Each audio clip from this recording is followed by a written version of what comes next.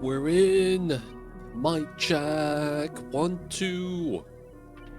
Too Legit City on the mic. Guys, y'all know what it is. We're back in the Oxygen Not Included. We are on the guided Relica. And we are starting more power. So we got geothermal started. And we got a little bit of space scanning started with the CO2 rocket. We may continue to do a little bit more of that scanning. But we have a lot of stuff in and a lot of stuff ready. One of which is our metal refinery smelter. We got to make as much steel as we can. We're out of iron. So we're going to be making some more iron. For the most part, now that this is set up, you could use this to make as much steel as you need, as long as you have the resource for it. For the most part, while you do want to grab the fossil and the other resources, maybe even want to grab the ancient specimen, you could get a lot of the fossil that you want from the amber resin. Right here, you get fossil from this.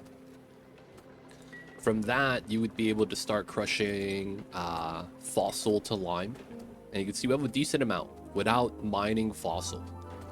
And that pretty much just all came from that. There are a couple spots that we didn't mine, like the saltwater biome right here did have a couple pieces of fossil. So we did get a little bit from there, but you can get a decent amount from that. That being said, you will want to steal if you want to bring a bunker setup to the top of the map. This is going to be more so if you want to learn how to protect yourself. We will make a setup like that so you guys have a rough idea. And for the most part, we could actually start that today. So let's get some stuff done. We're going to be using granite ladders.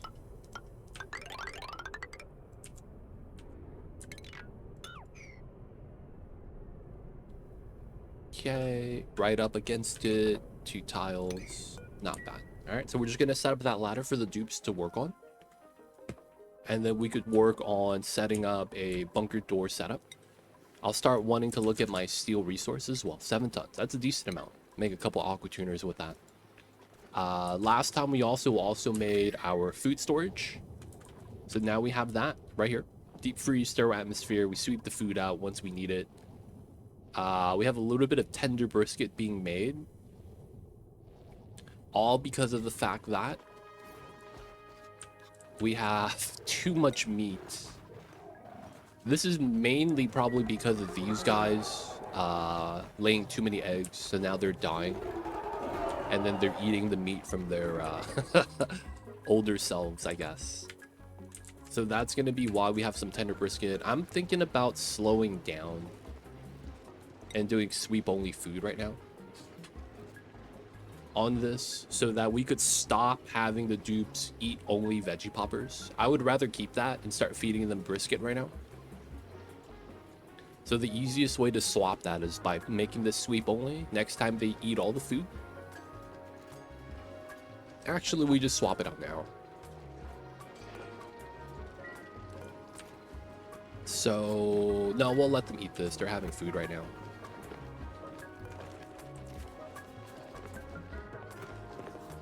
Let them eat the veggie poppers. Oh, most of this is rotting. 13%, so bad. Mom was in the way, but yeah, the majority of my food is rotting. Out of the 10 kilograms, 6.3 of it is stale. So I have to force the dupes to eat this. Feels bad.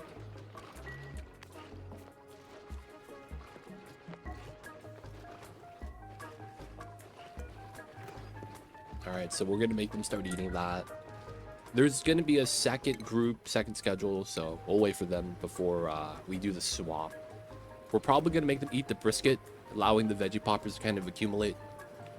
All going to be fine. Start working on a little bit of the CO2 dump. All of which is just extra stuff that you don't need to do, but it's kind of nice.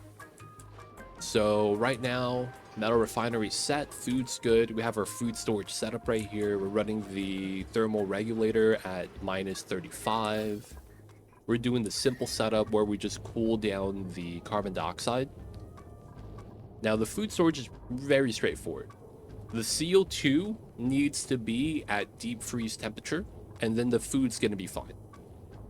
The food itself doesn't need to be cold. So this right here is at 45 degrees Celsius, but it has the 0% change. It's frozen, deep freeze, and has a sterile atmosphere. So as long as the gas is cold, it's fine. So a lot of times a design like this is pretty good, right? So we're going to be utilizing that as our food storage. Our meta refinery is full-time now. We get power from that. From the printout, let's get a little pipsqueak. Ooh, build supply. Loud sleeper though. All right, we'll take pipsqueak.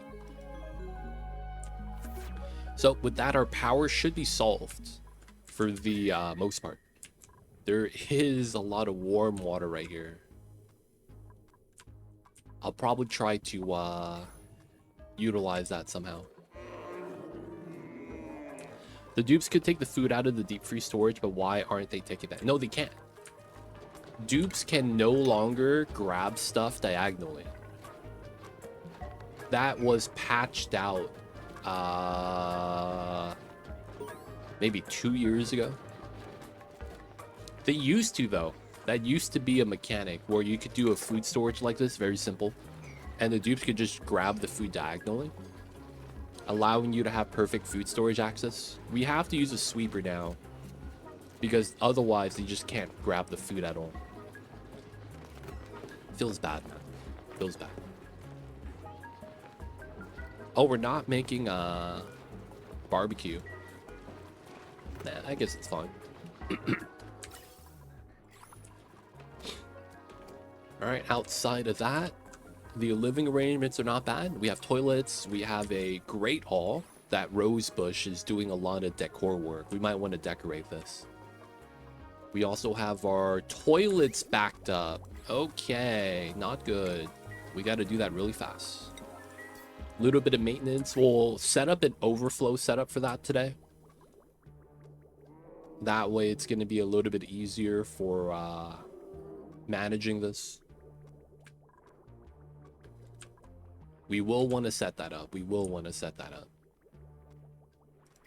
Plastics at 2,000. We could actually make a little bit more. I just don't like making plastic with the polypress. It's the only thing that kind of sucks. I could try to do something with this though. Like putting it in a steam room, it's just not worth it. You can't have the steam get too hot, right? And while this is 200 degrees Celsius, and you might want to utilize all that, the plastic melts at 150. So it's one of those things where it's like, you damned if you do, damned if you don't. There is other ways to make plastic, just not with the resin, right? Which is what we're utilizing. You have to use the polypress to convert it. Otherwise, cooking it only gives you steam and refined carbon. So it's kind of tough. It's kind of tough, kind of tough. All right, let's put this back. I think we wanted to relocate the material study terminal down here where we have a lot more power. So I think we'll probably try to set that up today. We're also doing our proper steam turbine setup for the geothermal at the bottom. We moved a lot of the magma and a lot of the obsidian, so it's pretty good. Still moving out some of the bad gas from down here. Let that pump. And those peat gens have been idle, so that's a good thing. That means that they haven't been running because the steam turbines have been doing all the work. That's a great sign. What's going on, Cranky? Welcome in. I see you over there. We're doing all right, man. I took my vitamins. I have my coffee. And we're going to be getting started on a space perimeter today. Otherwise, we're doing pretty good. Hope you're having a good one too, man. Hope the weather's nice over there. It's hot, man. So, you know, gotta stay cool. Gotta stay cool.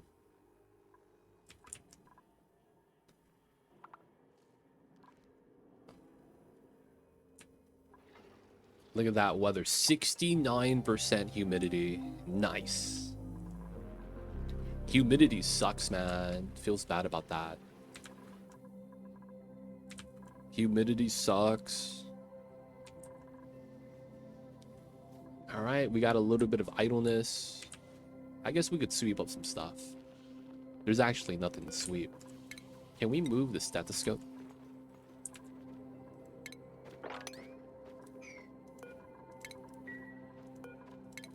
All right, easy sweeps. Clean up that stuff. Oh, there's a small cooldown for that. Nightbot needs to ensure accuracy, so, you know, cooldowns. Okay, so far so good. I wanted to seal this up so that we don't need to pump anything here. I think that was a good idea, so we're going to continue that.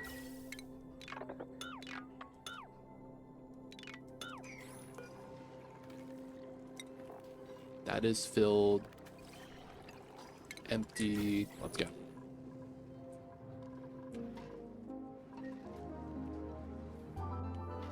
All right, we're not going to really care about this guy.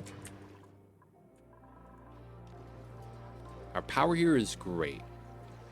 We don't really need to do too much about that right now, but we do want to expand this.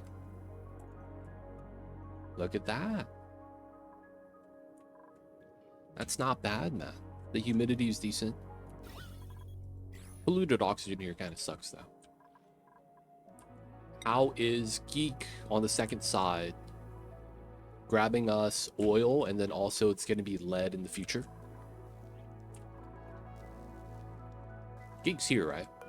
Yeah, he's just hanging out. Okay, cool. So he has his suit set up now. He could use his suit, which is kind of nice. And then we could grab the oil. But right now, I think we're going to make him start grabbing some lead. The big thing, though, is to make sure he doesn't get hit by the zombie spores. A little bit on that. We should be okay, though. So, oh, no dig skill. Geek. He has the points, though. We'll give it to him.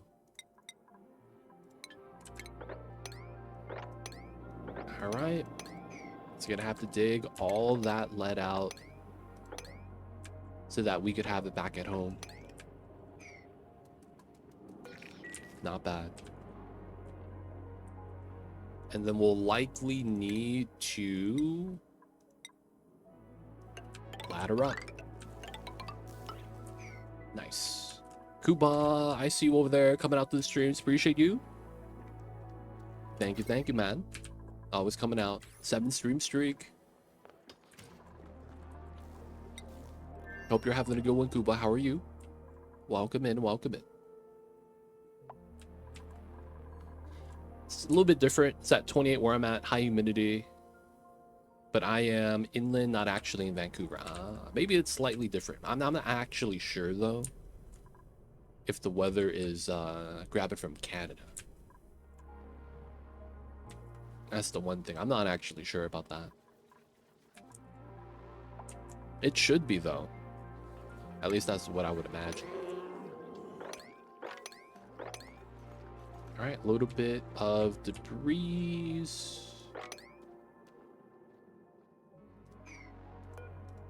Oh, Mafic is not on the list. Oh, as I got more stuff, it looks like it doesn't sweep everything. That's fine. Did the shelf finish the dance? He did, but there's a slight problem. He can't reach the top layer. Slight problem, man. He can't reach the top layer. Trace amount of germs. Oh, he's angry too. All right, someone's gonna have to go inside to the deepest corner of the aquarium Grab the egg and hope not to die. Oh, did he kill the jawbows? Oh, what a mad lad. The 2 big fish we had are gone. Only 1 egg.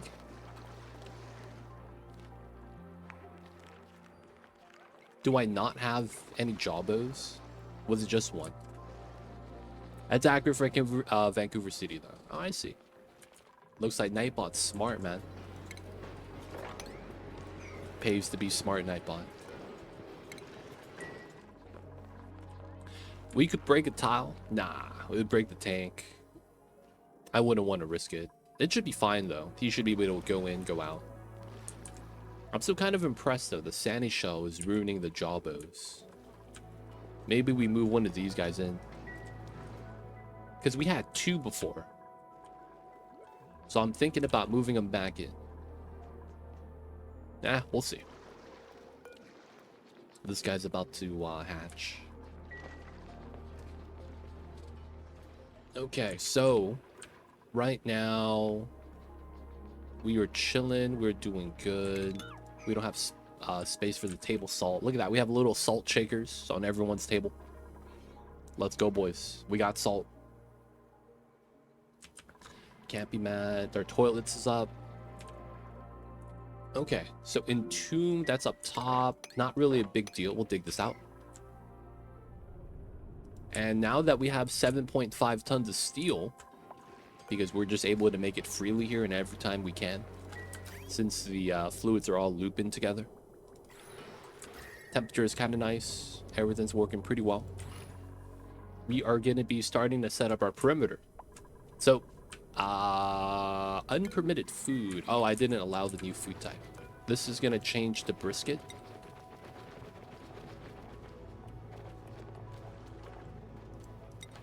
We're going to go down to 5.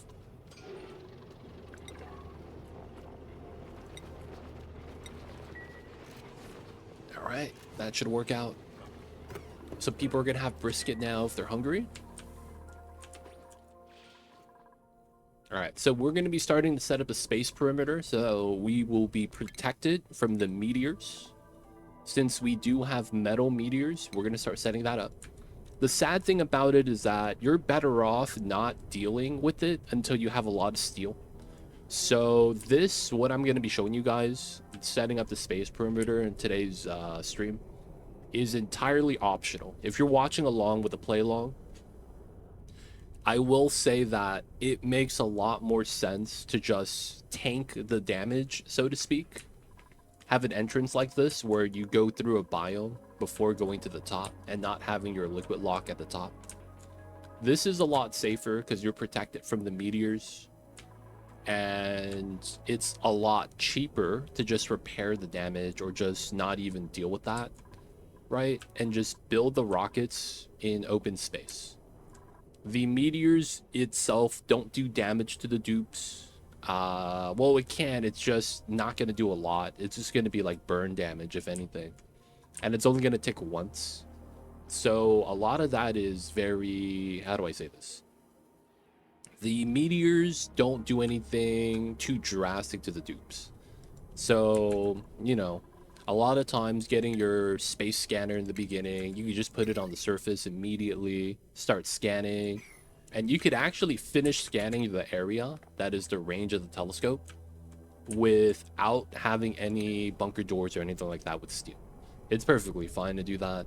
But in case people wanted to know how to set it up, you're going to want to start using bunker doors. You're probably going to use all bunker doors for this, and it's going to be a lot of steel. So a lot of times this is going to be something you're not going to want to do until you have a good amount. And your steel that you get initially, you're typically going to want to save that for the aqua tuner stuff. Maybe even some gas or even liquid pumps so that you could start pumping out liquids at a hot temperature or gases. And a lot of times this is very optional. Now, for the people that do want to learn, we're going to be setting it up this way. So we are going to have our bunker doors like this. The logic with this is simple. You want to have the bunker doors line up with the rocket platform, right? So you see my bunker doors right there. Line up with the rocket platform, and there's one square on the right. It doesn't matter which square you have open, right or left side. You just need to understand that you need to make sure to line up 2 doors to the rocket platform. That way your rockets could always leave safely. And then you're not going to have to open 3 doors to allow them in, right? That way you save on a little bit of power.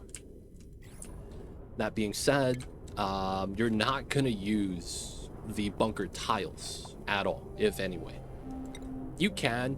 They're a little bit cheaper. It's just that building the doors is probably what you're going to want to do. Just because of how it lines up with the pattern. You know, with the rocket platform. This is 7 wide. So it's like after you build this, you're going to build another one if you're going to have another rocket platform next to it. So you almost never use the tiles. Now, of course, you can use it, though. Like a situation like this in between where your ladder is, that's perfectly fine. But if you're going to have another rocket platform on the left side, you're going to want doors for that. So it's one of those dilemmas, right? So in our case, we're just going to be doing that pattern. Now, if you guys are wondering what you guys should do for the vertical wall, ideally, I don't recommend building this. Even if the distance between the top and the bottom is short. If it's short, that means you have fewer angles for the meteorites to actually hit you. So typically, you're not going to actually need vertical walls. You just need a horizontal wall to stop the meteors from the top. If you really want to protect yourselves from that, just build wider. Right? That's always going to be better. Just build wider. Let's say in our case, we don't build more than 4 rocket platforms. We could stop at these 8 bunker doors and just use bunker tiles for the rest of this. Right? Now, another thing that I'm doing that's very minor is this is the top of the map. I have a 2-space gap here so that my dupes, when they're done building this, could walk across the top. You don't need to do this. This just saves you, you know, having to have ladders across the bottom. But you might need those ladders eventually, just for power or automation sake, right?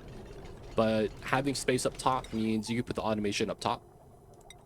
You just have to worry about the regolith and stuff accumulating. Ideally, you want it below, which is why you're eventually going to need ladders anyways. But walking across the top is going to save you initial time. You will also need power on this. It's only 120 watts, but it's a big difference between unpowered bunker doors and powered bunker doors. Unpowered bunker doors take 570 seconds, roughly. So let's just say a full cycle of 600 seconds. But these take forever to open. So if you do power it, it takes 60 seconds. If you don't, it's about 600. So it's 10 times slower. So you really need the power. So if you don't have power on this, that means your guy coming in is going to have to wait 1 full day before he could land. And sometimes, because of the space mission, that might be very, very bad for him. So just heads up for that. That being said, we're going to just have that work on it. And then we're going to need a lot of steel. So we're just going to keep making steel. So that's a little bit of the space stuff. The dupes are just going to be working up top for now. And then this maxed out. Pump remove. Let the bad gases fall. Should be fine. I'll leave this just so that we could have that pipe there for maintenance. Power here is still great. Doing good. So today we're going to be expanding our geothermal. Before we get into that, I want to make sure everything else is good. Looks like we just got a pump exchange right here, which is not bad. Hot water coming in from the salt water so that we don't have to use this for water. This is coming in at a nice 30 degrees. Can't be mad. And then looking at the gas value, 123 to about 1,000. So it seems that we don't need to add power anymore into the system. So we might want to just get rid of our wheel setup right here. I might want to just move that to the left side so that's a little bit more, you know, you could see what's going on. So let's just clean this up.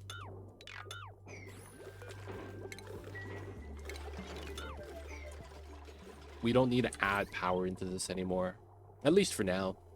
If anything, we could always add more power, but this has been efficient enough that I think we were recouping it. Also, not powering the pump at the bottom probably helps out. Have the dupes do a little bit of sweeping.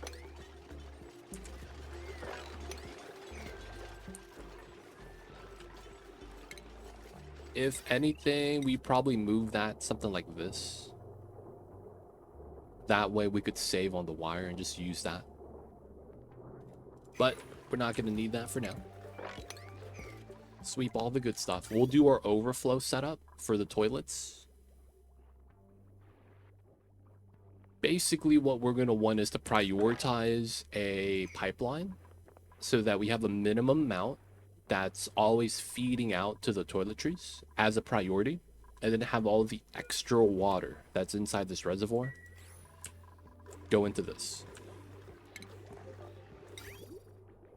Now the thing is that we kind of need a location for it, so I think we might want to put it here on top of the insulated tiles. That makes a lot of sense.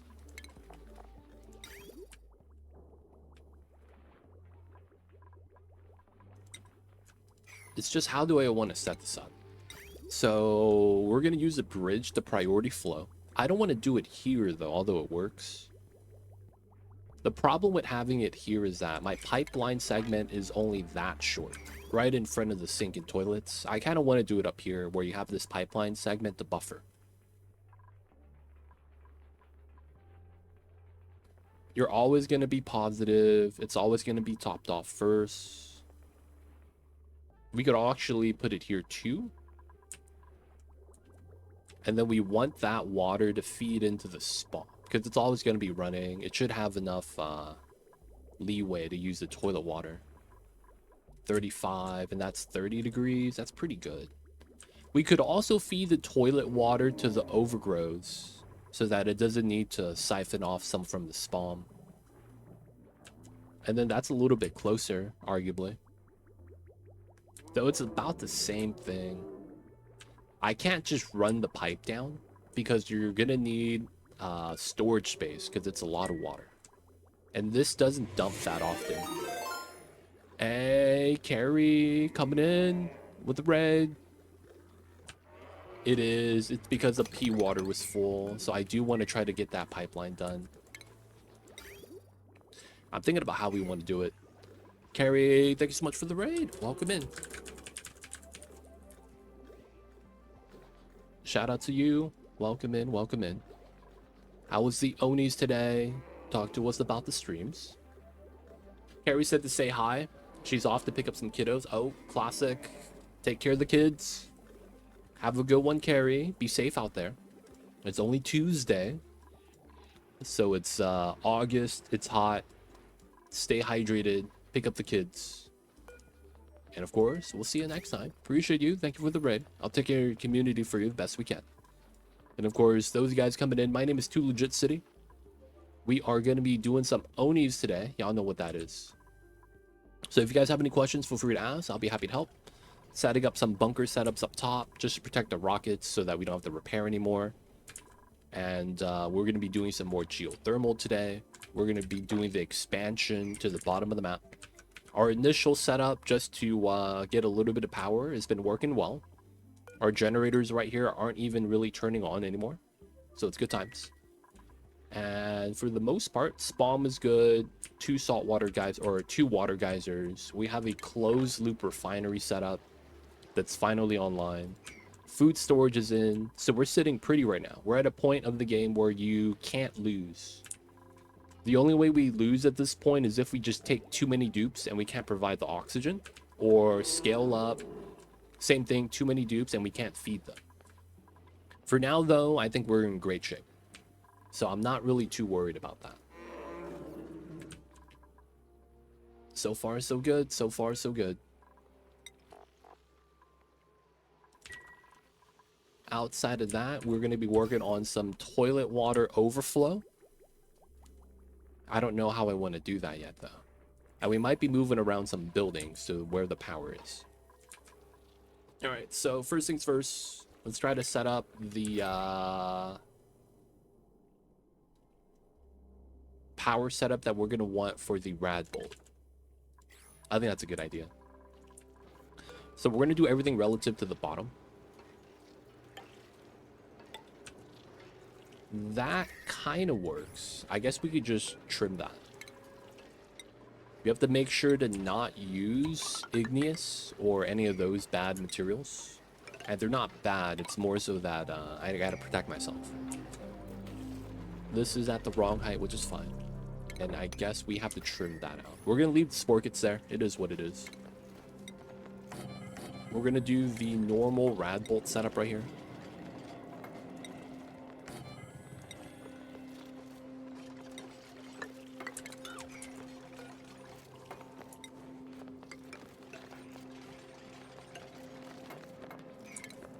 Alright, just because my dupes are gonna get stuck.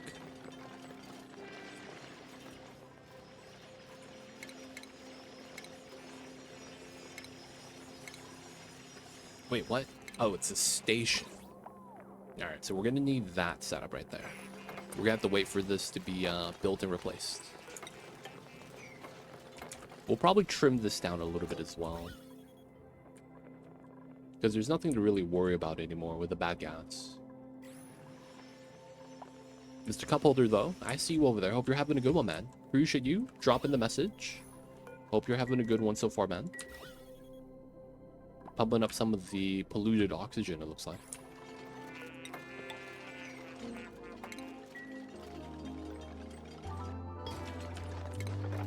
Alright.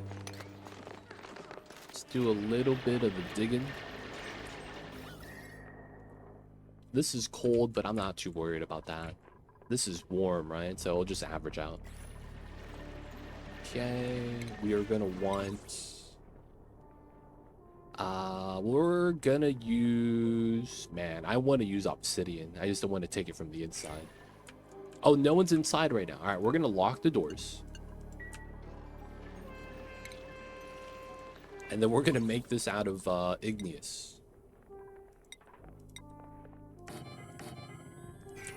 That way they can't take it from the inside where it's like super hot. Let's go. Okay, and that means we get the station here. Material study terminal. Just don't use lead so that the overheat doesn't get compromised. In our case, it's nickel. Rad bolts. We need a reflector right here so we could readjust the shots. And then maybe a better power spine at the bottom wouldn't be bad. This is only 600 watts, though. That's not bad at all.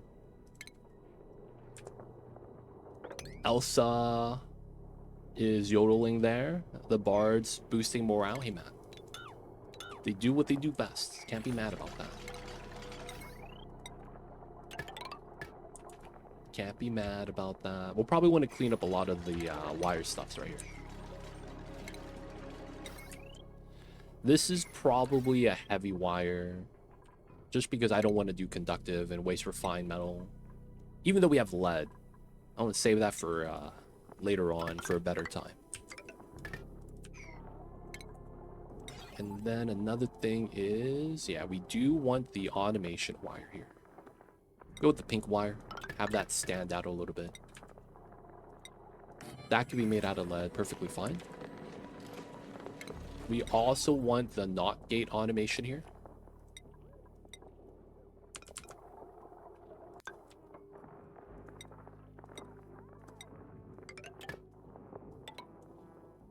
Should be fine.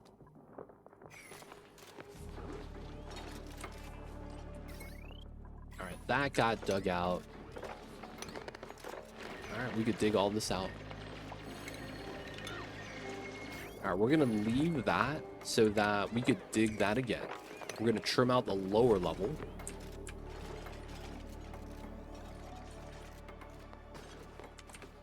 And I think that means we're gonna ladder through right there. Should be fine. Alright, up top. The bunkers are done. Let's move the steel down though.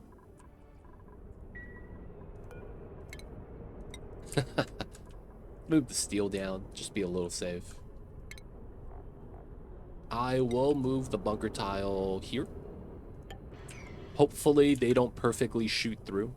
That would suck. They hit us with the perfect angle. I want my deuce to be able to go up top, right?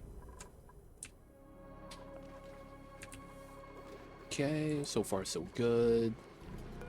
Making all the steel, making all the iron. Refined carbon is what I'm lacking. Wow. All right. We have 6 tons of coal. I don't know where I got that from, but we'll use that. Actually, I have a decent amount of peat. Let's go with 50 via peat. All right, so this is about filled again, but we have a buffer tank on this side.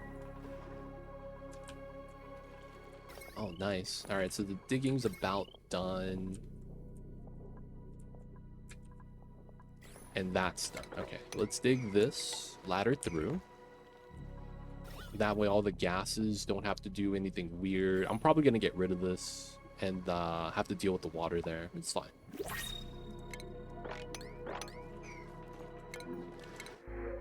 Okay, we're going to reject everyone. We don't want a bionic. 21. So we want to get up to 24, right? How is Geek on this side? He has a lot to do, it looks like. Looks like he has a lot to do. All right, he's fine. He's fine. We're going to let him do its thing. Not too bad. So we have suits. Everything should be good. We could start having Geek just send everything back home. Yeah, man. All he needed was a Great Hall. The jankest Great Hall design known to man. One table, one flower, a water cooler that doesn't work. The jankest barracks known to man. He doesn't even have a latrine, dude. Feels bad.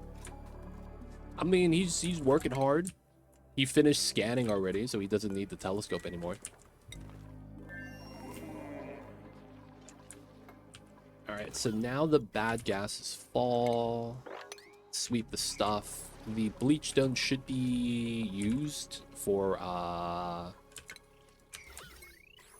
the biodiesel, so I shouldn't have to worry about that. A lot of pea dirt. More than we could utilize for the farm tiles up top. Hey, look, the job was alive. Tiny baby. How many tiles is this? 64.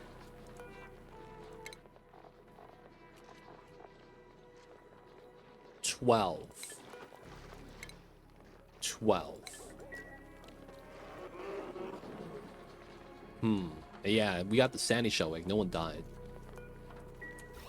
Alright, I may want to actually move one of these guys.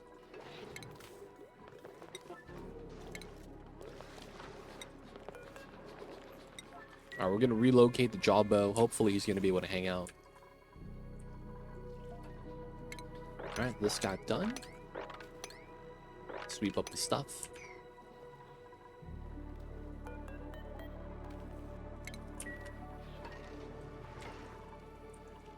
And then we'll set this up. So shoot to the right, shoot diagonally, and then this shoots down.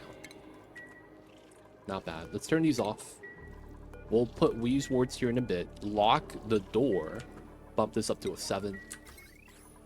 Alright, we'll do a little bit of cleaning up of the wires right now as well. We're going to want to do that. We're going to want to do that. We're going to clean up the rest of this. The gas line will also want to clean up. We'll use sandstone here. Why not? And then we're going to trim that, trim the rest of that. Pipeline, same thing. I'm going to want to clean this up. Just because.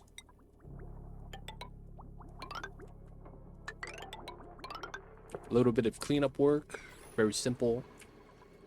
Doors are still locked, so we're not going inside yet. Not bad, not bad. Rexes are doing fine. We have a lot of suits. All right, we're going to be moving all this stuff.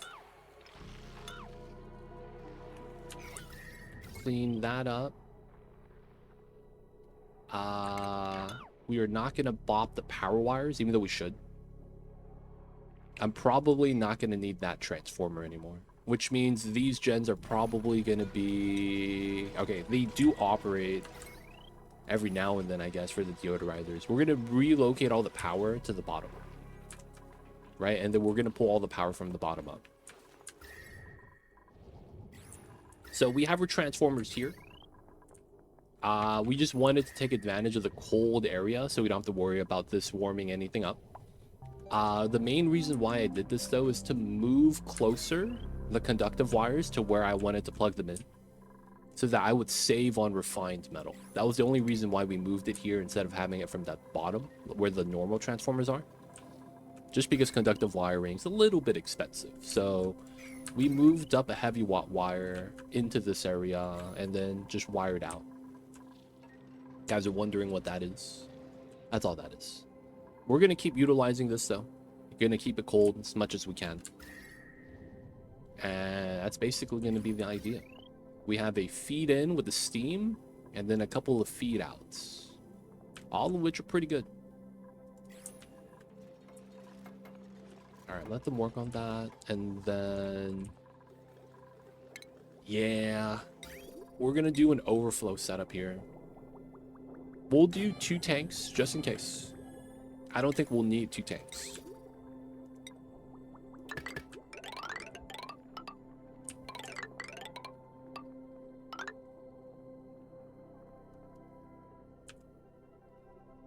I wouldn't want to do this, but it might have to be done.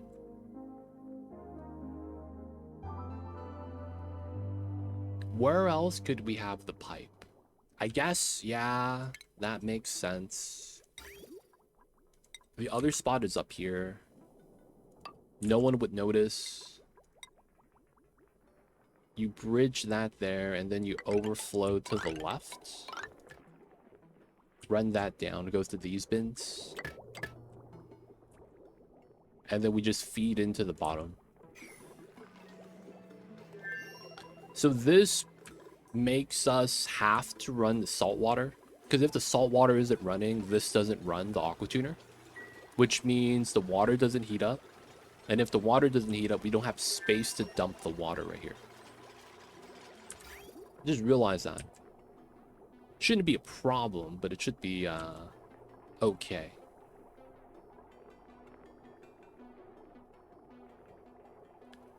This makes me wonder if I should put a bridge right here so that we yield to the reservoirs. Just an idea. We could do that. We could do that. At the same time, we don't need to do that. Good night, y'all. Have a good one, Abductor. Rest well, rest easy. And we will see you next time. Be good, stay safe out there. Pray for the low humidity one of these days.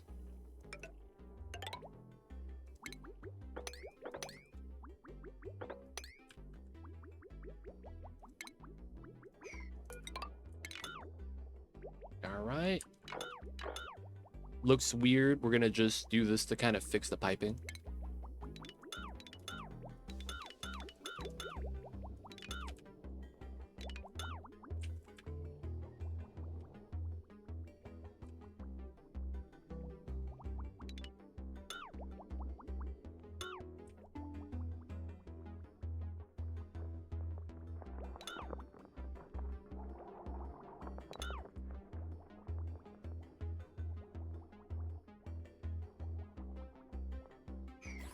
Alright, the gas line is going to be the same, but we're not going to care as much about releasing the oxygen.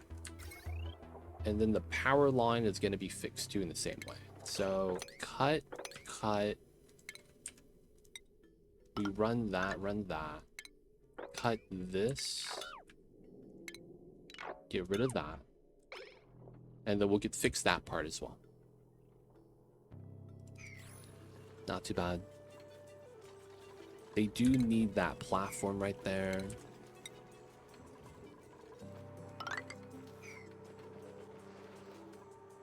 Alright, we need the ancient specimens. We'll just have to build those tiles out a little bit. We don't need this to go down, it looks like. So I will remove this part. And then we're at 720. It's not bad.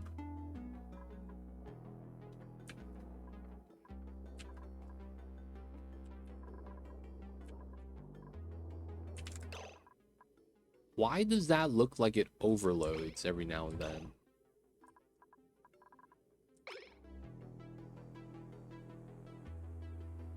We can't go above 2000. Like, that's not possible.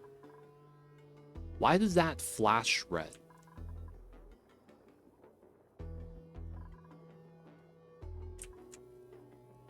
That shouldn't be possible. It looked like it was dragging too much power, but we have no batteries here. Really awkward, really awkward. I mean, none of the wires got damaged, so I can't be too mad, I guess. Right, a little bit of sweeping. Get that done. The overflow pipes are being worked on. They almost got it. Bridge is in, bridge is in. So we cut that line, and then eventually we get rid of that. Up top, we got the stuff. Please move the steel one time. So for now, we're not going to power it. We're not going to be leaving the space until we get our steam rocket set up. So we're going to be taking some time. So we're not going to do anything up here for now. The easiest way to set this up, though, if you guys do want to set it up, you have to use steel for this because everything else is going to melt.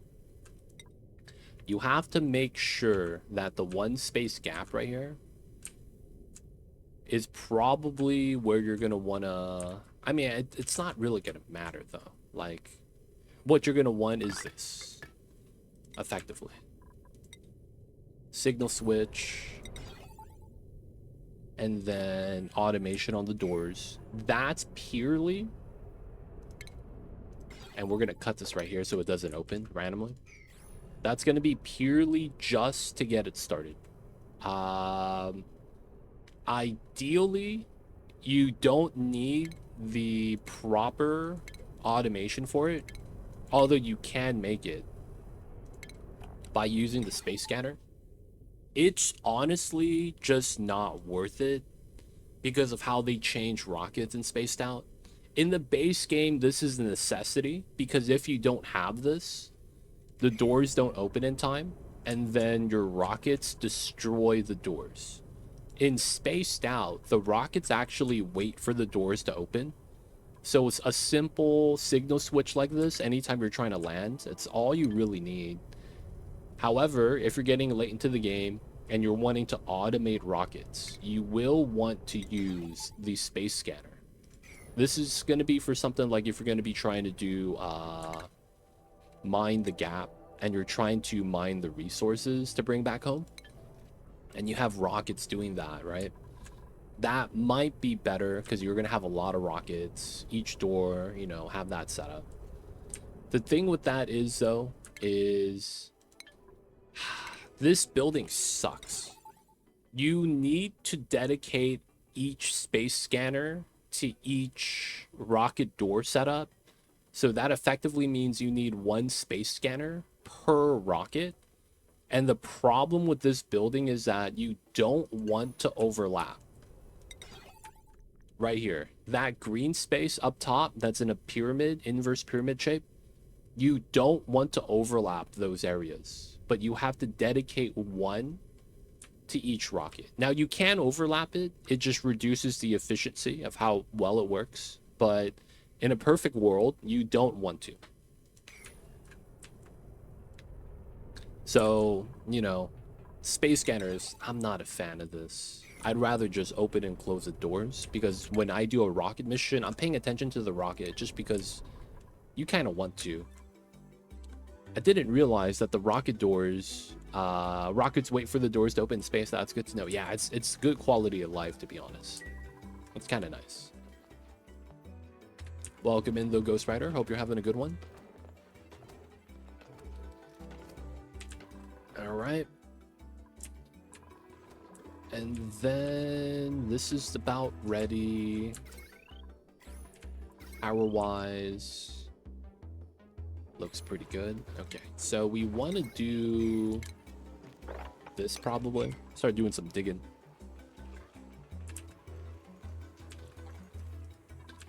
Let them work on that. I'm doing well. Have you on the background while I do some work and tinker around on the computer. Hey, for sure. I don't mind being background music, sounds. Make sure you stay hydrated out there, Ghost Rider. Stand up every once in a while. But yo, man, appreciate you. Thank you for that. Lurking in the channels. Are we done with the lime? No way. Let's do 10. Let's do another 50 here. Yeah, we have a lot of lime. So let's go to 31. We have a lot of iron. We got the refined carbon. So we just want to keep making steel for a long time. Hey, you are set then, my dude. You are set. Can't be mad about that. All right, we're going to turn this off. So that this is connected. Not bad. So, of course, with the bunker doors, that means it's nighttime. Even when it's not nighttime. These are going to block light. So, if you have solar panels there, you have to watch out.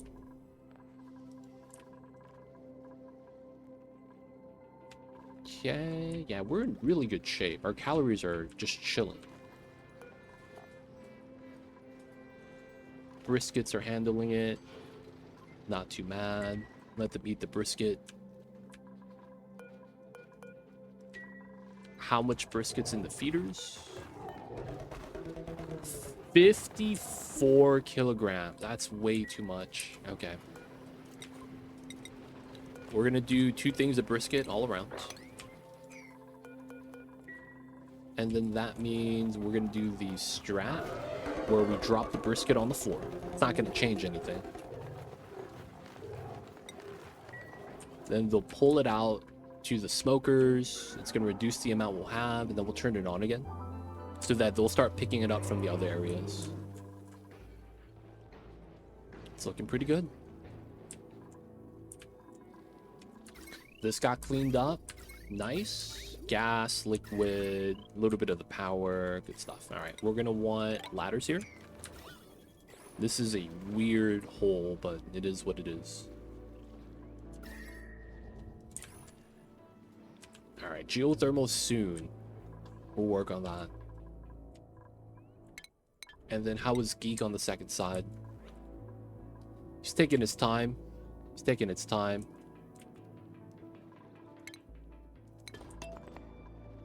It looks like what he's doing is every time he mines a single piece of lead, he hauls it back home on priority instead of working in the area. Which is perfectly fine, to be honest.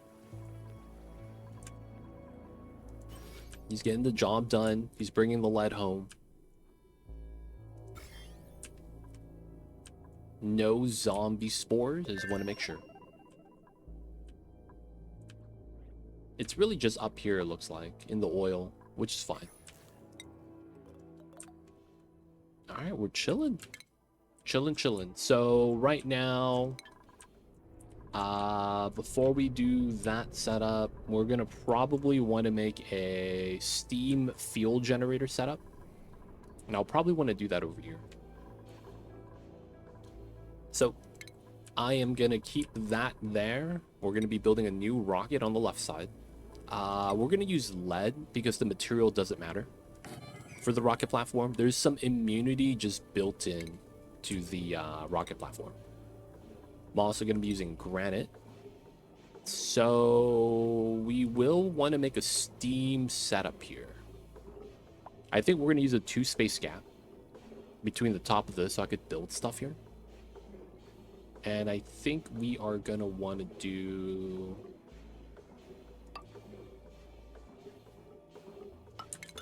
one space gap there.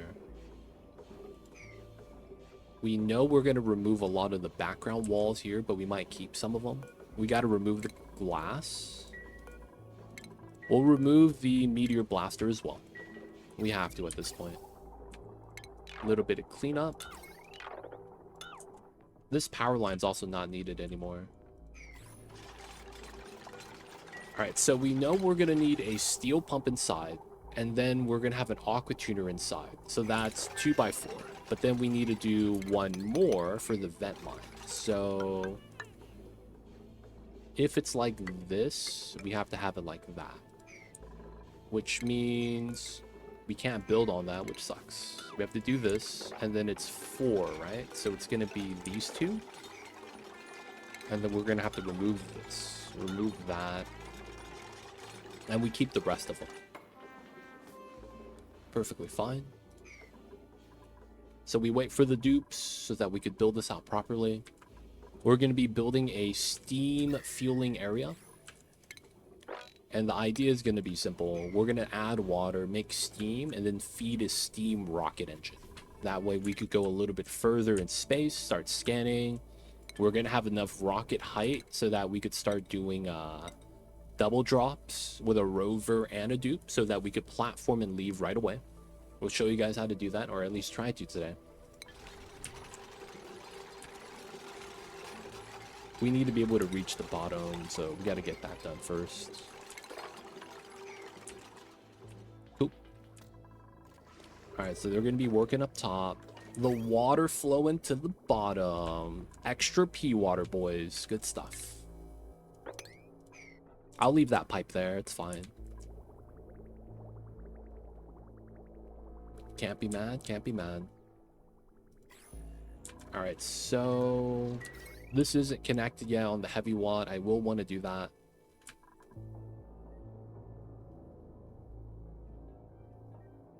I do want to relocate this so we realign it. A lot of problems though, right? That's fine. So we'll do that because we have to, because we're going to push this up. So this is going to be there, right? We're probably going to want to move that down and then move this here so that we clean up some of the wires there. As much as we want this to be tiles, we can't put it everywhere. We'll just put it where we can.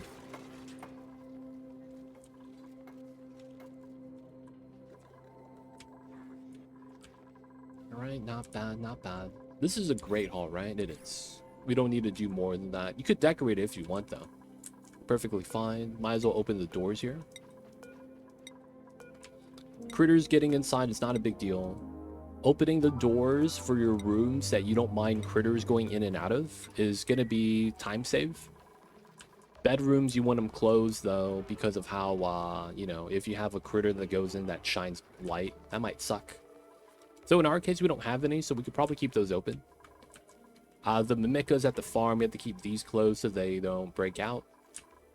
Same thing with the lums. We don't want them breaking out and then dropping off a new lum inside. It's never a good thing. Outside of that, yeah, we don't really have a lot of doors we have to keep open. Alright. How is... Okay, nice. So this is done. This bottom line is, yeah, a lot of free power. So we do want to pull up a new line, it looks like. Okay. So that's built. We could dig that, dig this. We want there to be a power line like that. Maybe even redo this so that we could run a line here at the bottom instead.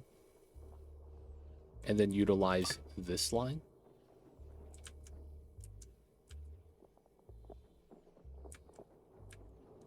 We could clean this up. I'm not sure what we do for the second half yet. Because it might be on this side instead. And then we move 2 lines off of here.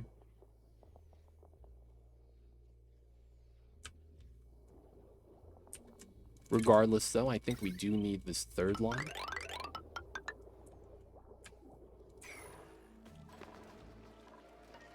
Alright, keep the dupes working. Keep the dupes working. Oh, we have a meteor shower. Oh no, the neighboring planet does. Got a little bit scared. I'll take the metal. You never have too much. Metal ore, right?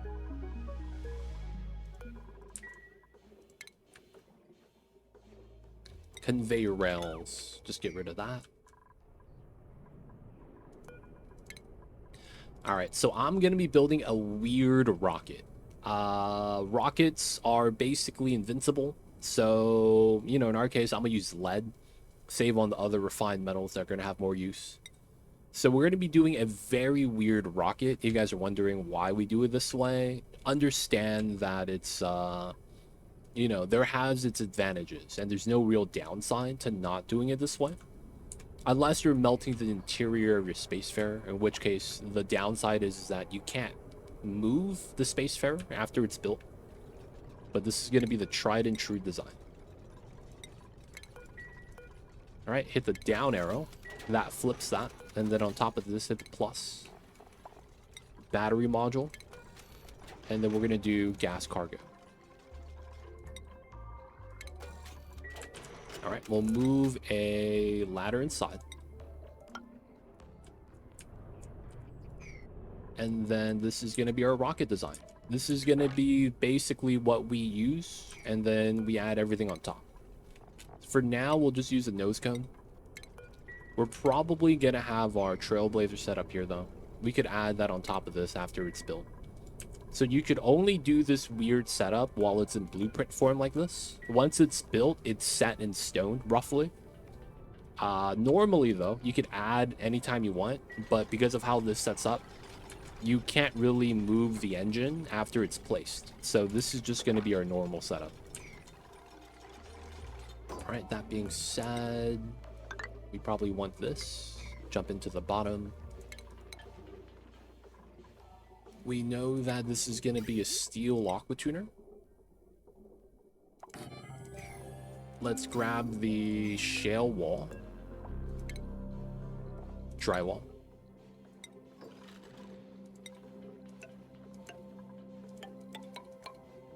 And then I am going to bop this wall. And we're going to put 2 temp shift plates in here.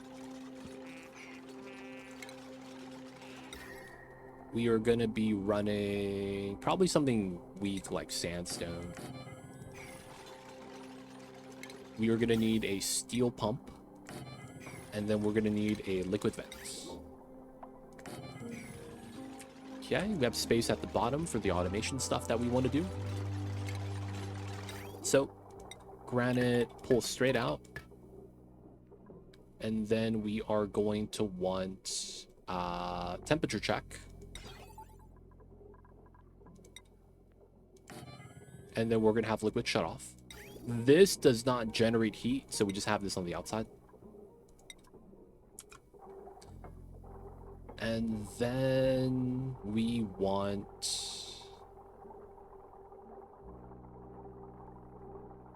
the loop. How do we want to loop this?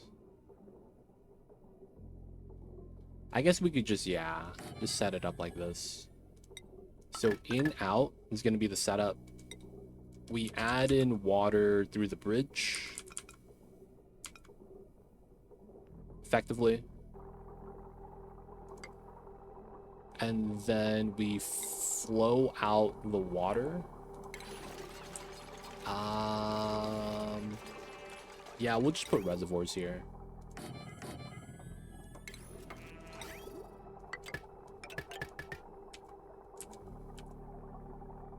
And then we could probably run the water out to somewhere else. We could either drip the water or put it in like a bottle drainer. Bottle filler. Now, of course, I probably don't want it. No, we probably do have it outside, because running it through the cold biome might suck.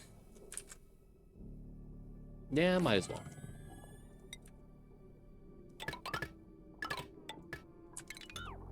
Nah, yeah, it's fine. Alright, so because we're going to be having some open stuff here, I am going to open up a little bit more space on the left side.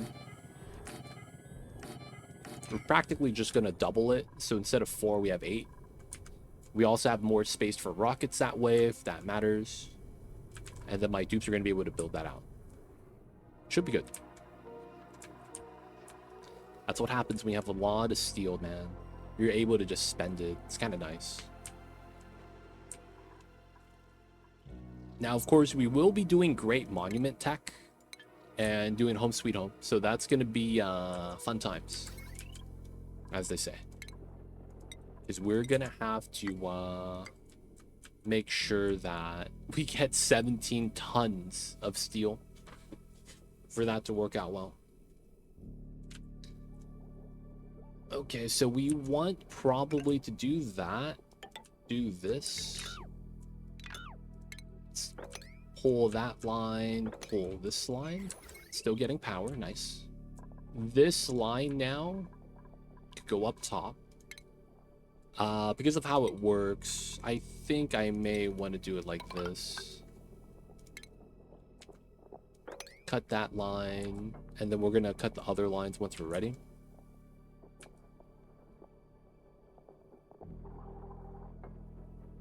And then we're gonna need this line right here.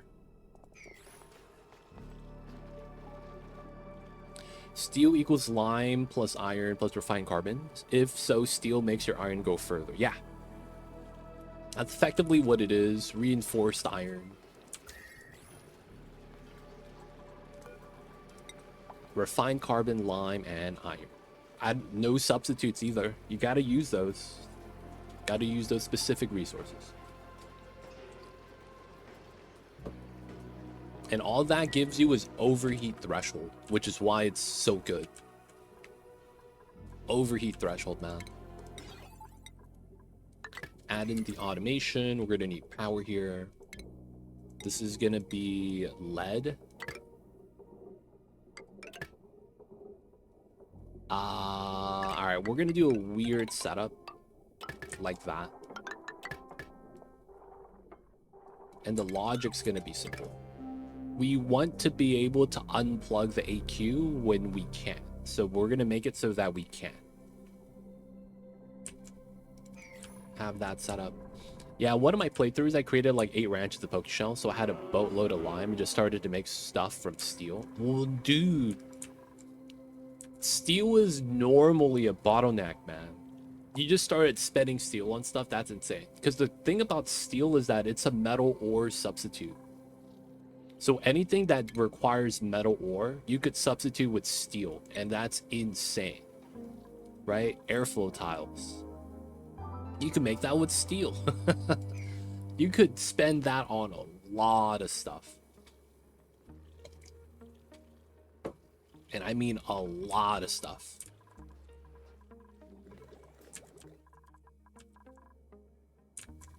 All right, this is done. We're gonna redo the wire here slightly, and then get rid of a transformer. We're probably gonna get rid of a lot of stuff though, actually. All right, this is done. All right, I could pause this now. We're gonna do some surgery, so we're just gonna chop up the wires. Right, seems legit. Now what we're gonna do is this goes here to here. This goes here. This goes here, here, here. And then this goes here. Nice. All right, given how this works, we pull this out, pull this down, pull this to the right. This goes up, goes to the right. And effectively, we could just do that and remove the rest of this wire going down because it's only this pump. And then this goes up to the right and it goes into there. So that means all of this is removed, all of that's removed, all of that's removed, these two, those two. We're going to cancel the wire on the jobs like that because they're connected now. And I don't want to change it all to gold. It's fine.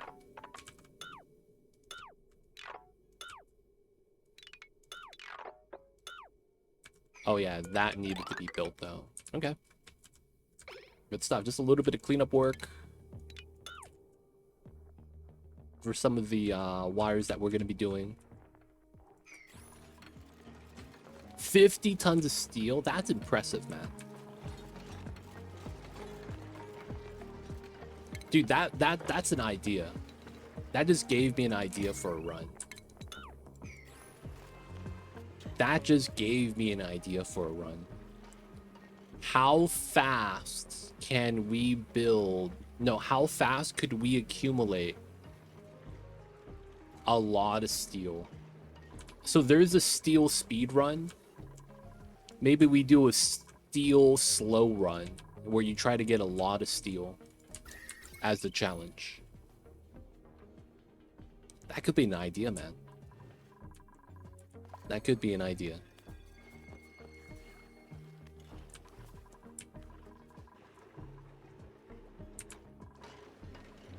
How long does it take to get 69 tons of steel? That's gonna be the logic, boys. Can we do it? 69 tons. Similar to the super coolant challenge? Yeah, man. Except it's with steel. So you call it cold steel? I don't know, man. I don't know what you would even want to call that.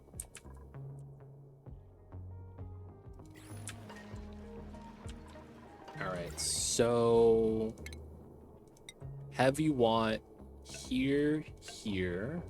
We're gonna redo that to there. We're basically gonna try to rebuild this so this is built fast, because we're gonna need this. Aqua tuning, the steam turbines right there. Cthulhu, I see you over there, man. Welcome in. If you guys don't know Cthulhu, he's going to be joining us for the new season of Path of Exile. Totally legit. He's going to be making a summoner build that sucks, and he's going to see how bad it is.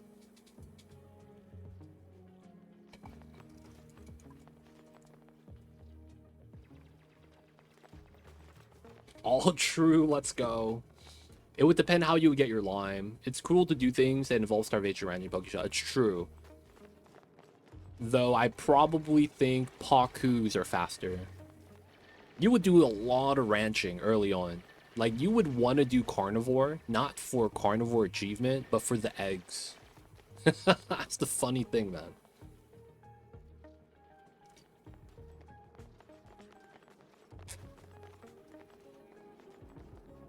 Summoner build's really strong this time. Dude, we gotta buff the summons. You know what's the buff we got? That I was kind of impressed about?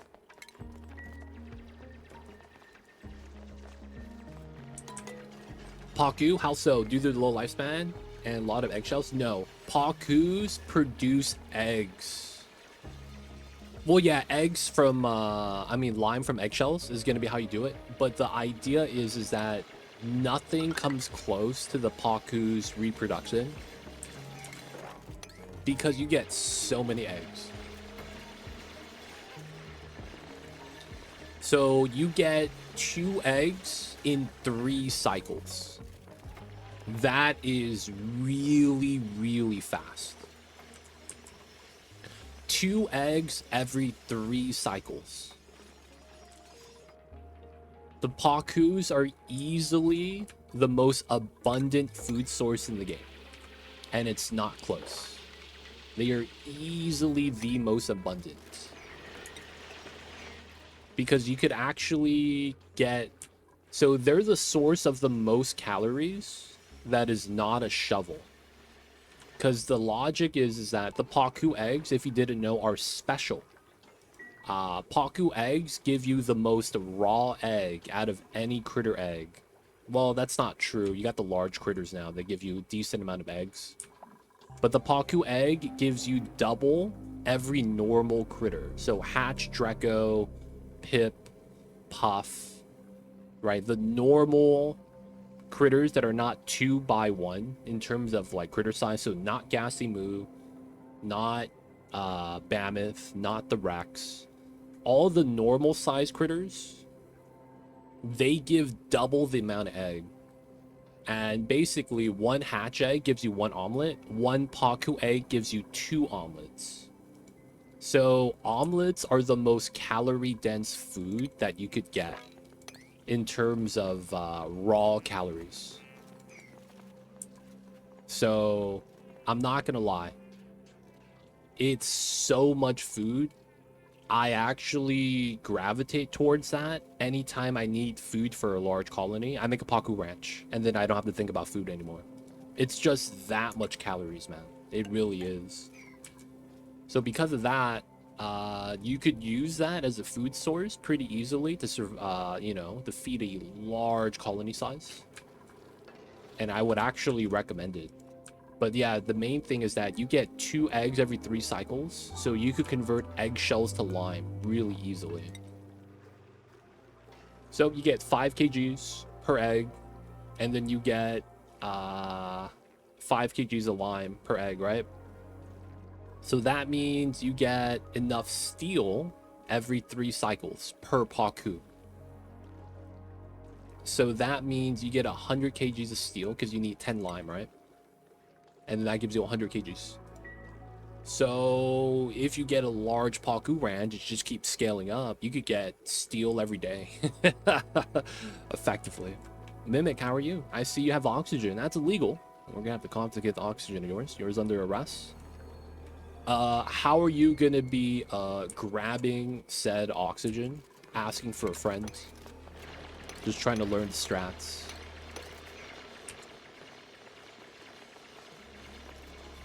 Smoked fish is OP. It's like veggie poppers. It's nice, man. Smoked fish. You could start feeding the fish to the jawbos. They'll be hanging out.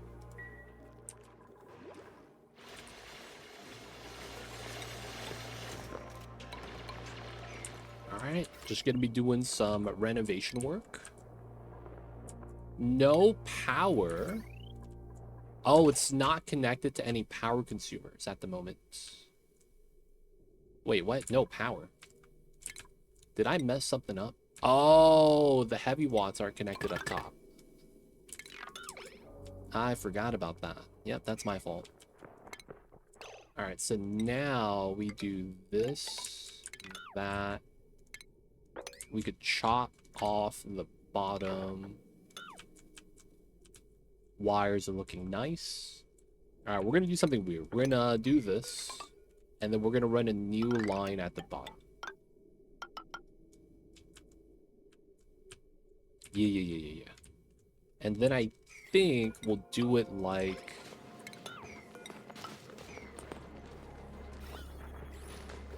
They keep going down this way, which is not good. Running across is better that way. We're gonna run a second wire here.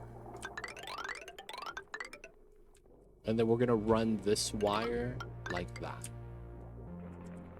And then once that's built, we can run that into there. And then we're gonna change the wires. This goes up, and then this goes up that way.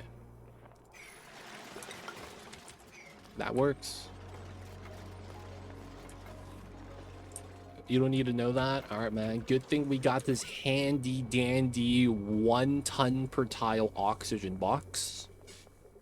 And guess what? Everyone, including you, is locked out of it. Shout out to the bots, keeping the people out of the room with oxygen inside. Let's go, boys.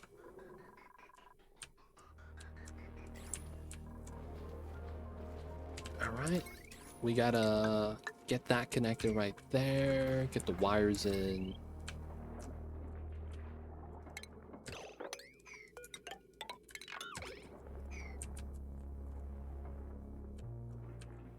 And then we just have to change up top once we're ready.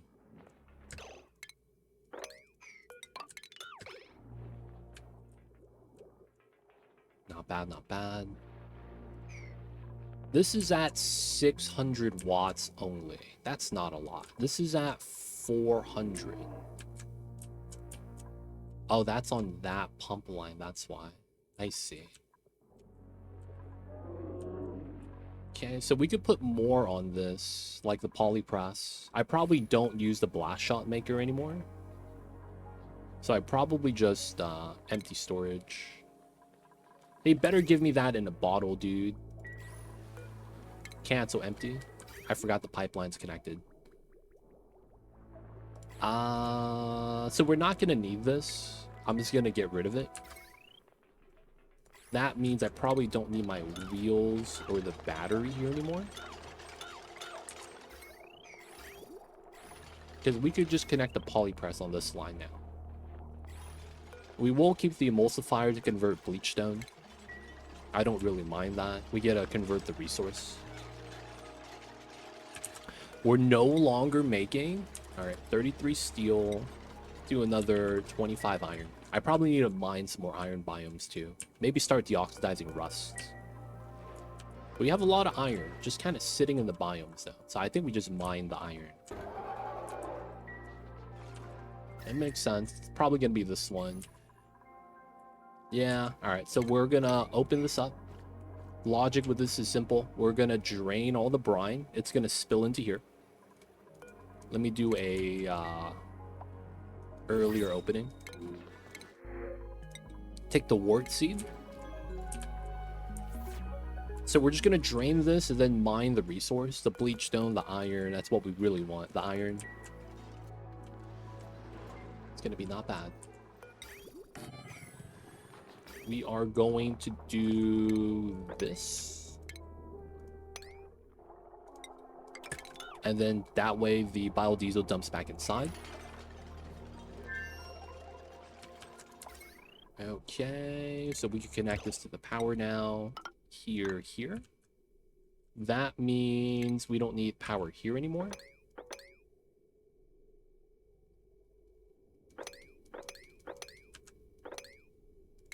Right, so we connect this, that, cancel. Here is gone, these are gone, and then that means these are gone. Nice. So we got the deodorizers on the line. The sieve is plugged in. It's looking nice. This is going up top. I might actually be able to just connect that here and then not need the wheel for that either. Wouldn't be bad. Even though it might look like an overload, not a lot of the stuff here actually is turning on at the same time, right? Research, pump at the bottom, suits. So we should be okay with that. Let's get rid of that. And that means we can mop up the water there too. Dump the water back into here. It's going to be looking good. Dig this out so that we have a proper setup. And then we probably get rid of this. We don't need that door anymore, I don't think.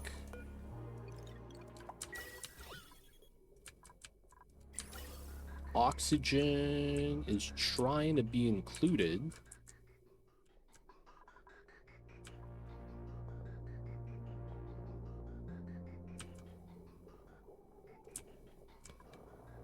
Huh. We could do that. So this line at the bottom is struggling with oxygen.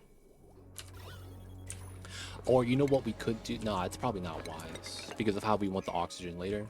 No, it probably doesn't matter. We're gonna drop a canister emptier right here.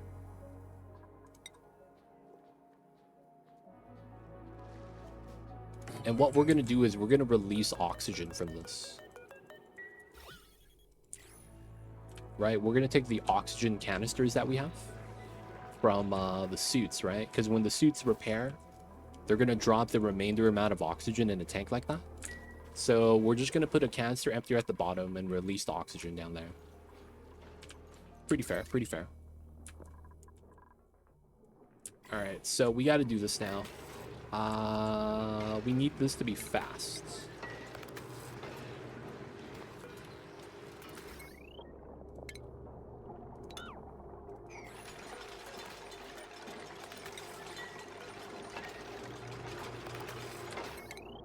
And then we get rid of that.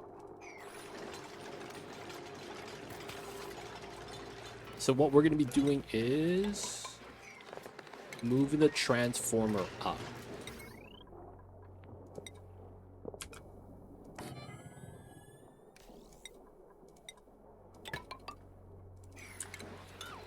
Right, so we want it like that.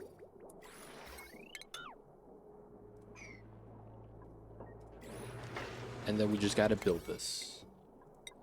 So right now we're getting no power here. We're getting no power here. But once we build that out, we could do a little bit of a better wire movement. Make it a little bit nicer. We could also bop this line and run a different setup. Run a small transformer here. Connect that to this heavy watt wire. And then feed that out to have a separate wire going outside. We could do that if we really need to. I don't think we need to, though. Let's pull that here. A little bit of cleanup.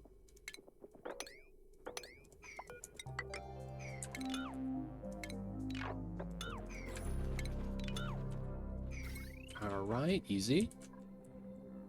Base is looking nice now. Wires are looking good. This is gonna be oxygen. We're pumping up the bad gas. The water's spilled. Let's go. Alright, so... we're probably just gonna want to dig everything here. Let the water out. And then I probably just do a ladder right here. We're gonna keep this doing its thing. We're gonna want to dig as much of this as we can. Build a ladder so that we can release all the water. And we're just gonna keep the water here. Small little water tank's not gonna do anything for us. We just want to have the resource from this pocket. Temperature here is at 500. So this is starting to cool down a little bit. The lead's at 900 degrees. It's below 1,000 now. We might actually want to get that started then again. Start dumping more power inside.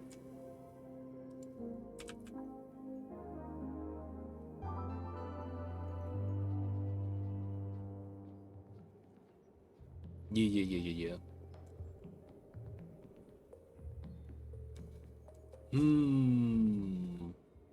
Should we try to do a weird setup?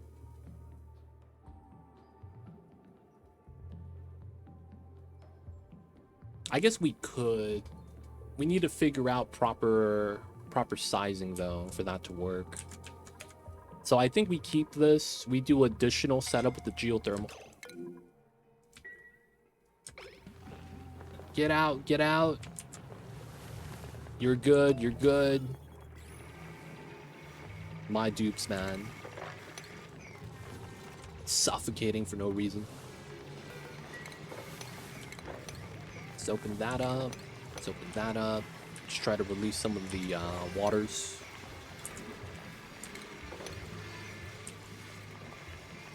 Very normal stuffs. We could start sweeping the area as well. It's kind of nice. We need to make sure this doesn't infinite spill because there's 2 gases there. Could be kind of scary. Alright, just let them work on the ladders for now. Not bad, not bad. Alright, this pipeline got done. A little bit of cleanup work. This will allow us to process the bleach stone again. And because we can, we'll run this a little bit.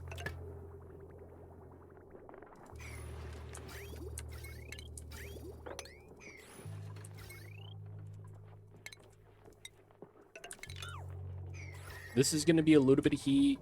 Not really a big deal. More so that I'm worried about the resin melting. So we have to incrementally feed this a little bit at a time. Though if this was in a cold biome, I don't know if that would have helped because of the resin. This actually becomes a little bit problematic. Below 20, it starts solidifying, and then above 125, it becomes steam. Right? So it's never a good thing. Can't really have this in a cold biome, but then you don't want this to get too hot. So like drip feeding might be the idea here. A little bit at a time, a little bit at a time.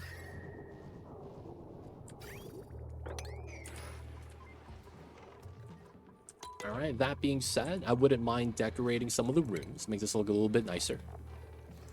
Let's put a hanging fossil block, man. I liked how this turned out.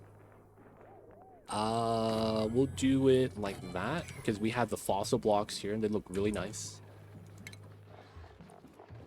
We will want paintings because we have them. Let's do gold blank canvas here. We'll do a large gold one in the middle. And a wide one on the side. Not bad. Okay, we'll put a plastic ladder here just so they could run across.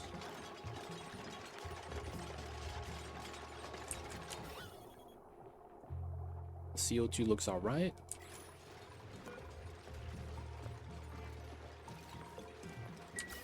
Let the CO2 out. Not too bad, not too bad. Alright, we were gonna let this feed for a while. Hopefully it doesn't become a problem. Ooh, a lot of water has been pulled out. Let's go. So we want to do those. We want to dig that, but it's probably from that layer. And then up top is that setup. So we're going to release all the water right now. And then we're going to clean up the dig. What's going on, Tura? Base version 100%. That could be something we do. There is a run I want to do base game where we do all achievements. Not really a speed run, but kind of a speed run. There's a challenge run where you do all base game achievements before what's that achievement called? 1 year to be exact. So there's an achievement where you have to play the game for 365 cycles or something like that. I want to do the challenge because I've never really done it, where we do all achievements in the game before that achievement, and then that becomes the last achievement we got to do. And you could only do that base game. It doesn't really work out otherwise. So that is something I want to do. Maybe we could do that sometime soon. What's going on, Tele? I was watching a YouTube video of yours, decided to look at who is live at Twitch. Hey man, only way to do it. Sometimes it would things line up, man. Sometimes things line up. All right, let's stop pumping. We gotta let the bad gas settle down here. Let it do its thing. It would be funny. I don't know if it would be funny. Hopefully it's a good challenge. Hopefully it's a good challenge. Fire pole for travel speed. Dude, I'm running low on metal, man. I gotta start mining into the gold. We will. Lot of resource. We will. So we could do that. I probably do want a ladder here then to dig the rest out. I'm stuck in my playthrough because I don't know what to do next. Where are you in your playthrough? And I'm scared of trying space. Space is not scary. Though it will be because you've never done it before. But I will say that a lot of times it's all in your head. A lot of times, man, it is all in your head.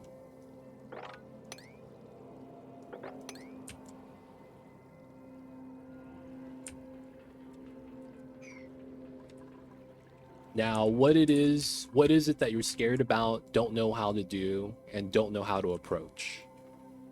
Have you started scanning space? Is it rockets that you don't know how to do? Getting data banks? Landing on a planet? What is it that it is specifically, man? If you could put it into words.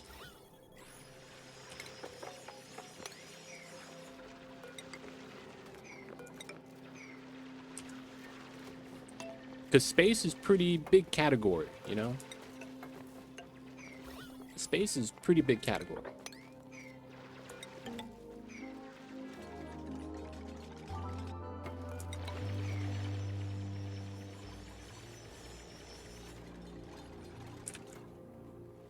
Yeah, a lot of space is just preparing for all the problems and making sure you survive it.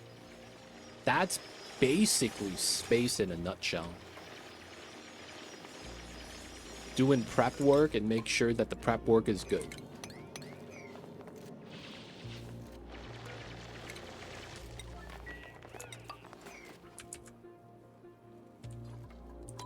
I know what to do, but I wanted to set up power first because I'm going for all achievement run and finally finish with sustainable achievement. Oh, okay. So if you're just trying to do power, just get power. I'm going to the bottom of the map and doing geothermal. So if you're curious about that, we're going to be doing that today. If not, the best bet is to find a geyser that generates power. And then, you know, taming it, making the setup, and then making a generator setup off of that. Right? So you could always do it that way. If you have a magma core like I do, maybe geothermal might be the way to go. But yeah, power, a lot of times, I hate to say it, it's a luxury. Power is a luxury, man. It's so weird to say it like that, but it is.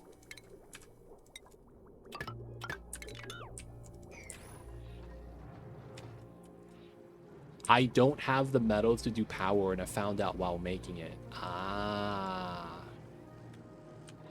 So that sounds like you don't have... Okay. So you need to get starter power.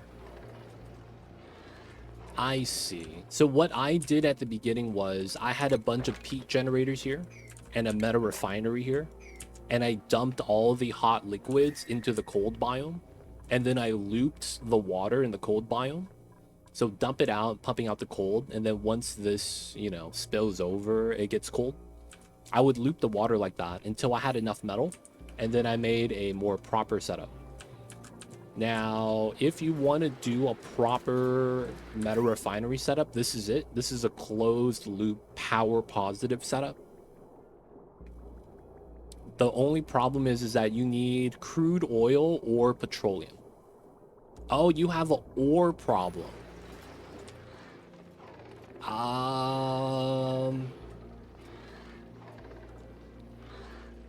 Is it specifically iron? Because that would be the, like, if that is your problem, damn, that sucks. Kind of a deal. Because that would suck, man. That's why I need to go to space. So you're telling me you were rock crushing your metal too long and you didn't realize it, and now you're out of metal to actually do it proper because you spent all your iron 100 to 50, because this is easier to do 100% of the time. Do you have your teleporter? Can you teleport to the second planet? Or does that second planet not have anything that you need?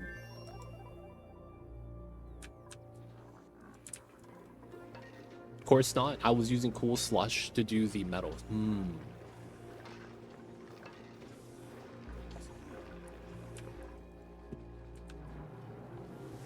Man, I'm not gonna lie. I don't know how to help you, because it seems like you're in a very bad position from what it sounds like. You have no metal to go to space or make power. You realistically probably are lacking steel. But I'm just too afraid to go other planets, just stuck in my mind. Dude. You know what, man? You basically just have to make one of two decisions. Or choose one of two choices. Get out of your own head and just do it. Or, if you don't have the mental capacity to do that, start a new save. Start a new run. Like, at the end of the day, I realize that I'm always happier if I just pick something, regardless of how much thought's put into it. You sometimes just need to pick something, because it just kind of sounds like you're stuck in a mental loop where you know what you need to do, but you can't do it. because there's too many variables, decision making you need to do in order to get to a point where it's, you know, playable, stable, something you're happy to play. And that's stopping you from enjoying the game, right? So maybe just start a new run, man. Take everything that you learned. Now, of course, you just got super sustainable, so maybe not. Maybe, dude, I'm gonna be honest. If you're doing 100% run, the most grueling part of the run is gonna be doing space. That's 100% of the time. Space is what takes the longest. Super sustainable is not that bad. The achievements that suck is the ones that are space driven. Oh man. So to give you an idea, I don't know if you've heard of it. The worst achievement to do is this one. Mine the gap. Mine 1 million kilograms from space POIs. The problem is that takes forever. I think it ends up being having to launch a rocket 1,000 times or 100 times. Something like that. Because what you have to do is you have to go to one of these debris areas like that, mine resource, and that takes 1,000 diamond each time, which means you got to be able to do 100,000 diamond so that you have enough diamond to go to each drill cone mission, and that requires drill cone right there. And you don't get drill cone until you're already like well into space, so you're gonna do minimum 100 rocket launches, and then you have to wait 3 to 5 cycles to fly there, mine, and then fly back. And you do that 100 times, and you could only build 16 rockets max. So that means you're minimum waiting 100 cycles just to do mine the gap, if you're hitting maximum like travel rate. So it's one of those things where it's like, hey man, I know you just did super sustainable, but the longest achievement, hardest one to do, is because of how time consuming it is going to be mine the gap.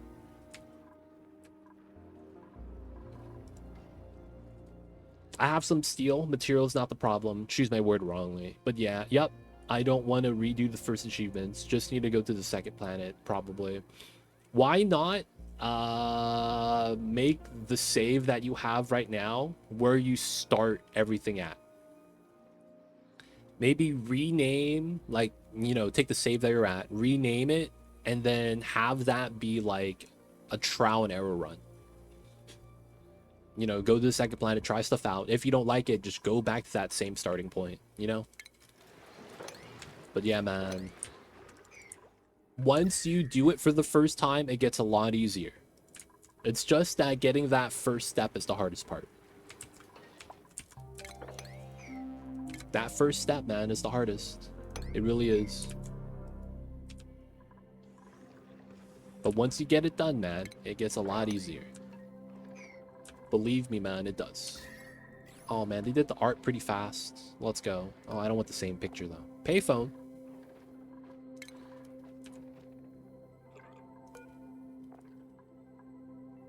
Oh, I like that one.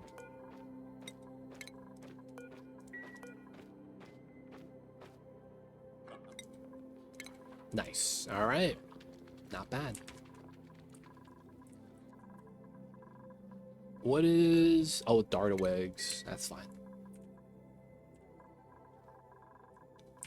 Everything's pretty good so far. A lot of stuff is cleaned up, like the way we wanted it. Can't be mad. Can't be mad. This got dug out. We should be getting a decent amount of iron now. 26 tons again. Nice. Let's do another 50. We still got more to dig, so we will. We could do that. We could do that, and we do that. We can't reach that one, so we'll probably have to do something. Let's dig that up. Let's run the granite here. Yeah, that should be fine. I don't want too many ladders here. Okay, still releasing the O2. A little bit of bad gas pressure. I guess we could turn this back on.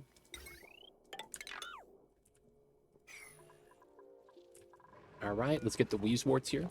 Oh, yeah. So I wanted to relocate that, right? So now we could bop, well, buildings. I don't want to bop the pipe in the back. We get rid of this. And then we're going to want to connect this to that. So this is going to have to be a bridge. We're going to want this line, that line, change that line. We'll cut it afterwards. And then we're going to redo a little bit right there. There is gold right here we'll probably want to grab. At the same time, I kind of don't want to. I mean, we kind of need it, though. So we should. All right, this is about done. Let's mop up as much as we can. Philosopher, welcome in. How are you? I see you over there, man. Welcome in, welcome in. Gonna start trimming. The ledges are clean, which is what we're worried about. Clean ledges are nice. Cool. All right, let's get the wires here built. Not bad, not bad. Fire pole's in. A lot of the power is nice now. This is done up well. All right, because we can, we're gonna drywall this baby. What kind of kitchen design do we want to have? Let's have the pastel yellow. Make that out of granite.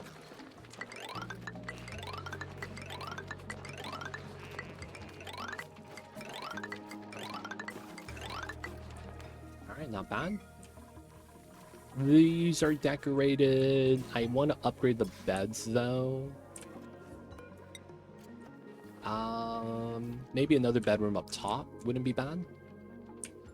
I feel like everything is kind of catered toward the bottom though. So maybe we could put it here instead. Though up top isn't a bad idea. Alright, maybe we do both.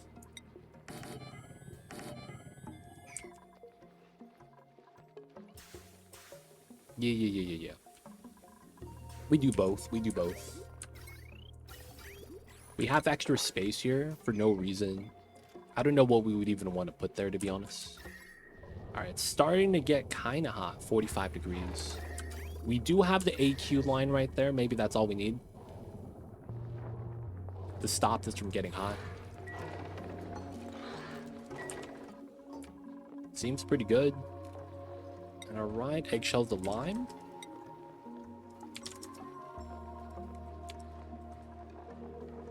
Pretty good. Salt to table salt. Do we have sand? We have a lot of sand. Table salt, though, is a plus morale. We just don't need it. It could be something to do, though. Just to make sure we have salt. Keeps my dupes not idle.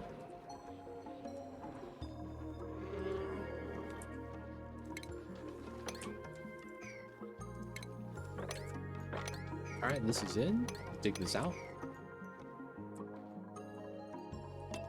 Alright, speed this up. Bad gas, printable, swamp chart. Okay, so this is our rocket that we're gonna need eventually. Let's go to the interior. We're gonna remove this. Start building some basic stuff. Wall, toilet. We know that we're gonna want granite, normal pipe. We're probably gonna want normal tiles here. We're gonna have the rocket thing there. So this is gonna be our entry to the top. We'll likely just want an airflow tile here. Then we're gonna probably want lead metal tiles. And then we are gonna need a ladder here to reach the top. Climb up, that setup. Rocketry. We're probably gonna want power here, as always. And then we're gonna need gas intake right next to it. Gas output underneath this side. And then we have more space for stuff if we need it. Makes a lot of sense to put the vent here because of where the outfitter is. And then we know that we're gonna need insulated here. And then another one on the outside. This goes into it like that. Since that got removed, we can put it back enclosed. And then this is gonna be our base foundation for the setup. I guess I should put the power wire. This goes in, but doesn't connect. We'll have suits here most likely. Not bad. All right, this side. So this is roughly done. We're probably gonna want bottle drainers here and here. And we're gonna move the water into the pipes. Right, that's gonna be how we get water inside. If it's above 15, we will allow it to go in. Otherwise, have it come out. Yep. And then we're gonna need power here, so we're gonna have to get rid of this. It's not gonna be needed anymore. We're gonna need power, so how do I want to do this? Because we only have the skinny wire up top. I realistically need to feed a lot of power up here. So we do one of two things: make a mini generator setup with peat, which I wouldn't really want to do, but it could work. We would start filling this area up with peat water, which is not a bad idea. Maybe we do that. Maybe we do that. And then the polluted oxygen's outside feeds up. Not really a bad thing. Yeah, you know what? We'll do that. Why not? So let me run smart battery here. We are going to be running granite. Set up like this. How long is that? 8, 9. So then we do want it like that. And then we will run conductive wire. So we do have to run it like that and then run this up. Okay, should be fine. We'll need the automation here using all the lead, yellow wire to the middle. That's where the peat gens go. All right, so we're gonna build that before we build any of the peat gens because they just turn on, which is kind of annoying sometimes. So far, so good. This is ready. Oh, this is ready now too. Cool. So we want to chop that up, chop this, chop that, chop that, chop that. So gold. Right, looks good. Get rid of this, get rid of that. Connect that. So now these potentially have power. It's on the grid. Let's put the Weaseworts in. Let's add the automation like that. This is a good automation. Nice. So we want this to control it. We're going to move these up to 52 each. We could probably just do 51. And we have to lock these doors. Nice. And the logic with that is simple. They're going to travel. So because they're traveling, we're going to lose a little bit to decay. Radbolt travel decay. So instead, what we're going to do is try to top it off in 2 shots. 1 shot each. So we have to be above 50 for 0.1 per tile. 1, 2, 3, 4, 5. 1, 2, 3, 4. So you know what? 51 is going to be good enough. So that's going to be our improved Radbolt setup. Not improved, the same setup. We don't have the doors open because we don't want the dupes walking this way. We want them to stop here just to do the research so that they don't walk in the way of getting shot. That's going to be bad times. So they have to go around, right? That way they don't have to worry about getting shot. Double thing about this that's kind of funny. The radiation is going to bop the germs. It's going down. Let's go. Laboratory room bonus. That could be a thing. That could be a thing. It's good. 10% speed is always good. We're not going to need it, though, just because I don't want to get a light source in here. Because that is going to be one of the requirements. Light source. I would ideally probably want it right here with the free light. With the little research portal right there. It's always nice. Doodle, welcome in. Guys, I will BRB. Gotta use the restroom really quick. I'll be right back.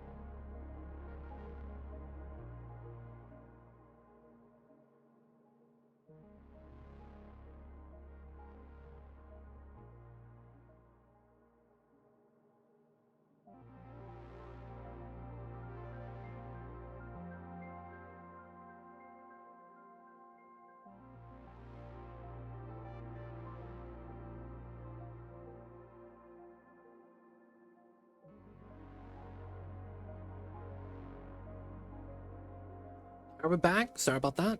We good. So you did mention lab bonus.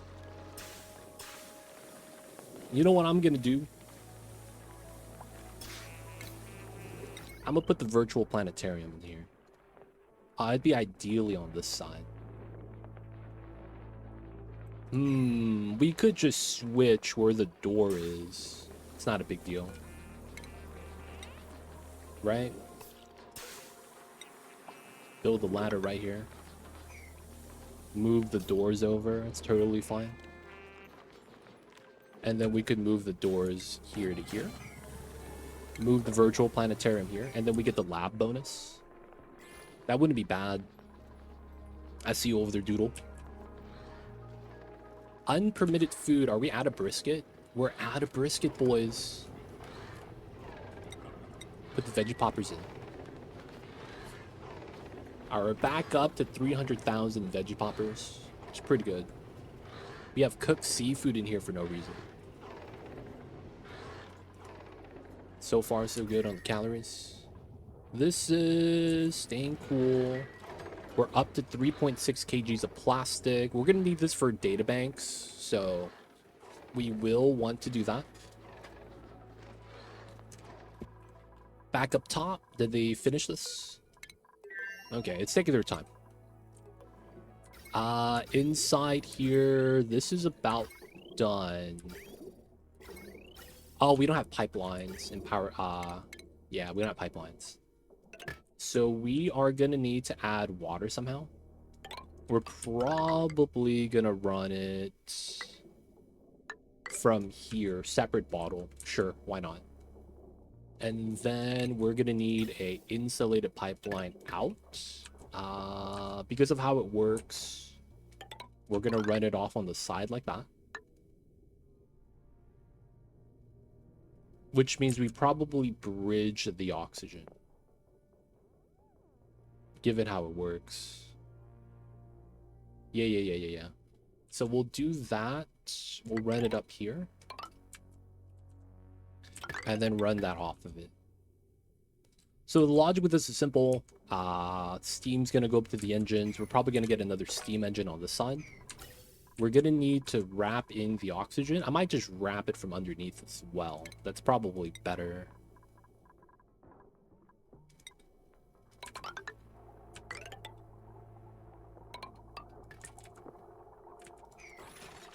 Don't have to worry too much about that. Let's get the ladder right there. All right, the dupes are going to have something to do. Good stuff. We're going to still use this rocket, most likely, to do databanks. So we're going to convert this. No more telescoping, suit bed, meal hall, food. That's all going to be good stuff. I'm probably not going to put snack food in here, though. And then we're going to get the... Where is that? Station? Yeah. Orbital Data Collection Lab.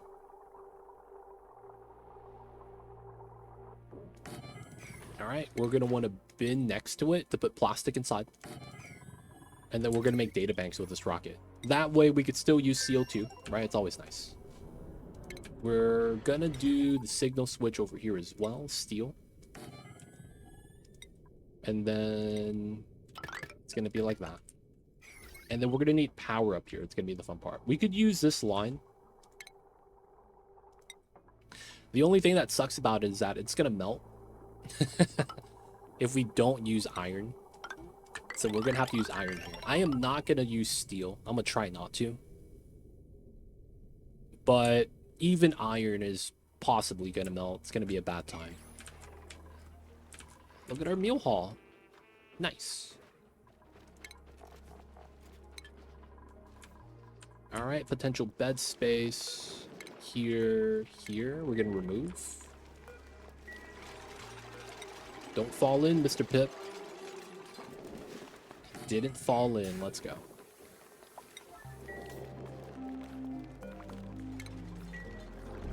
All right, we're going to move the farm tiles that way.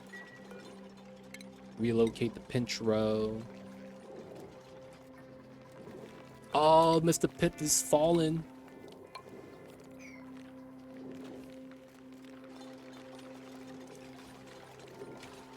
All right, we have a way in.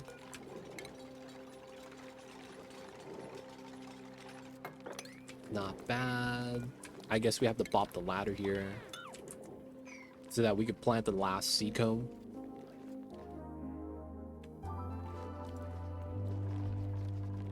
These guys, we don't need to feed them. It's fine.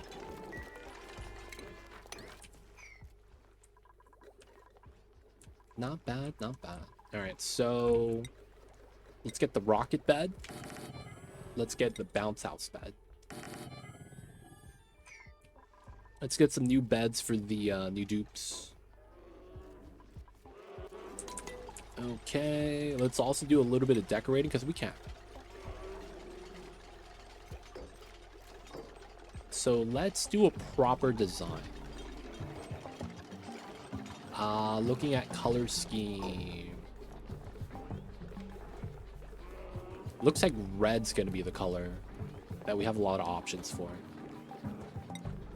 All right, so let's do some designs. Let's do it up top, and then the bottom is gonna be different.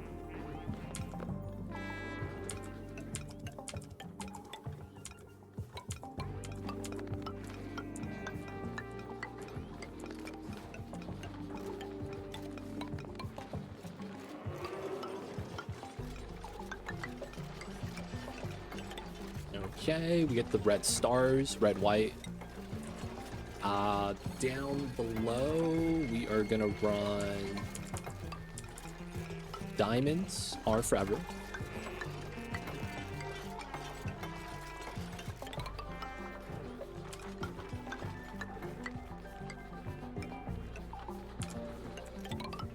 Nice. And then we will be doing... We only have 2 shapes, right? So maybe we don't want to spam the fossil. So we will do single right here.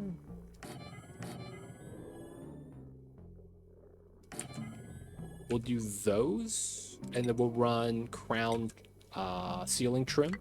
No more crown molding, feels bad. All right, get the nice room right here. This could be open, that could be open. Remove the doors. We're doing a lot of miscellaneous stuff right now, just because we could, not gonna lie.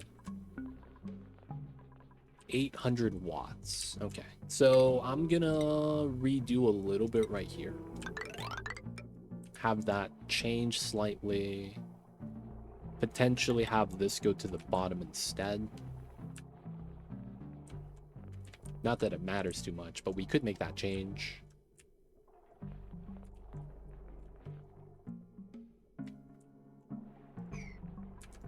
Okay. Virtual planetarium is going to be going here.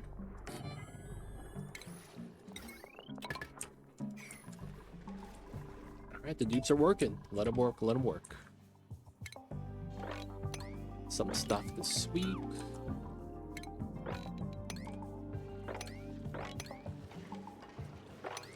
Not bad, not bad. A lot of water right here is done. We don't have a place to really drop off the brine yet, but it's okay. Still working on this setup. That's fine. All right, beds up top. These guys are chilling. So this is going to be the luxury barracks right here. This is just normal barracks. We're going to have to upgrade these beds. All right, we can do more design work. Let's do stripes this time. Let's do blue stripes.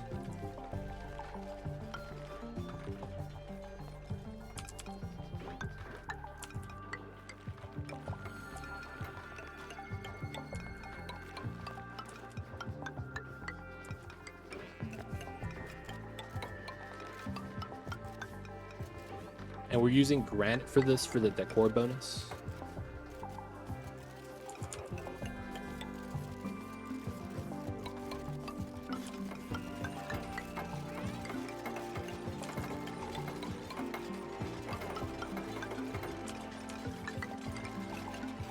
Blue stripes, let's go. And then for that, we'll do the wide canvas.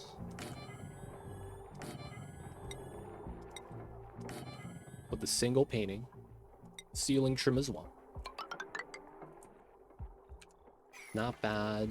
Get some room designs. We will do orange X.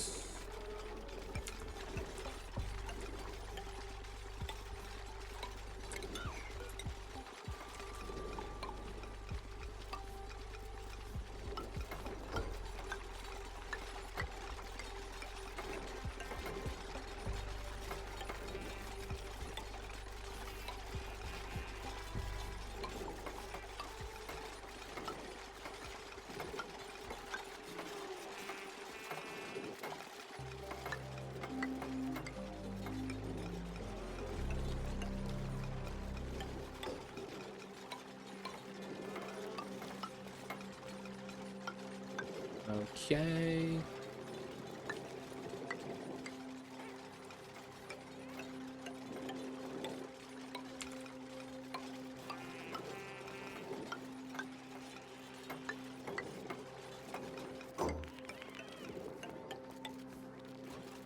Just trying to get some design working.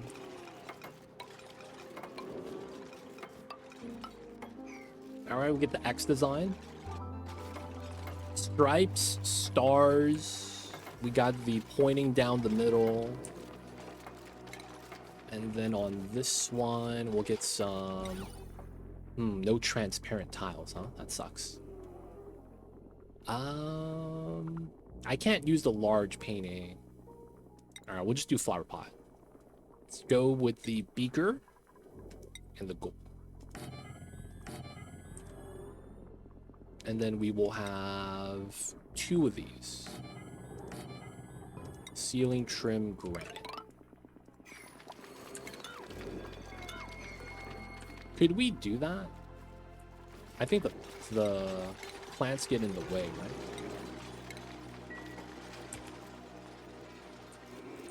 Not bad, not bad. Alright, so this room... We're gonna remove all the beds from here. Because this doesn't have luxury barracks because we have cots. So we gotta get better beds. It's not too bad. Still making the plastic 50 degrees. That's pretty good so far. Dumping out the CO2. Ooh, the water's coming out. Let's go.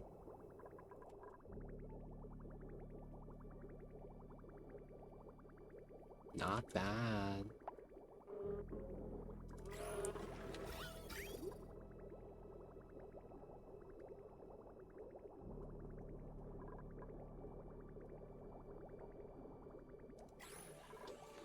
I think I do need a bridge here for the plumbing to work.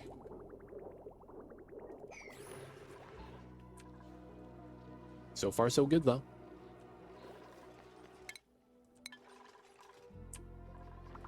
All right. Sweep this up. Let's get some better beds.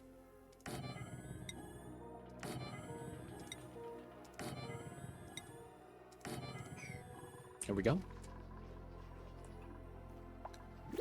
These beds are going to be chilling.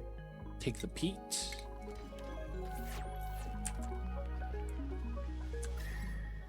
So far, so good. A lot of chlorine right here that's needing to spill out. Though I think it's not going to spill out because we would need the top to be pressurized. Maybe it doesn't matter too much. We just got to move the stuff off the ledge right now. What's going on, Kevron? Welcome in. Howdy, howdy. Welcome in, welcome in. How are you?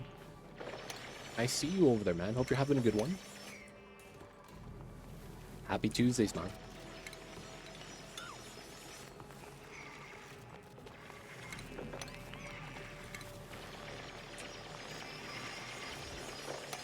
Alright. That should be all diggable. Not bad. How's the Doof life going? Dude, we're giving them upgrades. Look at that. We started decorating their meal hall. We're getting them the luxury barracks. Decking out their rooms. Doing some drywall designs. It's coming together. Outside of that, we're doing the steam rocket stuff now. Trying to set up the bunkers. Trying to set up a little bit of power up top so that we could do steam energy. And for the most part, it's going pretty well. Just waiting for the dupes to get it done. We cleaned up some of the wiring right here, so it looks a little bit cleaner. Otherwise, so far, so good. But we haven't gotten started on a geothermal at the bottom yet, which we want to do today. Just going to be getting a little bit of stuff cleaned up top. Get some of the rocketry stuff. We have a perimeter now, which is not bad. I wouldn't mind 2 more doors on the right there. Just to have a little bit more protection from an angled meteor, so to speak. I should try to look that up, man. The maximum angle that a meteor could have so that it could snipe a ladder. You know what I'm saying? There's got to be a maximum value at some point. Oh yeah, that means my power here should be done. Oh, wait for the autosave.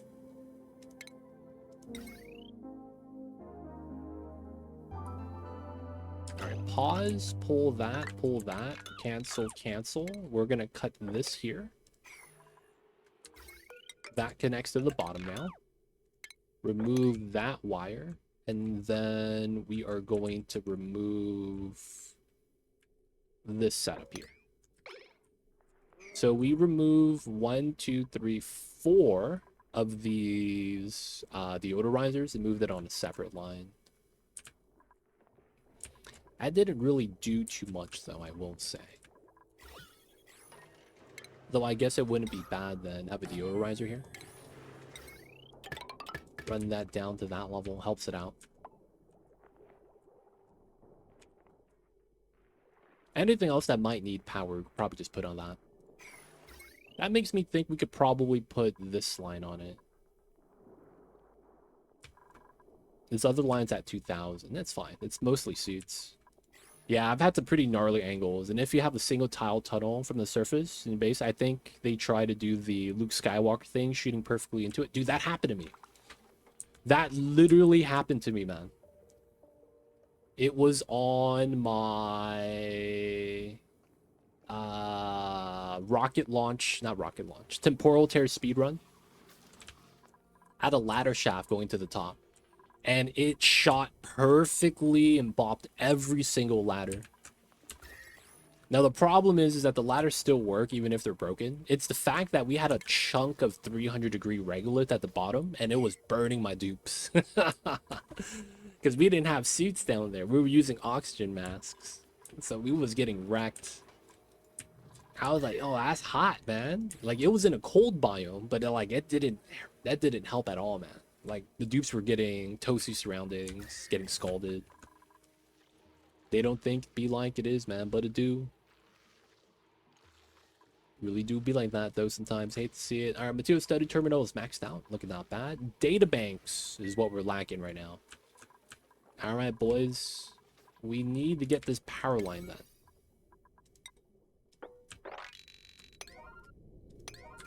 We need to get this power line.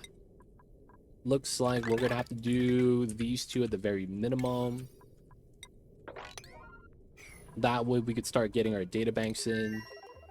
That wouldn't be bad. Let's put 2,000 plastic here.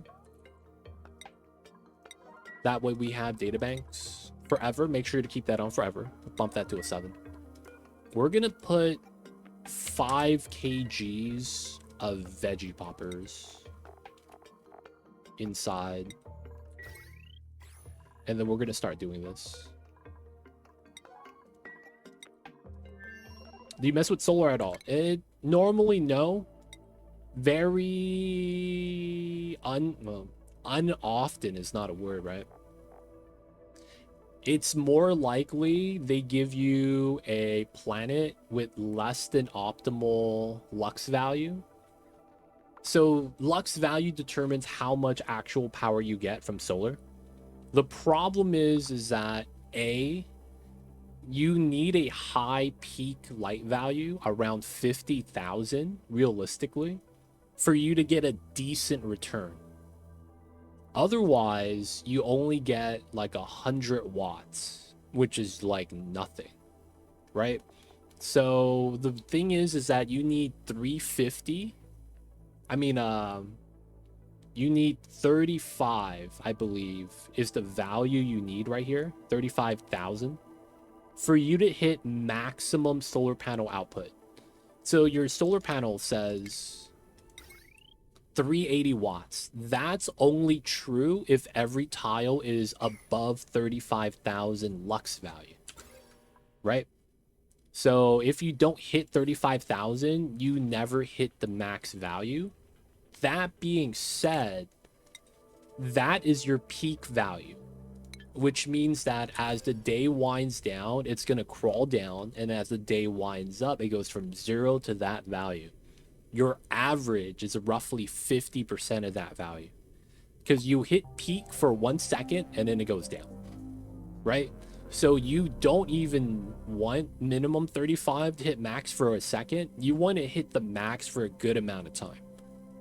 So the problem with that is not a lot of the starting planetoids give you that much lux value outside of like flipped magma, right? So flipped magma and radioactive ocean might be like the only 2 planets where that kind of makes sense. Now the second problem comes in meteors. If you have a planet with metal meteors, you have to give bunker walls, right? and then you have to automate it. Automating it is not bad. It's more so that you have to spend steel. At that point, it's like, I might as well go geothermal. If I'm going to be spending 500 steel per bunker door, I might as well go down to the bottom of the map instead. Build the steel aqua tuner to cool down the turbines. You know what I'm saying? Like, it's just not worth. And then you would get so much more power too at the bottom, and you could scale it a lot better. So you have to have two things, right? Non-metal meteors. If you have no metal meteors, so you have like slime and oxalite or ice, you could literally just have the solar panels floating with no protection. And then when a meteor shower happens, you just have a couple dupes go outside and clean it up, dig through the tiles, and then you get solar power again. So that's kind of like the dilemma with solar. It's never really worth. And then because of how the day works, you get no power at night. And then because you get no power at night, to smooth it out, you end up building like 50 jumbo batteries that in and of itself become a heat source inside your base. So it's not even like, oh yeah, you're using a power generator that doesn't generate heat. So it's completely free. Everything that you would need to do to kind of streamline it so that it works like the other generators makes it so that it's about the same. So I almost never go for solar panels because it sucks. Another thing is that you need glass. Dude, man, glass is a travesty. Why is it that when you drip glass on a tile, there's a chance for like 0.1 kilogram to get randomly deleted? That is the stupidest thing in this game. I drip glass on a tile, randomly 0.1 kilogram disappears, and I have 99.7. And I'm like, oh, I can't build my emulsifier. What is this, man? How do I lose 0.1, even though you make 25 kilograms at a time?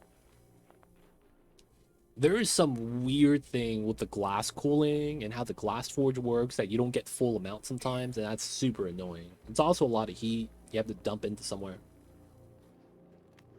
It's just, I just feel like all around it's not worth any of the effort. Can you put jumbo batteries in space vacuum? You can, they just break immediately. So the batteries in and of itself is what's generating heat if they hold a charge. Meaning that if you're storing power into it, it's going to perpetually generate heat per second. If you have it in a vacuum, that just means that the heat accumulates on the building itself, and then it hits the overheat temperature really fast. And then it breaks. No. There is no heat transfer in a vacuum. So a vacuum at the bottom of the map and the vacuum at the top of the map is the same vacuum. The only difference between the vacuum up top is that there's a space exposure element into it, which deletes gases and liquids that float on the tile. Right? That's the only difference. Otherwise, the vacuums are the same. So you could see that the magma here doesn't change temperature.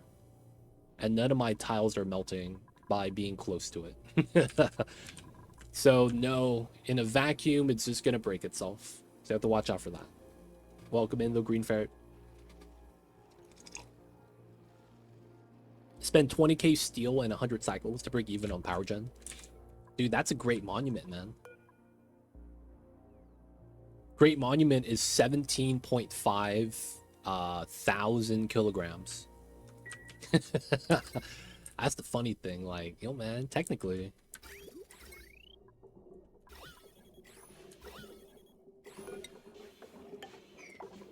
You can build a great monument with that. Alright, so we're going to try to seal this. Hopefully this allows the room to vacuum. So we're going to pop that. Probably remove this wall tile right there so the gases don't float in. We'll need our peak generators here now.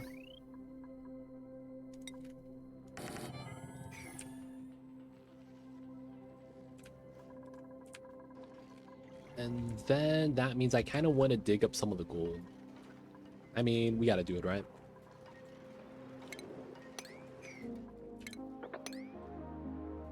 Let's grab the gold, boys. Grab the gold.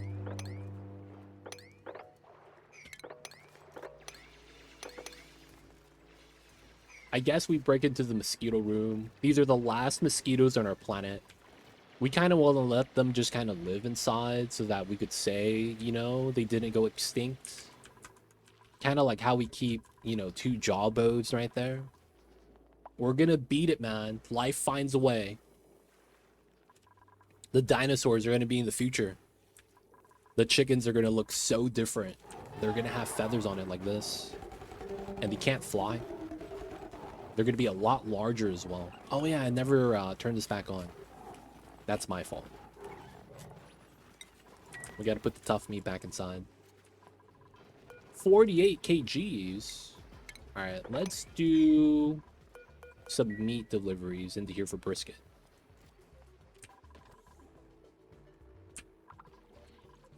Alright, some extra gold wouldn't be bad. Oh, we're done here? Alright, another 30 things of steel. We have 5 tons of iron. Let's do another 10 here then, I guess. We're not going to refine gold. And then we maybe refine a little bit of the nickel. I guess we could do 10 here as well. I made a room for lura and knits, and now I got 50 knits in it. There's about $4 in there, just getting wrecked, dude. I'm not gonna lie, man. I have just lived with the lura plants eating mimicas. You get so much dirt, dude, from this game. It's insane. I'm not generating dirt. I just dug up like 750 tons of it. And now we're at like 560. And the only thing we're using dirt for is feeding the mimica plants. Like, you just have so much dirt on the map, you never really run out. Nothing eats it. It's not like you're going to be using that for mealwood. The outhouses was the biggest consumer for me. And then once we upgraded the toilets, it's like, dude, we don't use dirt for anything at all. We're going to take the little pup, though. You can go hang out with these guys. We got the little puppers. Oh, they're cramped. Man. I guess we could connect the rooms. I don't want the polluted oxygen to be coming out. Alright, so if anything, I guess we go across. Connect this room. There's no polluted oxygen there, you know? That works out. I was curious how did it work out since I never messed with the knits, but they're pretty funny. Their sting of their population explodes. Yeah, dude. I hate that mechanic, man. I hate how they bite dupes and critters. Because the thing is that when they bite a critter, the critter gets unhappy. It becomes a stat, -1 happiness. And if they don't have positive happiness, they get annoyed and don't give you the reproduction bonus. So it was one of those things I was like, oh, that sucks. They keep biting the critters and then they get sad. So I was like, dude, these guys are not worth it, man. And then when your dupe gets bit, they start sneezing. Oh, God, that's so bad, too. That sneezing stuff sucks. Because you release a gas bubble when you sneeze. Right? So that's always scary when you're trying to make, like, a vacuum or something. I was like, oh, man. That's a bad time. Oh, can we not reach that? Oh, I guess we can't. But yeah, it's always cool to experiment. It's always cool to experiment, man. So it's good that you're doing that. Alright, so this is done properly now. So that we actually split the water. Not bad. You're mad because of this egg. Let's move that. This is actually potentially bopping a little bit of this stuff. 2,000 watts. Okay, this one is not heavy. So we could do that there and run this wire down. I don't really need to have completely clean because we do have polluted oxygen just off-gassing here. Peats are done. Nice. Let's put a priority 7 on this. Make this a 95-55. Power just needs to be connected, it looks like. Nice. All right, we get this started. All right, so all we need is a rocket pilot. Elsa, nice. So you're just gonna go outside, do the thing. Gotta open the door.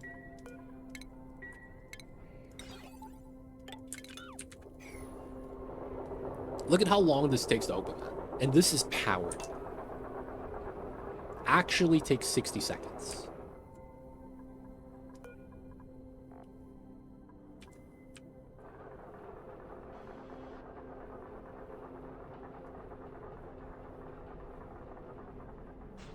Nice. So this is going to be a databank rocket. Very simple how it works. We're just going to have the dupe hang out outside. This is probably the best way to do databanks. Because of my setup, we're able to take the CO2 canisters from the smoker and just use that as rocket fuel. So it's very convenient that this is effectively free. And then the dude inside is just hanging out, doing the databanks on forever. He has a little bit of food inside. He has a toilet. It's got a couple room bonuses. It's pretty nice. He could run the wheel for himself if he needs power. Spare suit, but he could land immediately, so there's nothing bad about this. So that's going to be the easiest way for us to get databanks. He's going to be out there for a while. He could land back anytime he needs to. He won't do that though. Like, we have to make him land ourselves. We could seal this up now, and then we could start adding water into this to start doing the steam generator. Doesn't really matter what water we use. We could use pea water, regular water. Because of our bottle emptier, I'm thinking we use regular water. Or maybe we use salt water that's hot. I don't know. We need warm water would be the ideal setup. Oh, pitcher pump the brine. Ooh. That's an idea. I like that idea. Yeah. So we drip all the brine into here from outside. Right? And then we pitcher pump the brine here to be used for the steam generator. Yeah. And then we could separate that. Brine here and water there. So we add water for steam, and then the brine gets chilled. I like that idea. We won't do anything with the cold brine yet, though, but eventually I think we could use it for something. I don't know what. But yeah, our map doesn't need the chilling. Like, it doesn't need to be that cold.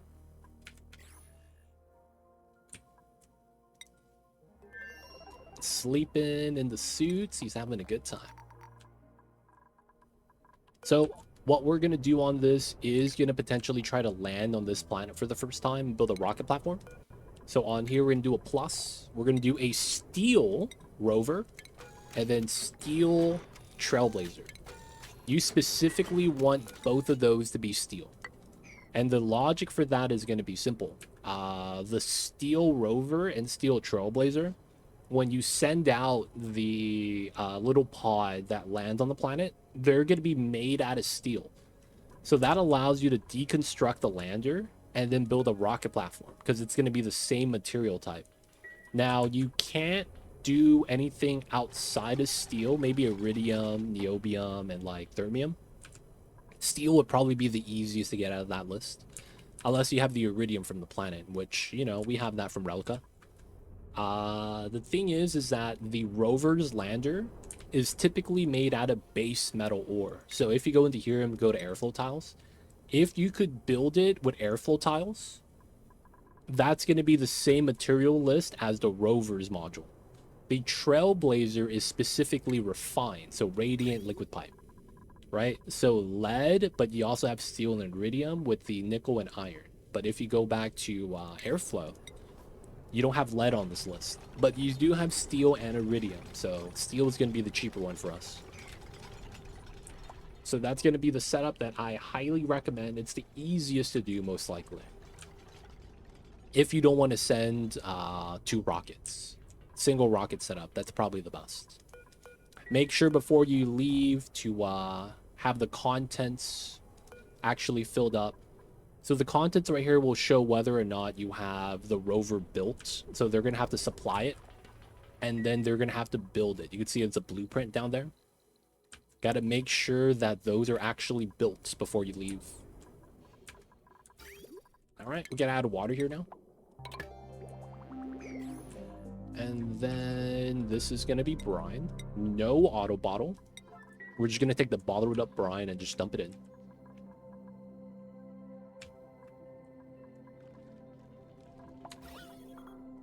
All right, so this is going to give us total amount of steam. The thing with this is that you only need 150 per steam rocket. But the more steam you have, the better, right? So this is 300 kg. That's 2 rocket launches. I'll probably want a little bit more water, though. And we could get that from 2 places. Right there. Our bottle filler, it's coming from the P water vent. And also this right here. The extra water from our toilets that we didn't do anything with. So we have a lot of sources, technically. Some of the dupes are just chilling. Some of the brine in there is not bad as well. I guess if we want, we could just add more of these bottle emptiers to make that a little bit easier. Outside of that, it's going pretty well. I probably do want to build out some of these floors finally.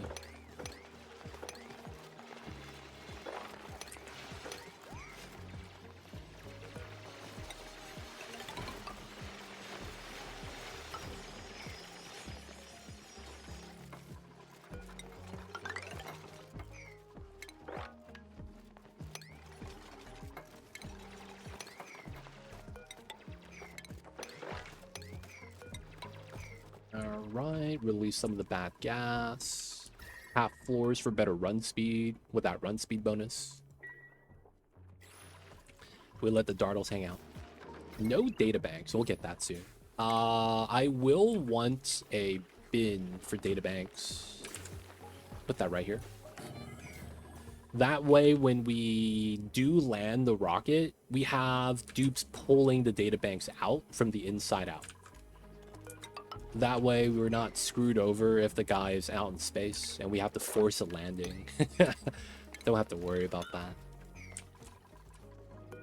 All right, copy paste. Trying to drip some of the brine out. Clean up some more of this space. Not bad. This is brine as well, which is okay. AQ's working. Power's looking fine. I'm still thinking about doing that weird wire right here. Still thinking about that. Still thinking about that. We could also move this wire to here instead. But since we have this now, I don't think it matters. This is trying to clean. Alright, maybe we put this here and help out.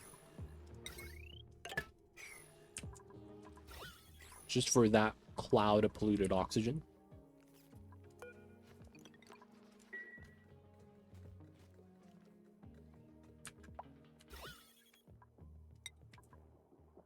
Releasing oxygen, pumping out the bad gas.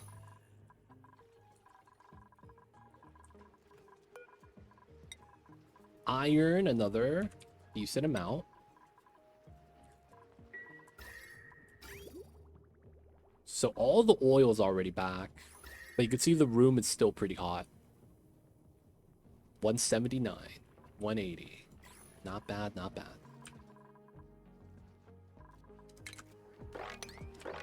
Alright, my dupes. You guys get some sweep jobs.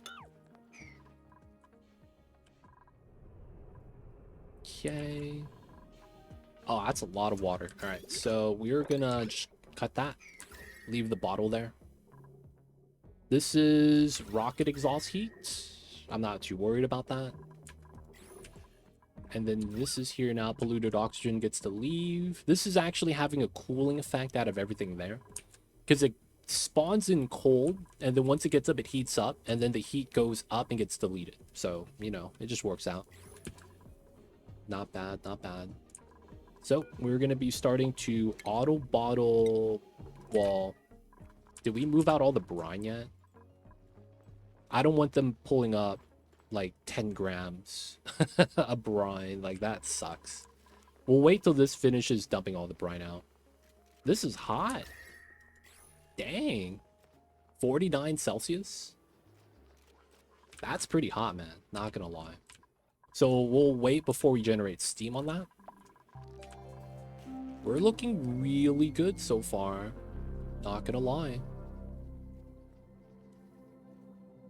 We are looking pretty good so far. Alright, I think... Did we not ever make tender brisket? We didn't. Okay. How much is in here? Oh, God. 21 kgs. Okay, that's not that bad.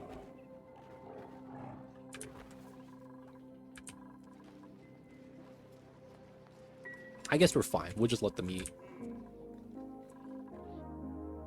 And this works. This works. So these have priority to dump. But then we run that as a backup, which is kind of what we want.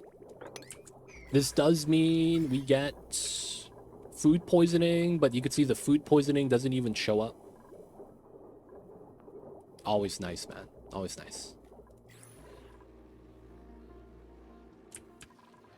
All right. I think it is going to be time for us to work on the geothermal. Dupes are allowed back inside. We're not using the obsidian or anything to build. Okay, so let's work relative to the right side. I think we're going to run a 5 turbine setup. But it's going to be a weird setup for the 5 turbines.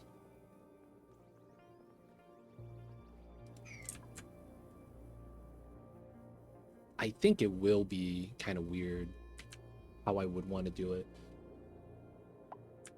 Or maybe we could run... No, 5 makes sense, given how long this is. Yeah, that is, like, effectively the size.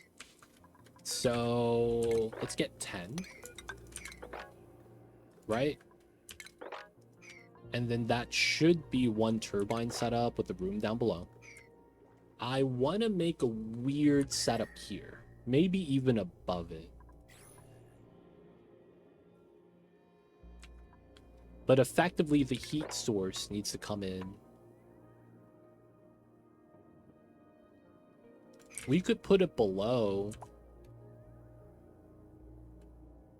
Run both heat sources off of it. We would just need the space to pull it off. Which we could possibly get. Yeah.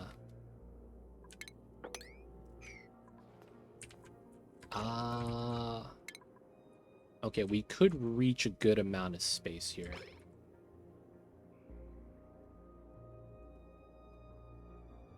We probably have to assume we just want to start digging this one.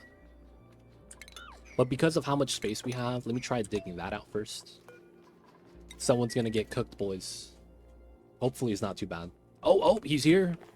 Ren.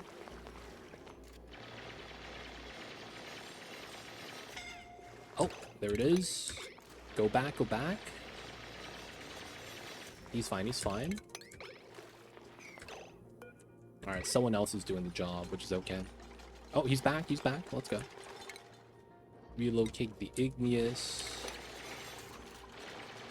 We need him to jump up before doing this.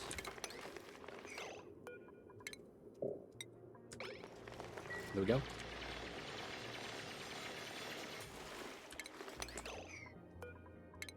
Just resetting his AI so that he does his priority job first.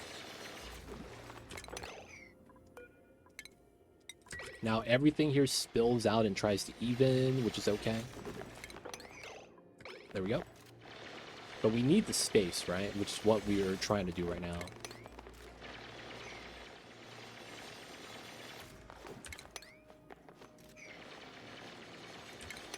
All right, even if he falls, he can climb back up. Don't fall, dude. Don't fall. Woo-hoo. Always lucky. Nutrient bars. We'll take those. We good? We have food? 11,000. He's breathing. We have extra suit. Seems fine. Hasn't suffocated yet.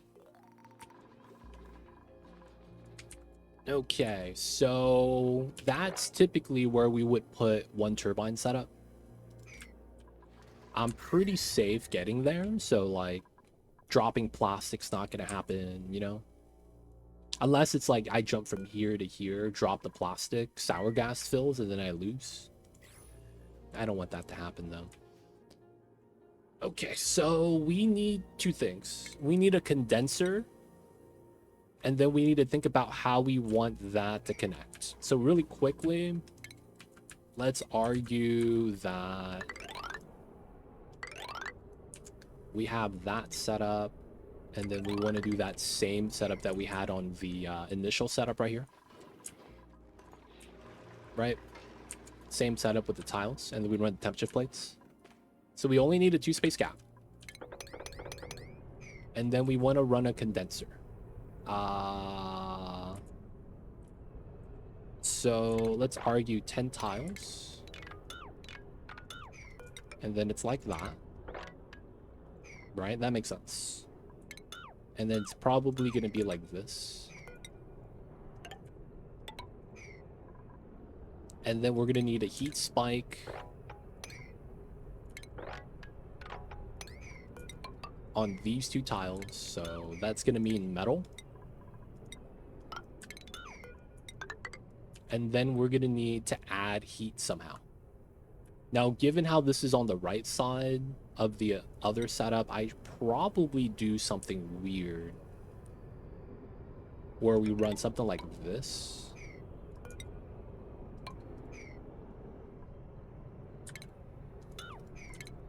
5 tiles, right? I would maybe want to have some space here, but that's perfectly one steam turbine. We run the 3 tile setup. And then we want to run metal tile heatsink here. Oh. Wait, no, I have to do it weird, right? So we have to run the wall. We do 3 tile to run temp shift. Right? Like that. We'll probably want dedicated AQ for the 4 steam turbines that we're going to be running off of this. We're going to have one on the right. Oh, no. Because of how it works, we run it differently. Oh, that's right. Okay. We probably, yeah, run it like that.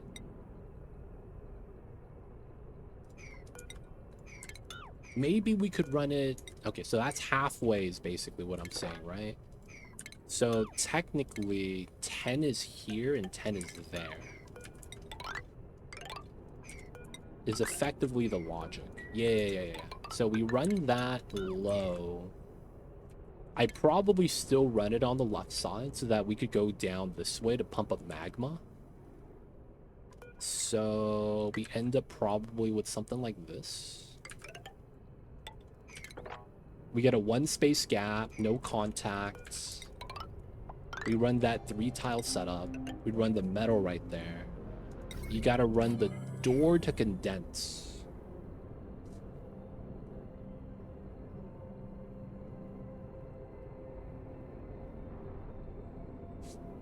So that means this doesn't touch the top because of how it should work.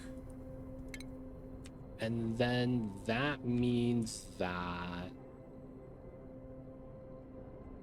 we're doing a mad illegal setup.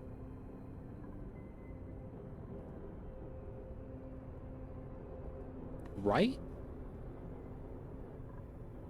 How does this connect? So I guess this doesn't have to be immediately right here. So we know we need to do bottle drain into mesh. Right? We know that. And then this mesh ends up touching that for heat transfer. We probably don't even need the door.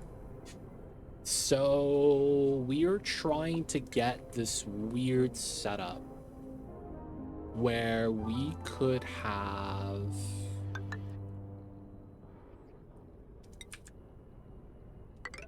something like that, heat transfer. Oh, and then we pop up diagonally. Oh, I see. So that does work, right?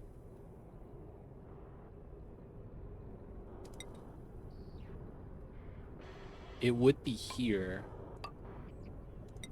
We run metal tiles like that. And then we want it to pop there. That means insulated. We probably run this. And then we try to do a two dripper setup. It spawns here, rotates around, last tile. Oh, but then that doesn't work.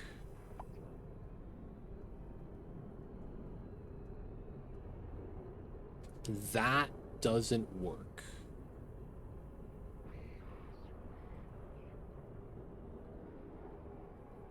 It's always better if I run it dripping down.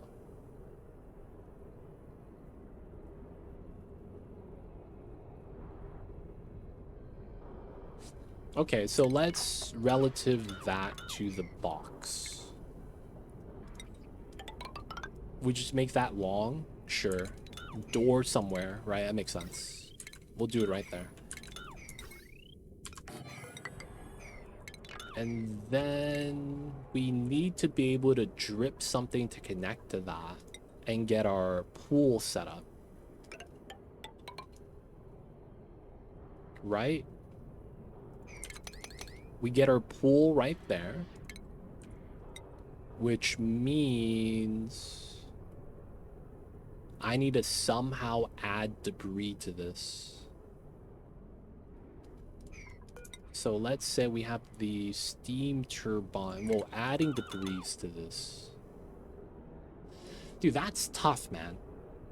What are we doing? We're trying to do a geothermal design. I'm trying to work it out, the logic, before I actually attempt to build it. Because the dupes, you know how the dupes are. They see a blueprint, they're like, oh man, let me build this. One time, I don't care if I get trapped. You know what I'm saying, man? So I gotta build this up in space so they can't reach us. And then I'm trying to make it make sense. That's the hard part. I need to make it make sense, man.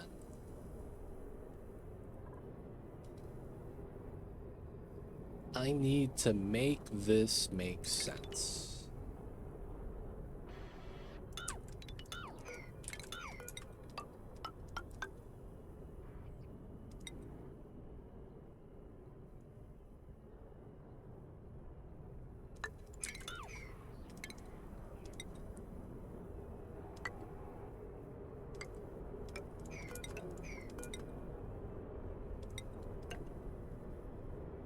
This kind of works.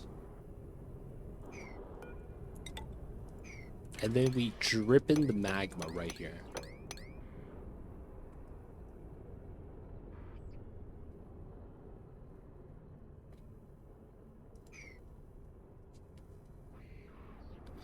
I see a wiggle every time. Welcome in. Dude, you know what's funny? I never knew about debug mode when I was making my guide videos, and I didn't use debug mode for anything in my videos. This is how I've always done any of my guides. Plan it out in space, think about it, and then try to showcase the strengths and weaknesses. But yeah, I do a lot of thinking in space. I didn't know debug existed. So like when I did everything, I did it like I didn't know how to do it. That was the funny thing. I didn't know how to turn on debug modes. I'm just gonna keep it in the sandbox, thug life. Welcome in, Mr. Blister, Wiggles, YSH. I see you guys, man. Hope you guys are having a good one. All right, so I think that means we have to add a layer here. This goes down, trim that, trim this, that goes here, and we do that. Now, the problem with this is I don't fit a turbine in this area, which is what I would need. We would want 2 space gap. We would need space for a turbine, so 3 tiles. And then we would need this to connect to the steam room. So effectively, we would need something like this. 5, 6. We need to box that up so we could run on top. And then we could drip magma this way. It happens, Mr. Blister. They don't think it be like it is, but it do. Good news, though, is that it resets next week. You could sneak in and get that first place for a while. Just putting that out there. Just putting that out there.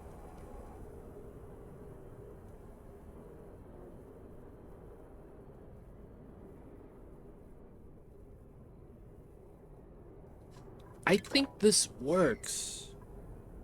Maybe. We could also try to bop this side. So we do it like that. Which saves us this. Which allows me to line it up with the side of the steam box. Which works out pretty well. Right? Because I have a ladder here already. So if I could line up the walls, it makes a lot of sense, IMO. Then we do the bottom, have that exposed. That's probably the normal tile setup that we had from before. We put temp shift plates here with normal tiles so that they actually work. And then we could have AQ on right side. Have that go down, right? And then we do... Oh, no, we can't do it like that because of how AQ works. Okay, so we do 3 tall. We do 3 tall. That makes more sense. And then I could run my pipes in. And we'll probably run vertical pipe.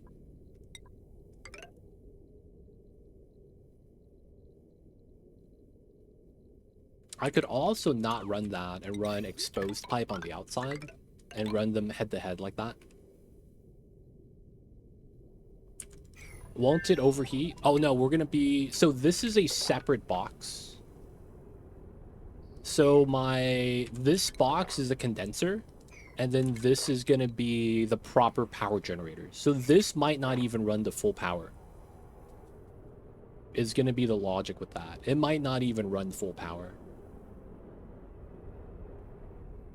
The majority of the heat's gonna be in this tile, eaten up by these turbines instead. Since we have that there, that kind of works. We just have to make sure that the magma doesn't sit on the pipe.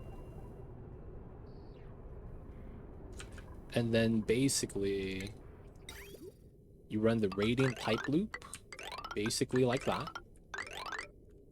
Right? And then that's our cooling loop for the turbines. We run 4 steam turbines here, 20 tiles. And then the heat drag. So bam, bam, bam. Bam, bam, bam, bam, bam. And then the only thing is... No, there's actually no other problem with that.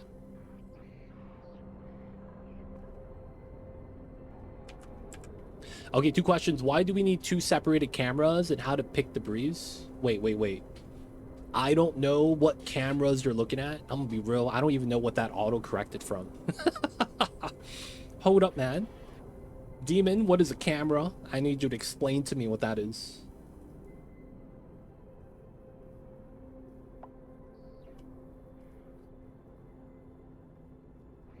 Chambers. That's a good one. That's a good one. Okay, so I'm making what's known as a condenser style. 2 steam rooms, basically, right? Is what you're saying? So I'm doing what's called... So I like to do my geothermal a little bit differently. Typically, people just run this spike into the magma, right? The problem with that is that at a certain point, the magma becomes igneous, and the heat transfer slows down by a lot.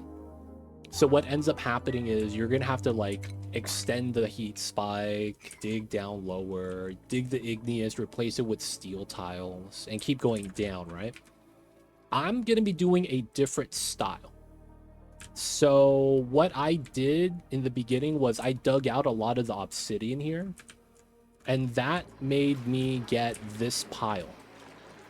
We have a lot of obsidian right there, right? So this is my initial heat setup. So we're soaking it in molten lead. I highly recommend this style just because it's more efficient on paper and because you're not digging anything, right? So you get the full amount every time. So what ends up happening is that if you get the items in a debris shape like this and you soak it in a liquid, the heat transfer is really good, right? Because technically the liquid, the debris with the obsidian like that, it's the heat equation that the game has for that is a lot better than having the debris.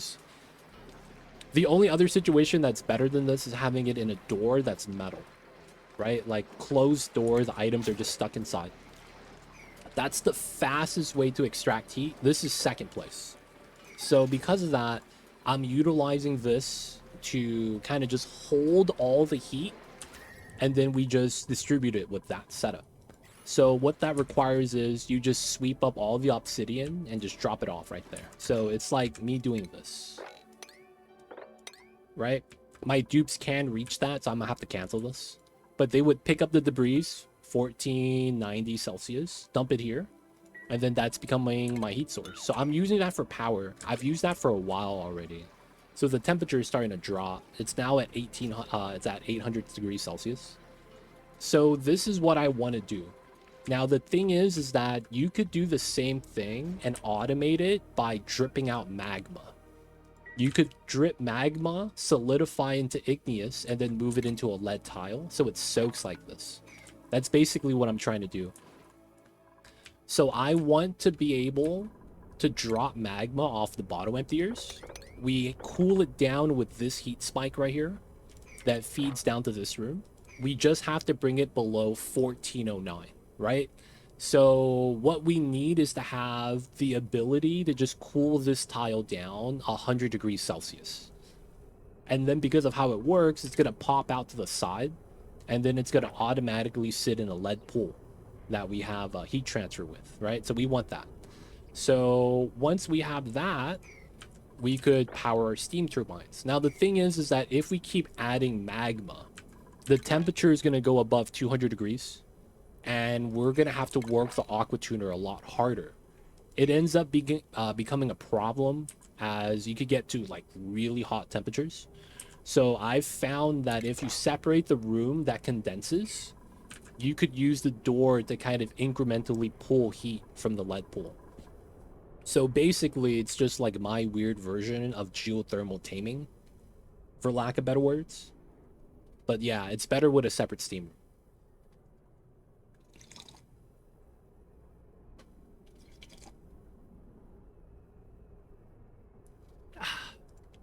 Now, does this fit? So from the bottom of here, 15 tiles. Looks too complex, but okay. It is complex, but once you see it in action, it's gonna be like, oh wow, that's all that is. That's pretty simple. Oh, I don't have enough space to build it. I don't have enough space to build it. That's unfortunate, man. That is unfortunate.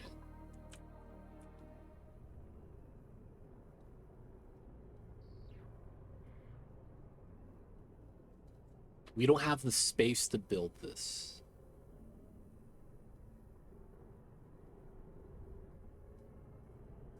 We could do a modified setup, I guess.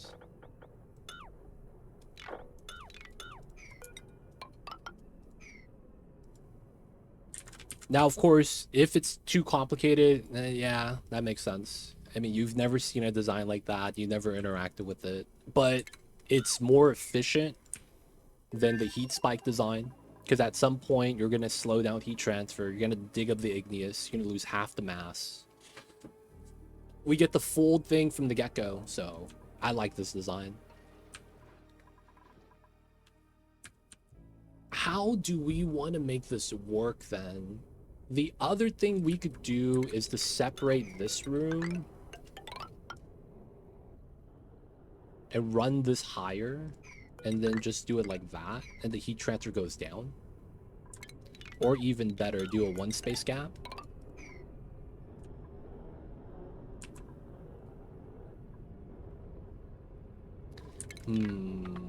That might not be the play though. Man. I want to do a more long-term design that's just going to be, you know, nicer IMO.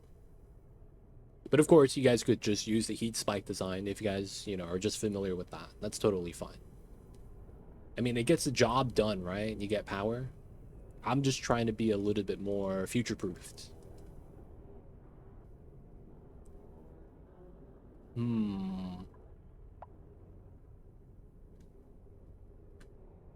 We could do something where we separate the right side 5 tiles.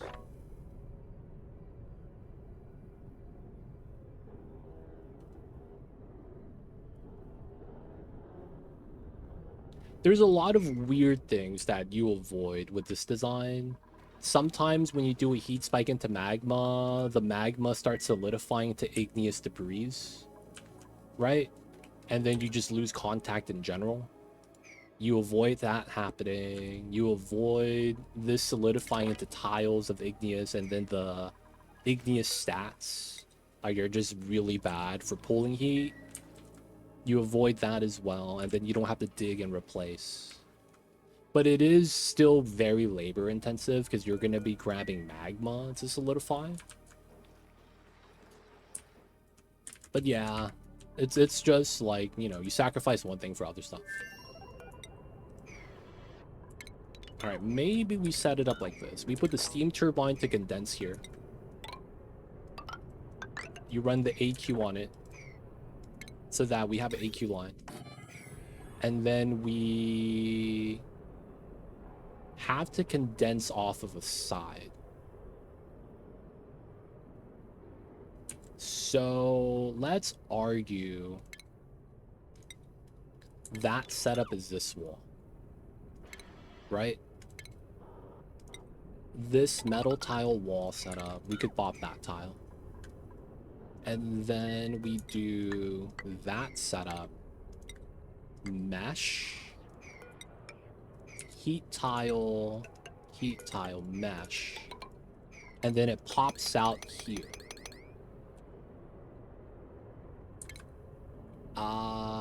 I guess we could try to line that up. 10, those 2 tiles. Right? And then we have that here like that. And then we run that the soak here. This would have to be here then, which doesn't really work.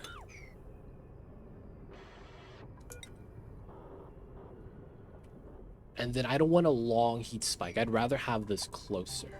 Man, this sucks. It always becomes a thing where it's like, this is kind of a problem.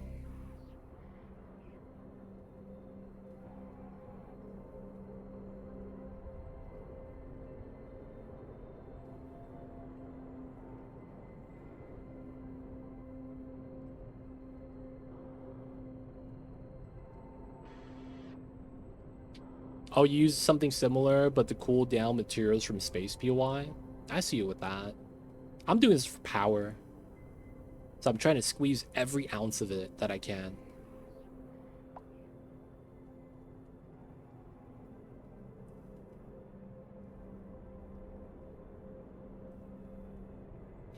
Hmm. And the major problem we have right now is just I don't have space to build everything. Oh no, critter starvation. It's fine. It's probably one of the Rexes inside of the overflow setup. So we know we have bottle drainers or bottle emptiers here. Solidifies and then it pops that on this tile.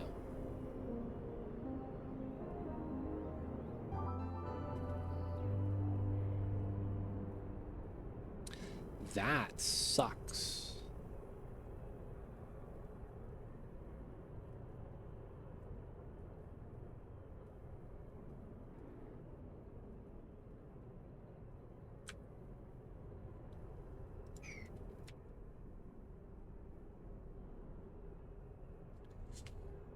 We could run...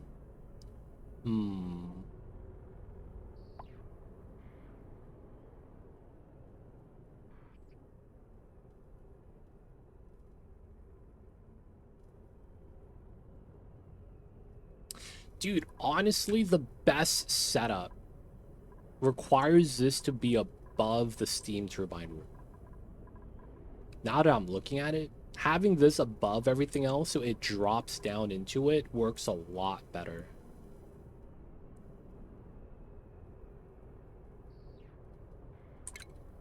How do I make that work, though?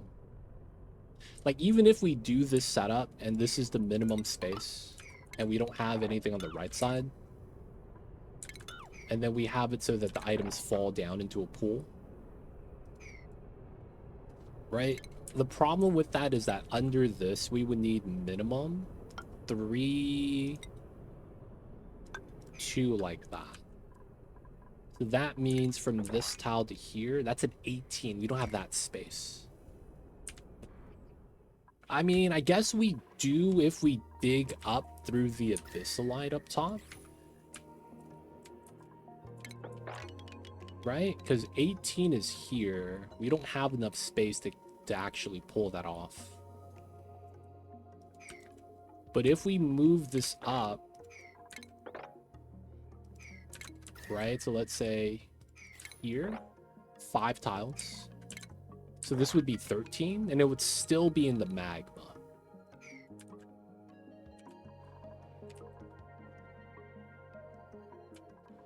Is there another way to do it so that we have vertical height saved?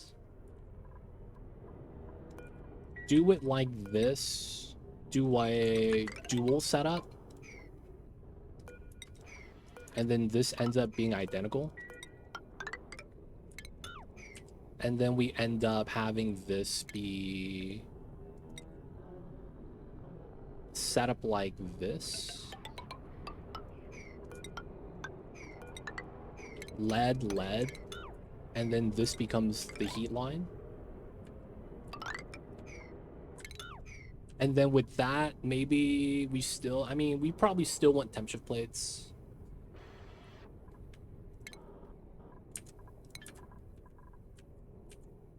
And then we could do something where this becomes steam turbine room. And then we would run regular tiles here. So that means this is 15. That might not be bad. Hunter, welcome in. How are you?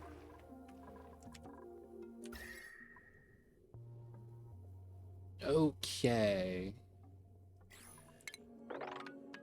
So it would be like right there. We do have a little bit of space on this side. Maybe we could make that work, man. Maybe we could make that work.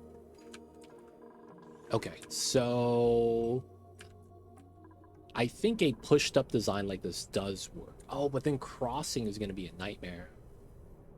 Yeah, I might not want to do that then. God damn it, man.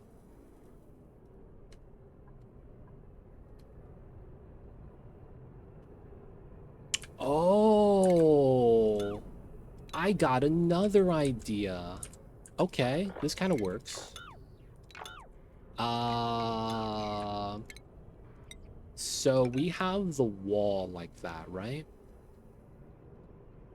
We could do it like this.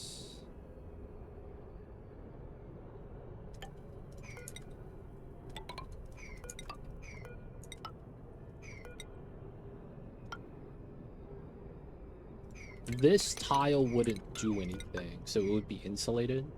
We cool off of that setup. Nuclear power, no, we're doing geothermal. And then we could bottle drain up top, is the logic. We'd be able to bottle drain up top. I would probably put a mesh tile here, keep this empty, so we don't have to worry about any shenanigans. And then we save so much space that way.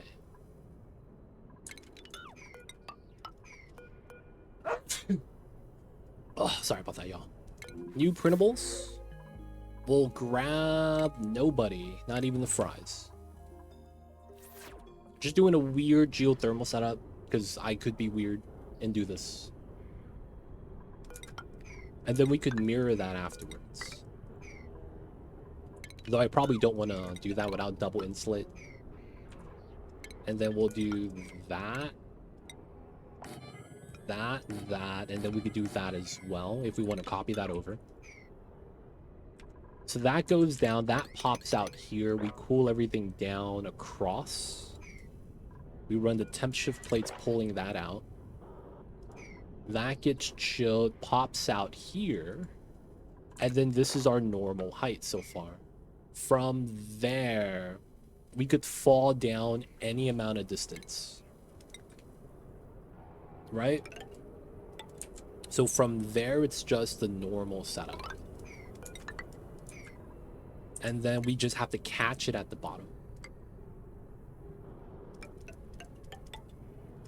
Right? Lead pool. We'll put a temp shift plate if we really want to. And then we go these tiles.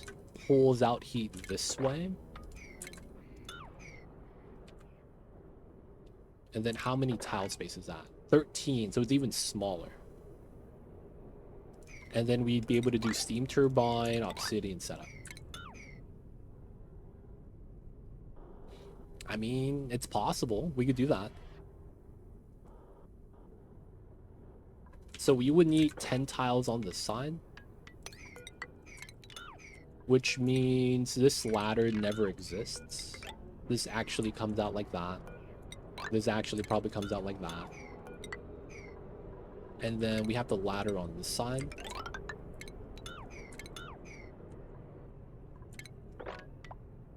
That's 11. So it ends up being like that.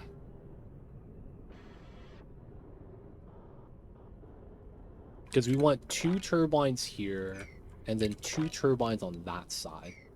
If we do single soak like this, we probably do something like that then.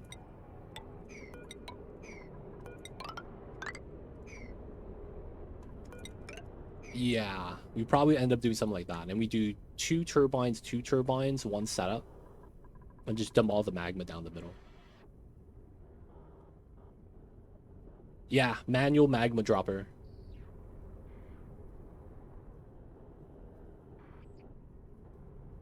Yeah, I like this. I think this works out. Alright, this is going to be our design we use. So, first things first, we got to get to here. Normal steam turbine room.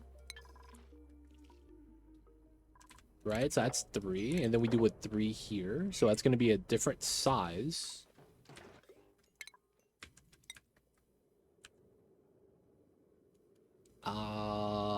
So it's going to be 3.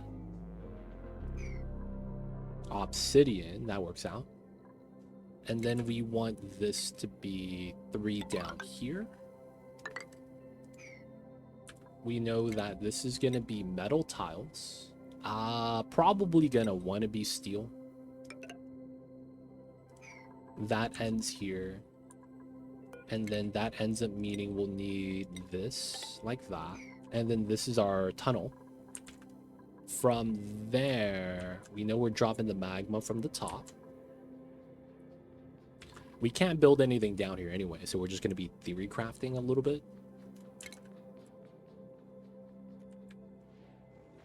How do I align? Yeah, because I'm partially on top of this, right? Oh, that's a bad spot. Ah. Okay, so that is a bad spot. So that's not actually the spot.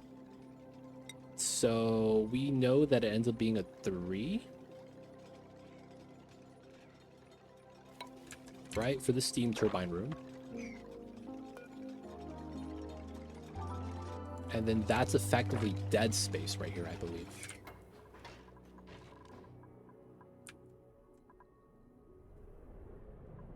Could we move that to here for steam turbines?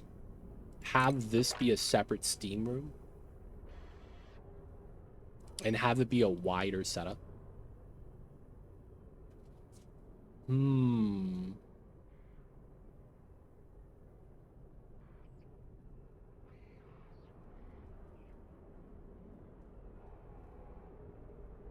Maybe we could.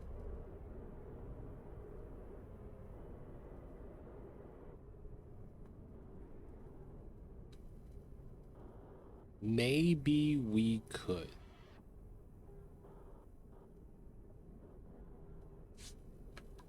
Move steam turbines from here to here. This becomes steam room. This becomes a lot shorter.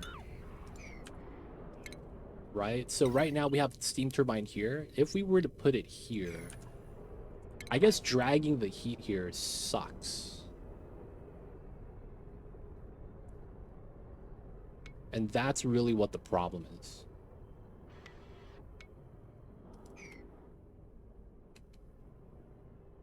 Yeah, that makes sense.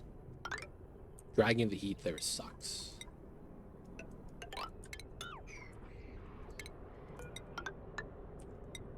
And we're gonna want... catch that. It's probably a door here.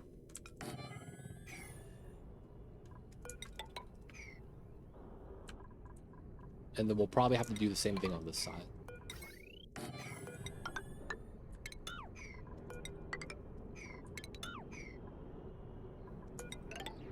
Yeah, we'll just do it like this. I think this is better.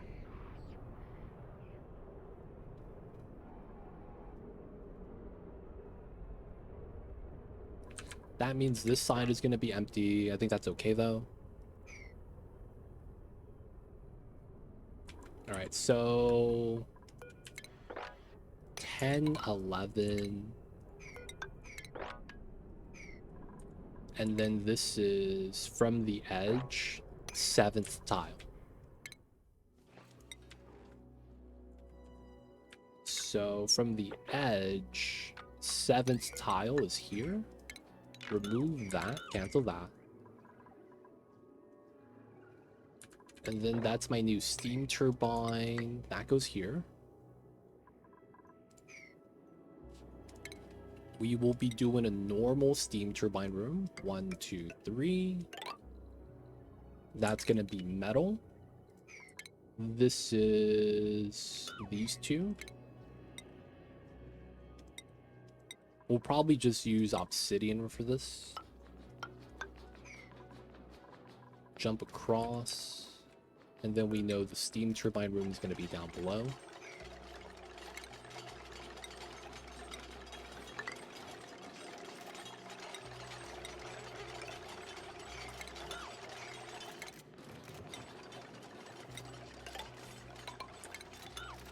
It's going to be like that.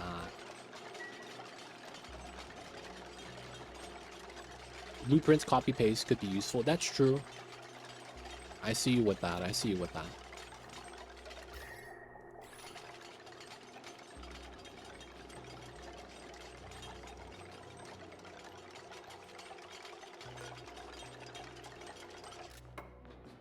I do probably get rid of this tile.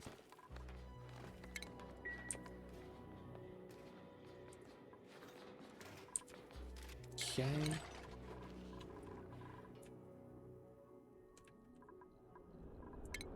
So that's those three. Remove new setup.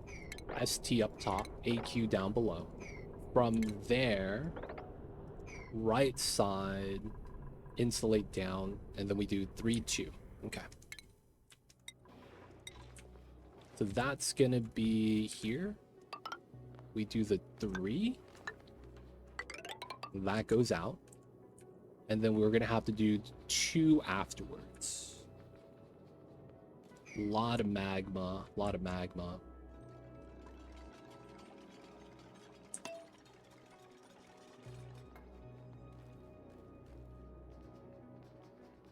So that means we have to do a temporary setup for now, which kind of sucks.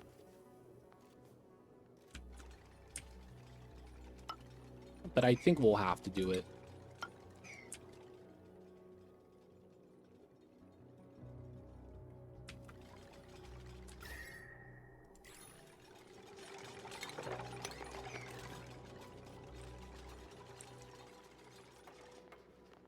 No, we'll keep the abyssalite there. Yo, man, this guy just dip it into the magma, no problem.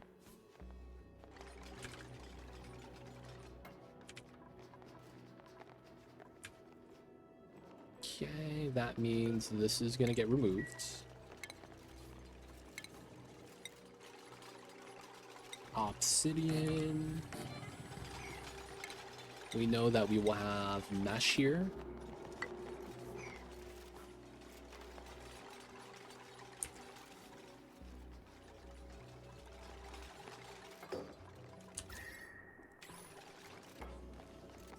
Totally safe. My dupe's picking up obsidian, taking damage.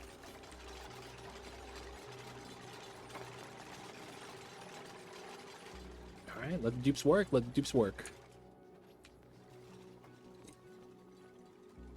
So we're gonna have to get the top started first. It's gonna be the big thing.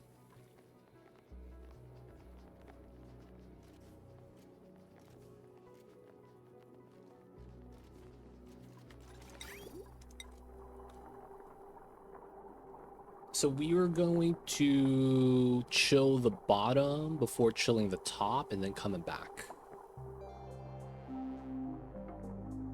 So this should face this way, theoretically.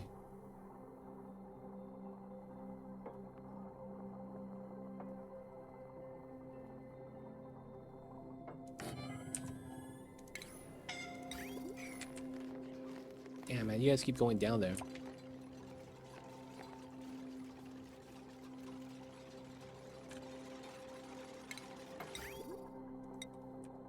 So it's like that, like that. Like that.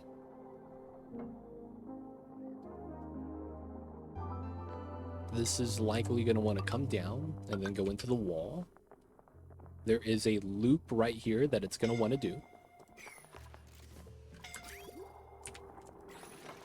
Every time, dude. Pick up all the obsidian. And then they never have to go back down there again. Stop it, man. Please. So this is just to get the initial amount of magma solidified, and we just have it sit on the tile. This room is not going to be built yet. We're going to set up this room first. Because of how we're going to want to do this, this is going to seem weird for now, but I think it's going to make sense. Probably just want iron here. Single segment. We shouldn't need too much. Alright, we could use... No, we'll just keep it at 1. So, ends up being like this.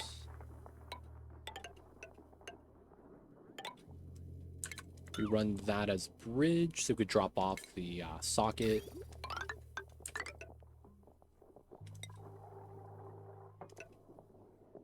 And then when we do the steam turbine in here, the water just comes out. Straightforward. Let's run iron here.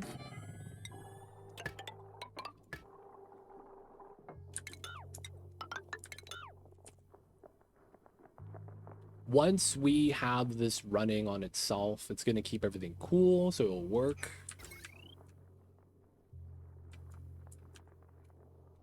And then it's gonna be getting the water or the wire a little bit better.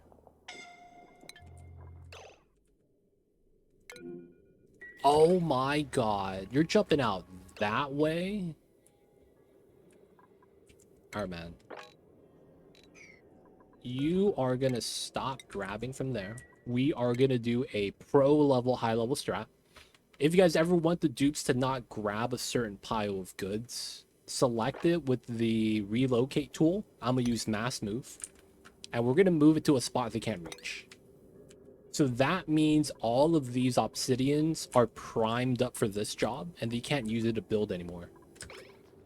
So then they now no longer grab the items. So they can't move it. So it just becomes occupied, right? So that's going to be the logic with that. That makes it so that they don't grab from here ever again until we allow it, right? Yeah, we got to corner build this. Technically, we do remove that. Yeah, we're going to have liquid here. Don't worry. We'll have liquid there. We'll have liquid there. I probably remove a random tile. Tweedle Thumb, welcome in. Hope you're having a good one. So that we could go across to this way later on.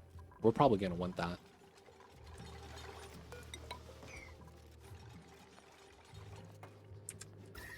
Look at that contact right there.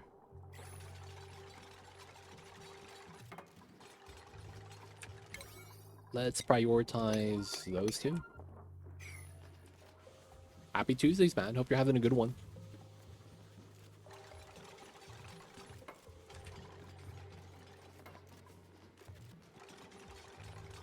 Hope the Tuesdays are going all right. Hope the week is going great, man. Bad news for me, I'm out of water right now. I gotta get some soon. But we'll get some water. We'll be fine. Mesh tiles, steel.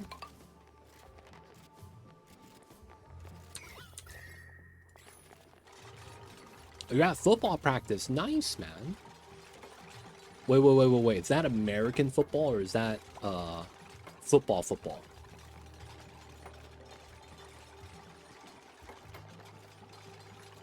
Hold up, man. Which one is it?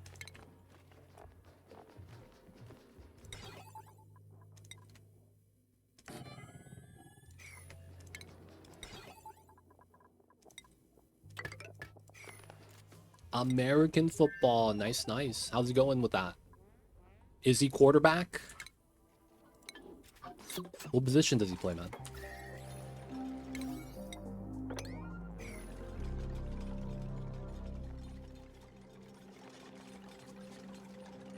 You know how it is, man. It's QB or bust, Kappa.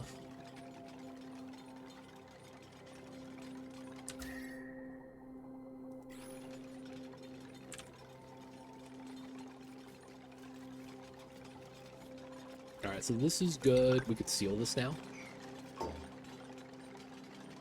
Oh, he's a linebacker. He has 0 experience. Also, he's just playing. Yo, man. One of the things that a lot of pro sports players say is have fun with the game. And that might sound like a lot of baloney. It's like, what do you mean? You know, we got to get the dubs. We got to play well. The thing with that is that I'm not gonna lie, man. It's the professionalism. Have you ever heard that saying? Being a professional is realizing you no longer have fun doing what it is you enjoy. But you do it anyway because it's your job now. It's like that for athletes as well. So one of the things they say to never force your kids to do is to go through like like personal trainers. Unless you're an athlete at a national level, you don't need a personal trainer. And you never will. Like, it's not going to give you an edge. It's not gonna realistically help you out in the long term. Because a lot of the times, personal trainers are to help out with a little bit of like nuance, something specialized. And until you learn everything, there is no real benefit to having it. And what it ends up doing is that you start learning some of how the professionals work at it. That ruins the love and joy that the kids have for the game. And what happens is that you have a lot of kids just giving up on the sport. Their parents might make them show up to practice, stuff like that, whatever's. But they don't want to be there, man. And they're never going to actually become great because they're just putting in the work and it's a job at that point, you know? That's one of the big things that's like, for lack of better words, man, it's killing the like enjoyment kids have with the game. It's tough, man. So a lot of times, man, you just want them to play, experience it. If they like it, encourage them. Make them play, make them kind of go through what it is to play the sport. Just make sure they have fun. Oh, come on. You just dropped the obsidian. Dude, he's setting someone up for a trap. Someone's going to grab this, build the tile, and going to be sitting on the magma directly. I see that happening already. These dupes, man. Take the water, I guess. Alright, so we're no longer adding here. We're about ready with this, actually. If I wanted to do the setup. This is roughly pretty good. We might not do the space launch today. And that is also not that bad of a thing. The space launch, we took time with it. Kind of want to get this built today. It's going to be a couple steps we're going to have to do in order to get this done.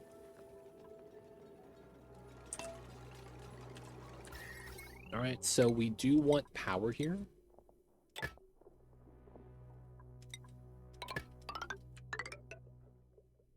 I think that goes to here.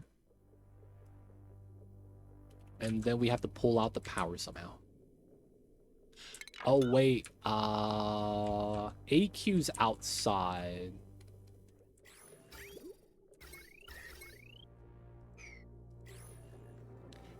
That could work.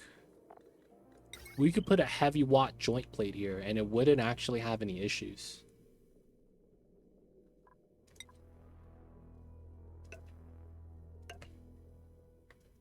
Dude, that's nice. Actually nice.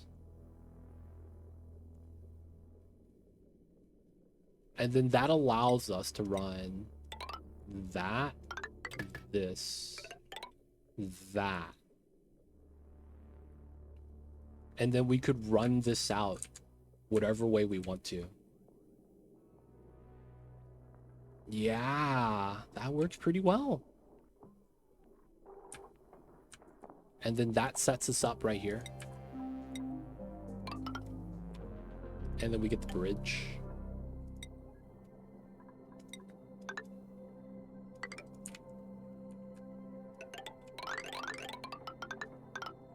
Bring the wire across. And then that powers the aqua tuner and feeds out the steam turbine power at the same time. That's not bad. We could probably put another joint plate on this side to pull it to the bottom too. So that probably means I'm okay with this. I'd probably make this out of steel just to be sure. Autosave lag.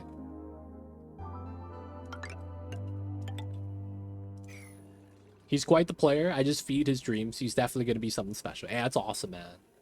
You just got to support him. Let him do his thing. Let him take his time. It's probably not in football. Dude, a lot of athletes, one of the things they say was that a lot of the athletes that end up being great, they have fun with the game, but didn't necessarily play that sport all their life. You have some people that do, but dude, man, After seeing a lot of the NBA player interviews, a lot of them didn't start playing basketball until they were already 18, kind of a deal. And it was more so that they were scouted for their athleticism. If you're bigger, stronger, faster than everyone else, man, you're gonna have an edge. And it's like, at that young age, no one is gonna have the developed skill that you need to realistically be like LeBron James. You know what I'm saying? A lot of the other players are just raw talent that develops in the league. They learn the schemes, the ways to play, you know, that way. So, yo, man, have him play the sports that he's interested in. He's going to develop skills that might, you know, overlap in another sport. Who knows? But a lot of times, man, that's actually a good thing. All right, so we got the seal here. Everything works. We just got to connect some of the power lines. Okay, so now we just got to make sure we can add water in safely. Oh, man, that's always scary, moving water inside here. You can't drop water there anymore. There's nothing hot for me to drop the water on outside of this abyssalite. So I'm hoping it's going to be fine. All right, we will do our pitcher pumps here out of Igneous. This might seem weird, but this is going to be part of the strat. For now, that's going to be how we want to do it. This is going to be our steam room. We're not going to be really too worried about that. And then is just adding water inside afterwards. Oh yeah, the temp shift plates. It shouldn't really matter what we use. I'm probably just going to use obsidian. I get 2, which should be good.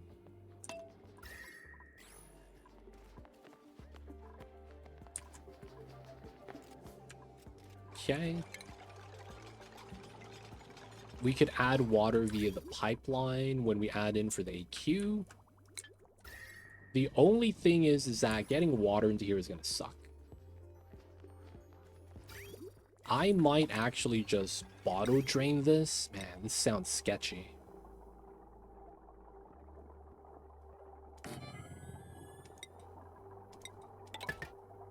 Sounds sketchy, man. Sounds sketchy. No sweeper.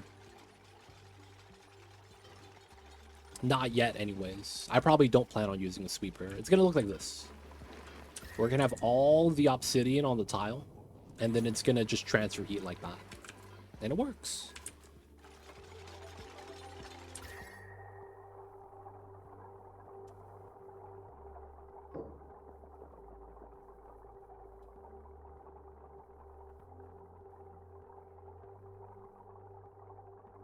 Come on. We got it, we got it.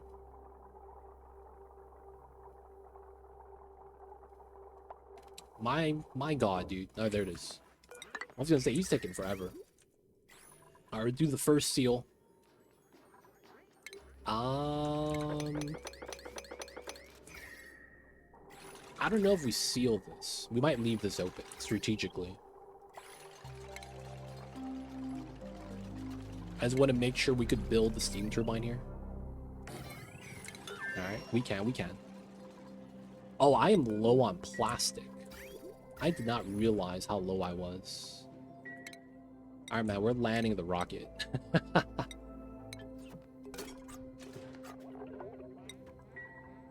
All the plastic's outside, man. Did we build a steam turbine up top? No, we didn't. Dude, we are out of plastic. My god. The lure plants wasn't enough, huh?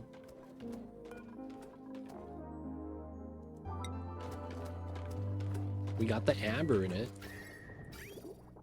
And it's fully released. Dude, the lure plants wasn't enough. 3 luras. We might want to get some more. Sandy shells hanging out. I don't think we do, though. For now, I think it's fine. All right, we should have, yeah, 1,100. So we got the 900 back. All right, this part is kind of scary because we have a chance of breaking everything. First things first. Bottle water. Boop, boop.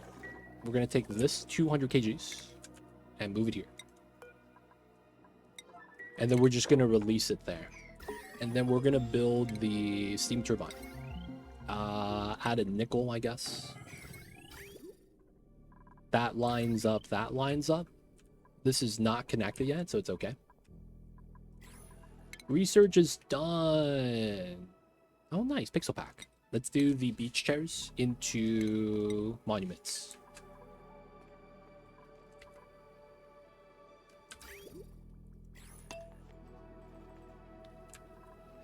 Oh my god, they dropped the bottle of water. This is why we have an insulated tile set up here, man. The dupes are gonna just drop schedule, drop the item. It's gonna be horrible time. That's why I actually put this tile there, so they don't drop anything into the magma directly. Let's empty this. Yeah, man. Schedule breaks are the worst times, man. You gotta do extra careful plans like I did. Insulate everything, insulate the openings. Don't give them routes to the other ways. Hopefully they don't find a way to mess everything up, right? All right, the water's in, so now we can start doing water here. I guess I could use salt water. Nah, we use water because we have water inside.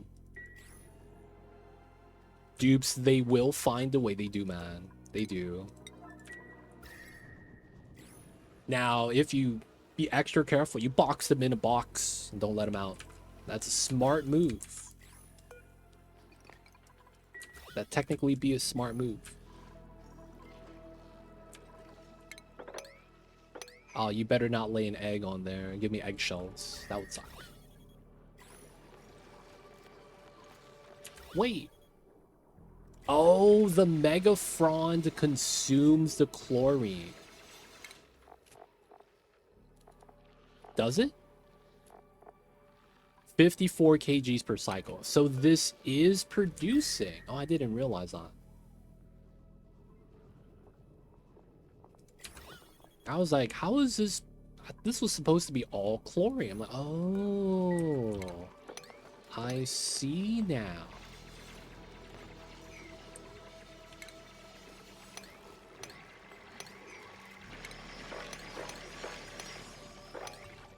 All right, sweep some items. Water's in the loop. All right, so we're gonna add water this way.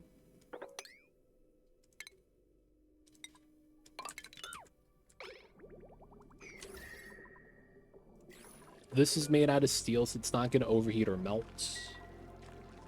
3 tiles tall. We could probably empty out all the water inside for now.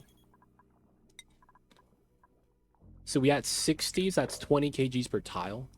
You kind of want a good amount of water in here because you don't want this to ever get too hot because you want this always dripping magma, right?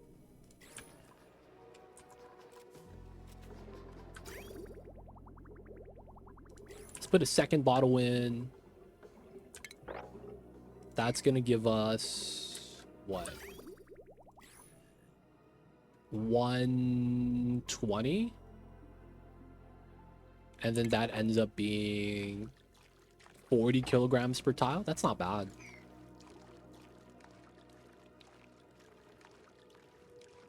No, yeah, it's 40, right? Because it's 3 and 40. Yeah. All right. So what I'm going to do here is we're going to fill up the line and just finish the bottle. So we need another bottle. Okay, that's fine.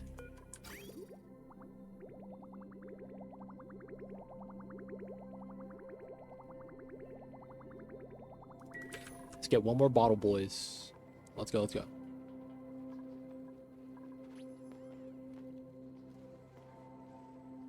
So we have a problem right now. Our problem is there's too much magma here, so we're gonna have to solidify a lot of the magma before we could finish the build. That's the problem we're running into at the moment. Kind of sucks.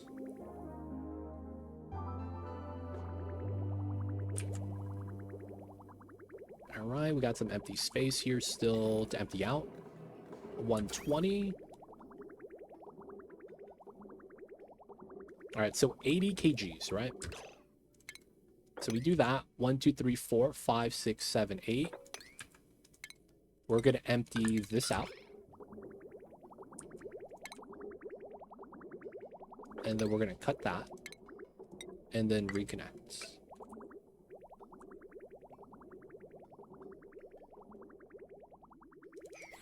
And this is good. All right, so now we could bop this setup.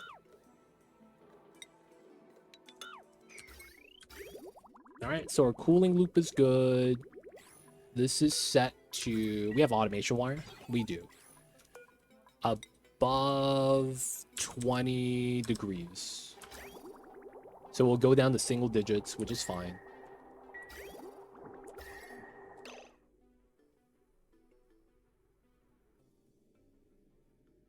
Holy shit. Holy shit.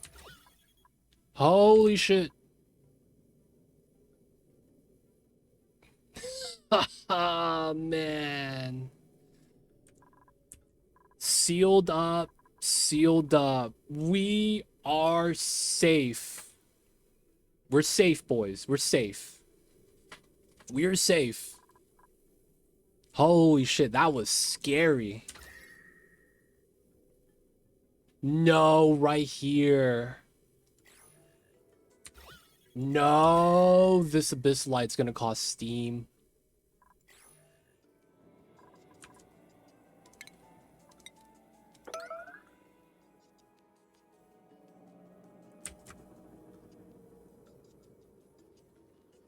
Oh, Lord. We can't deconstruct anything fast enough. I forgot about the freaking pipeline bubble right there, man. Let's see how bad it is first. Let's see how bad this is first.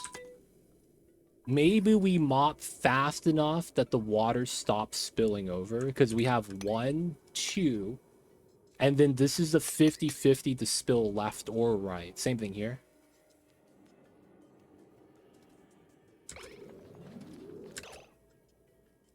No. Mop, mop, mop, mop, mop, mop, mop, mop.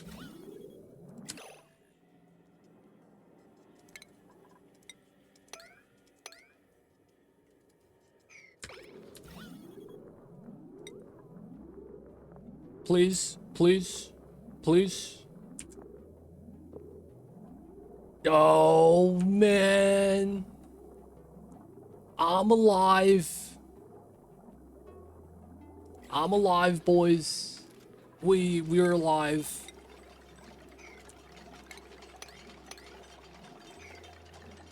I'm surprised too, man. Sometimes you get lucky, I guess.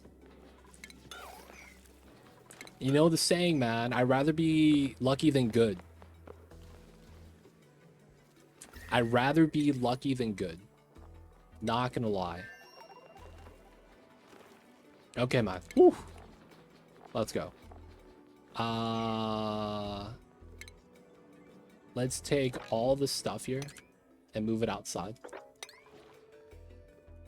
Nothing here is actually hot, so we just gotta bring it outside. Next thing we're gonna need to do is I'm gonna wait for them to bring everything outside before I pick up hot obsidian and we boil one of these bottles. I don't want that to happen. I was like, oh, I should have thought about that. So we'll let them sweep this out really fast.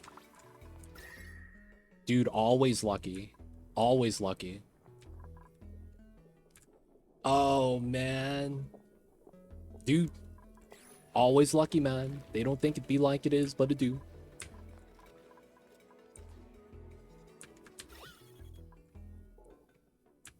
I will take the always lucky.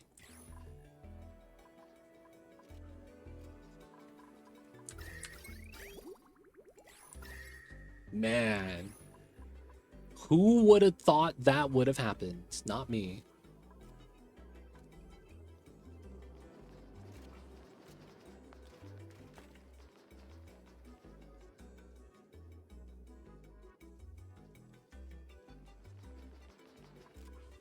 Technically, I do want to get rid of that pitcher pump. Yeah, we got to clean this out too.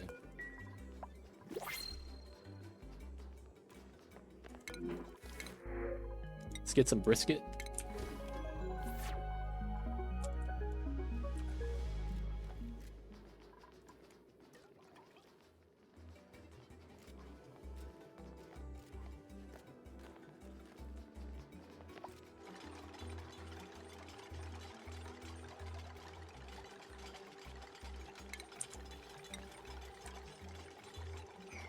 Oh, I missed the bottle.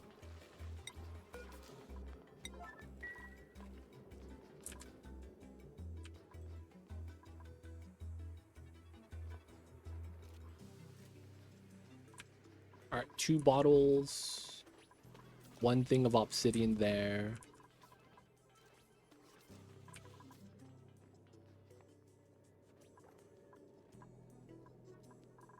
All right, so I need to get a tile here. That should be good. And I need to rip my eyes away and focus on my own build now that Tense Moment is done. Much lower stakes, rebuilding the housing area for my dupes. My boobs calling. Okay. Hey, man, that means you keep watching, man. I mean, you keep watching, man. It's up to you, though. That was stupid scary, though. I'm not gonna lie. I saw my defeat happening. But that tile decided to round down to 0, boys. Always lucky.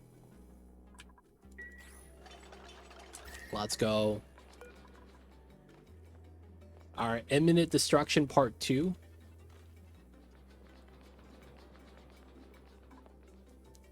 Nothing bad's gonna happen, right? Nothing bad's gonna happen here, right? It's not gonna have some weird wall contact. I'm a swing along the ceiling like a chandelier. Floop. And then splash on the left side. Hey, man, I gotta keep you watching, right, War Machine? I gotta keep you watching, man. Why do we tempt fate? The viewers like it, man. What can I say? I hope you don't swing like a chandelier. Straight down, please. Straight down. Woo! Brother, hey man.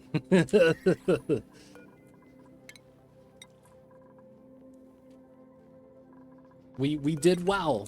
We did well, man. We did well.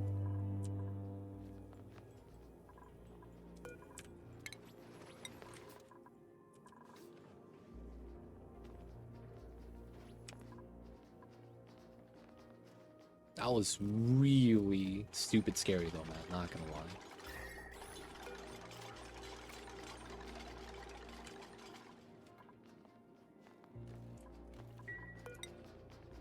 Alright, we're probably gonna want these just for the top. That does make a lot of sense, so we should try to do it.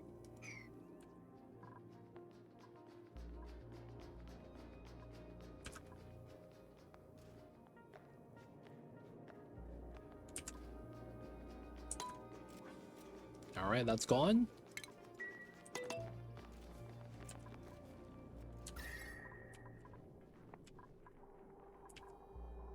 And that melted. Nice. Alright, so we put this back. We can replace those ladders now. Not a big deal. We got to replace this tile.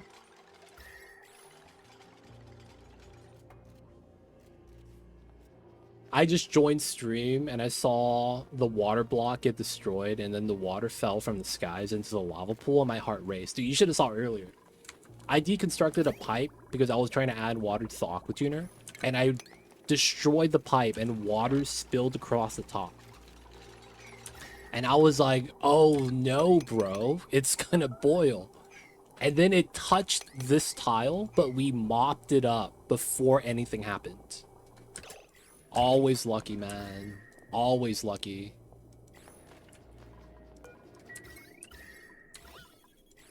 Dude, you should rewind back a little bit if you can, or watch the VOD on YouTube later. Dude, that was scary times, man. Holy shit. Alright, so we should be good now. That's connected. We have water inside. The magma's in. There's no water. Alright, so we're gonna want to plug this in. Get the AQ rolling. So we want to cool down all the liquid first. Try to add as much heat as we can to the water.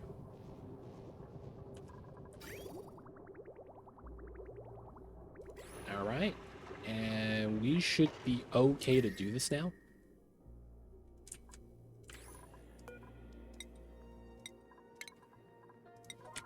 Alright. You can indeed pitcher pump magma like this. This is going to be the main wet method. The roots of the pitcher pump are technically not a part of the building. So the temperature of the roots never really transfers. Never really. It just never does. So you have to have liquids or gas on these 8 tiles to influence the temperature of the pitcher pump. So yeah, we can just pump up magma this way if you're smart with it. All right, nothing bad's gonna happen here, right?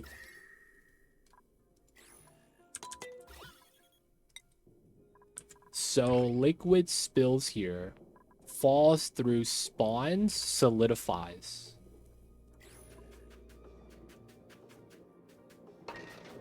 So that's what we want.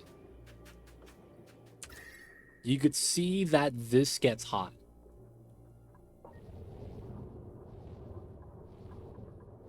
Right? So that's how that's supposed to work, or at least that's the build we want to do. So now we're just trying to heat up the water. So we're only doing 1 bottle emptier so that we don't add too much heat at the same time. Everything here is made out of steel. Same thing with the mesh tiles. Insulated, doesn't heat up. And we're just trying to get steam in here. Once we get steam in there, it's going to be golden. And we can just run this full time. It seems good, though. It seems good so far. So the main reason why we're doing this is because we're trying to create space so that we have room to build the steam turbines down here, which is where we want it. So we're just gonna have to like move the magma, you know? Be like that sometimes.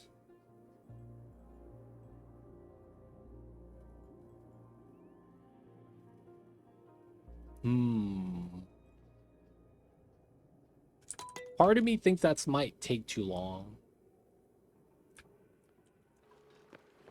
And we could build more bottle emptiers to dump magma on this side, which wouldn't be bad. We could just build some tiles here and then have the magma get dropped off here as well as here.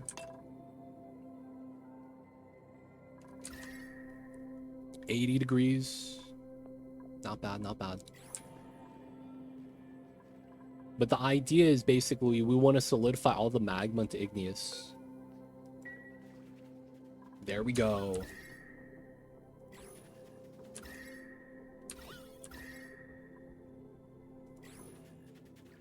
We got steam, boys. Now we just got to hit 120 temp.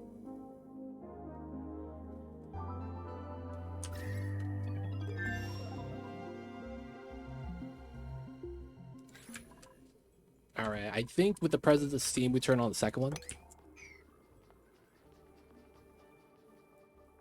It's still, man, that's going to be a mission to empty out that much magma.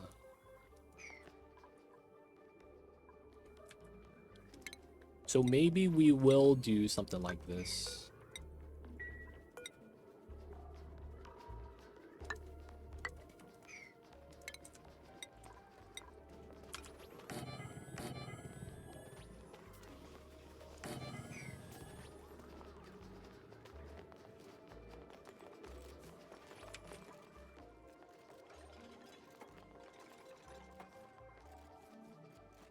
Yeah, we want them here. That's the problem. Because I want to use gravity so that the heat sinkers right here could fall down.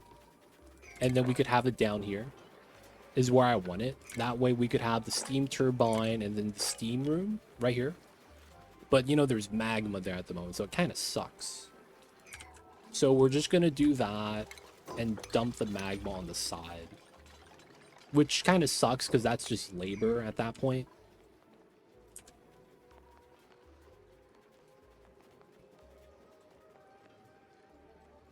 We're not using the igneous to build. And then we're just moving magma at this point. This room doesn't need a temp sensor because it's a condenser. Nothing ever stays here for too long. So this is just to solidify the igneous. The bottom room will be the one that has a temp sensor inside. We don't need one on the top. This just needs to cool down. Is really all we need that to do.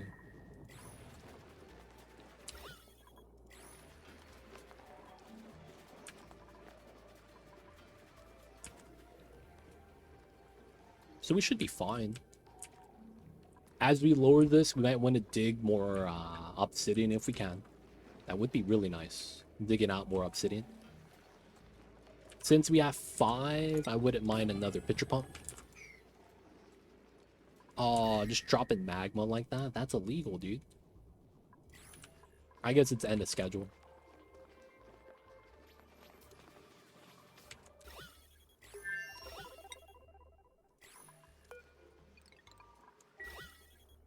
Not bad, not bad. Let's ladder this down. Might as well. So now we kind of just have to wait. We just got a pitcher pump, drop it off here, drop it off here. Infinitely stack the debris. It's not going to matter too much.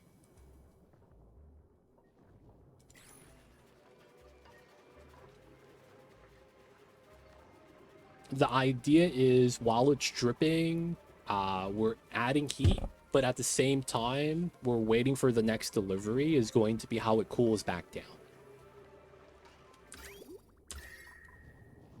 So we should be all right. This is starting to get pretty hot, though. Not gonna lie. We could add a second steam turbine in here if it had actually mattered. So we do have leeway for improvement. Good news. That is good news, technically. So if we need the condenser to be expanded, it's not a big deal.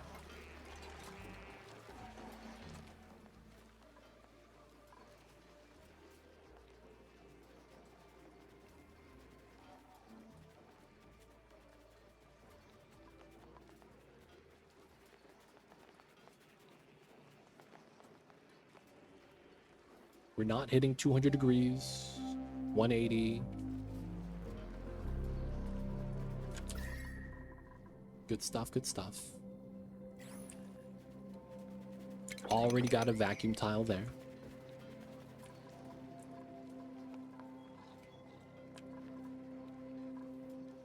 $195. All right, maybe we do want to slow this down.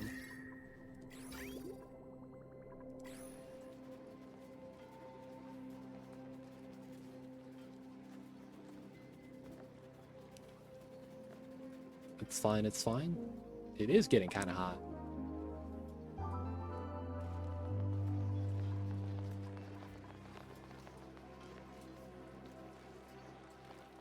Alright, after the next bottle, we'll turn these off for a while. I probably do want to get a second turbine set up.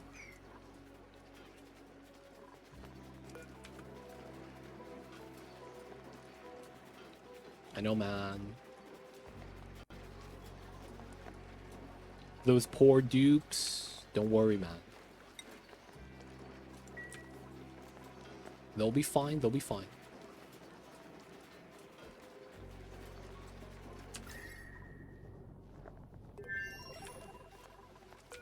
Alright, let's turn this off for a while.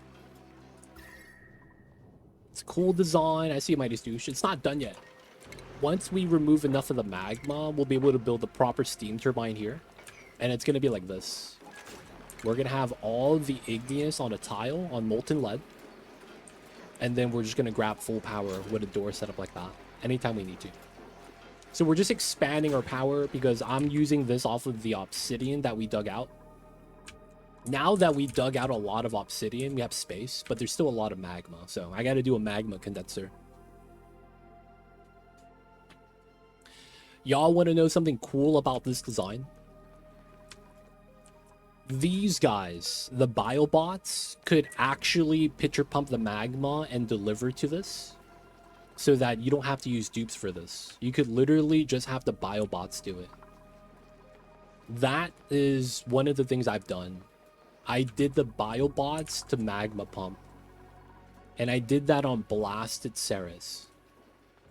So you guys have that option if you guys have the steel and the spore kits to do that. Have biobots do this job, which is not a bad thing. It's kind of nice, to be honest. All right, so while they do this, because this is going to take some time, and then this room's going to cool down as well, we get to work up top. We're going to steam design up here. All right, so we're low on plastic. Only like 200 right here. It's not a lot. We got to make more with the amber. We are damn. No more lime. We got to make some more. Let's go with 20. And then fossil. I guess we don't have a lot. I guess we do more table salt. Just cuz. And then amber is giving us fossil here. Do biobots need resource to run? Technically, yes. Indirectly, it's power. Directly, it's spore kit germs. But you need to use a gas pump to move the germs to the biobot. So it's like you have to kind of pre-charge it almost. It's kind of weird. So basically what it is that you use steel to build the initial bot, but when the bot dies, you get the steel back, right? So technically it's free. You just have to have a reserved amount of steel. So if your base has like 2,000, maybe 1,000 of it, depending on how fast you're getting the germs in, it's going to be used for the biobots constantly. So it's going to be in the contents, you can't use it. Second thing is, gotta have germs. So you need sporkid germs. See those sporkid seeds? So you're gonna need CO2, a way to pump the CO2 in, right? Gas line.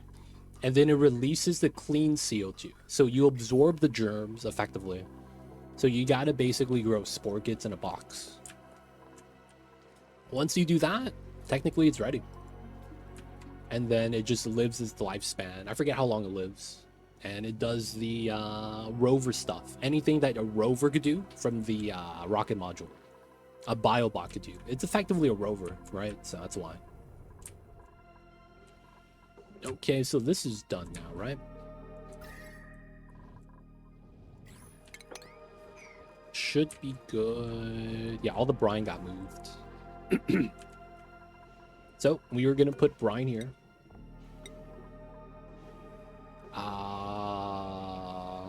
Auto bottles allowed. Bump this up to a 7. Copy paste. So we add brine to the...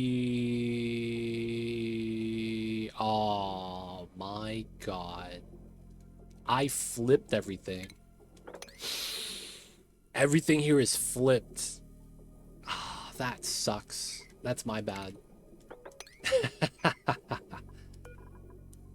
Everything here is flipped. My shut off should be out to in, which means that's wrong, and my bridge is at the wrong spot, which means my automation's also wrong. Oh, they don't think it'd be like it is, but it do. Guys, I'll be right back. I'm gonna grab a refill of my tea while my dupes do this real quick.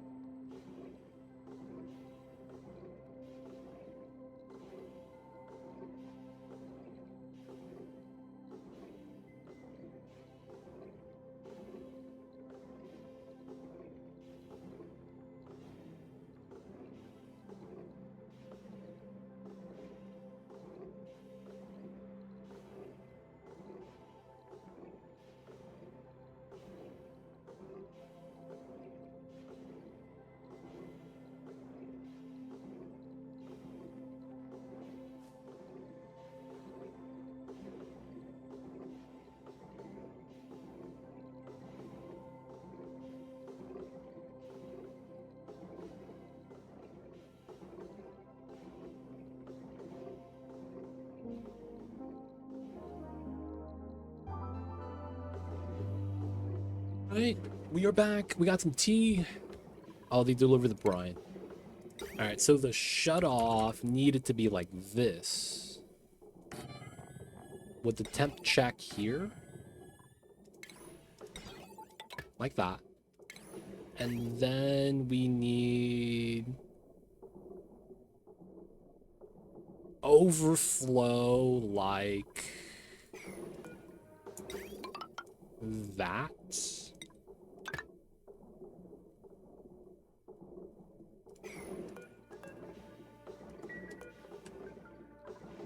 Cancel the obsidian so we don't pull it from the inside.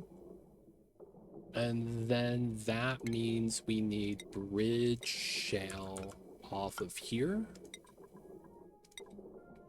And then we run that.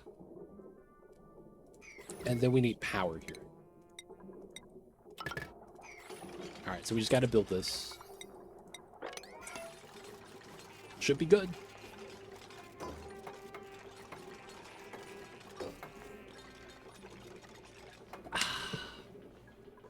Dude, fresh green tea is delicious. It really is.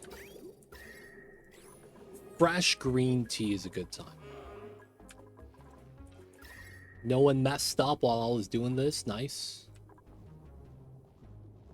Everything's working well. We turn these back on. Seems like this is not running as much, which is okay. We opened up some new tiles. Good stuff, good stuff. Dropping the bottled magma in there is also not bad.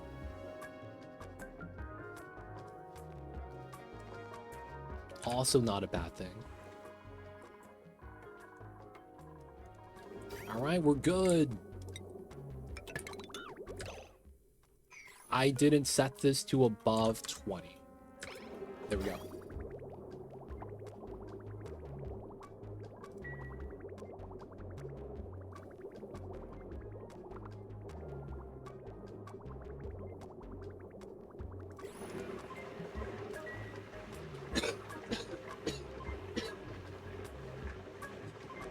Damn. I think there's something in my throat.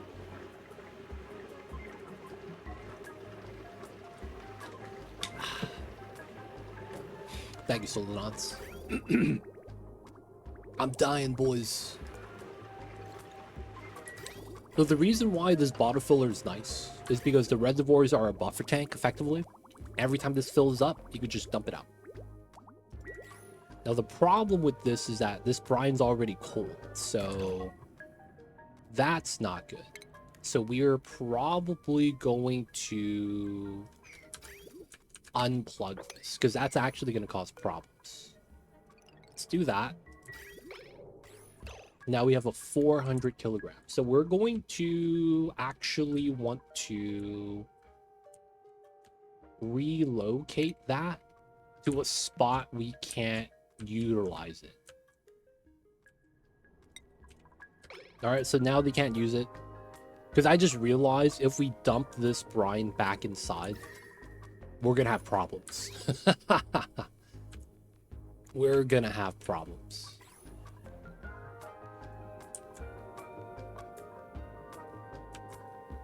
So we might be better off just deleting that. I see you over there, Solonauts. I see you over there. No promises, man. Oh, ha. We have food in here for no reason. Oh, it's gonna rot. Feels bad.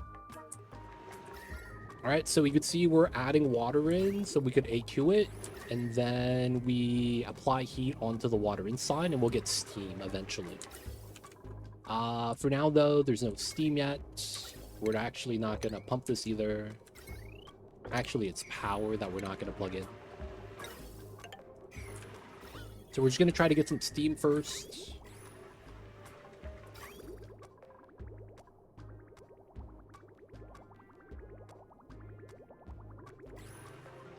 Y'all know how it is. And we're gonna be cooling down this brine. Might as well. We'll probably dump that and use something else. Like, the ideal thing would be this hot water. That would be the ideal water grab. We could try to run a pipeline to the top from the bottom. That's just going to be a lot of work, but we could do it. We could very much do that. This would be the best thing to AQ, to be honest. Because we have the potential to, why not, right?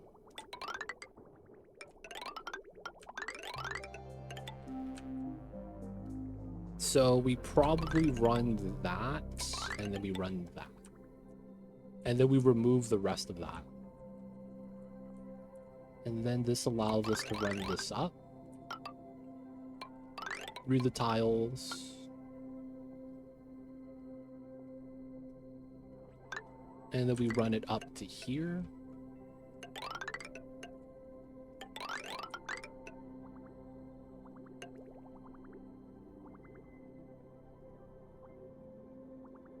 Technically is water to here as well. For the inside, if the water inside's hot, that's actually better. So we'll just set it up like that for now. If the dupes are bored, they can do that. We are at 219.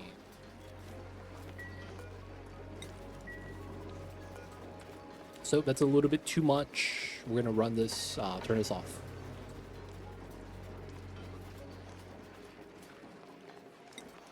Alright, just dumping out magma there, moving out the magmas.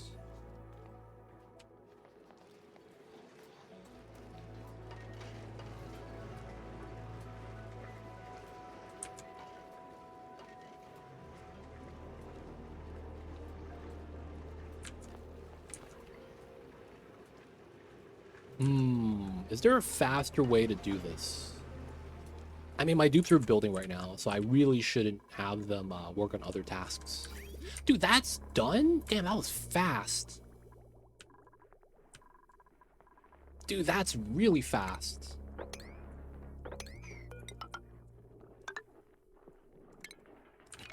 What the hell? That's insanely fast. This is almost done. Dude, this is insulated pipes. This usually takes a long time to build. That's pretty impressive, man. Pretty impressive.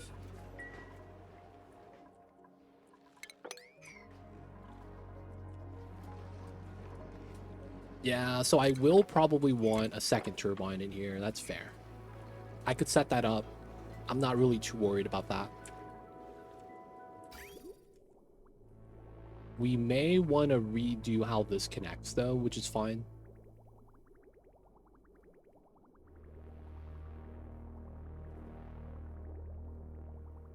But that won't happen until we have the steam box at the bottom ready. So it'll be a little bit of time before we can get that done. Part of me kind of wants to do something weird like this.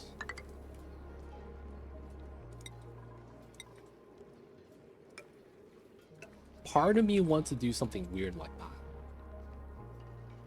Where we put a wall here so we could go through the magma a little faster.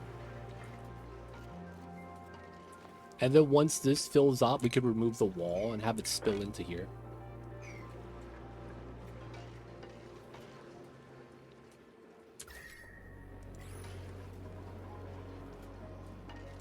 And then we could just dip into the magma at the bottom. Because of how this works, right? Magma viscosity is kind of weird. So this might help out with some of the speed of which we empty this out. If anything, it really should help out a lot.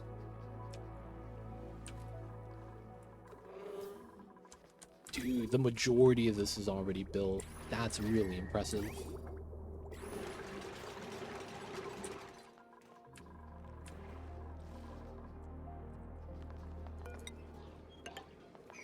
One, two, three, four. We can't reach that. That's fine.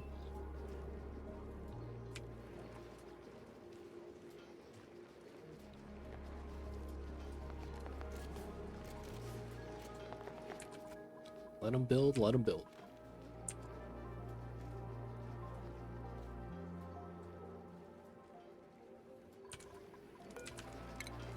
Let's turn those on again, dump the heat inside. Look at Meep go. Building, pumping. He's doing it all. Maybe getting some more suits wouldn't be a bad idea here. Dig through all that.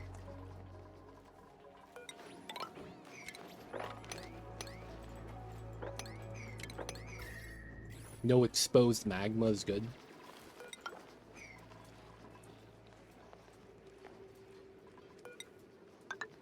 Getting all that build wouldn't be bad either. Because I'm noticing that the magma is starting to accumulate pretty fast right here. So I'm thinking we were going to need this space, and then that makes it so that we have less magma to pump. So that's kind of nice. How? How did he do this?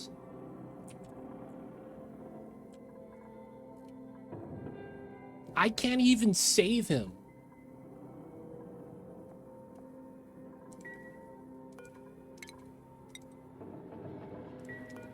We reached that? Ari's the only one that could reach. But because he's entombed, that's job number 2. That's jank. Save him, Maya. Maya, save him. Still stuck. How did he even get there? Because he was stuck when we freed him, and we had to dig tiles to reach him. What is that? You know what, man? Dupes find a way. You said that earlier, man. You were exactly right. I don't know how he did that, but he's really good or something, because he did that, man. I have no idea how he got there. I'm gonna be completely honest. I don't even know how.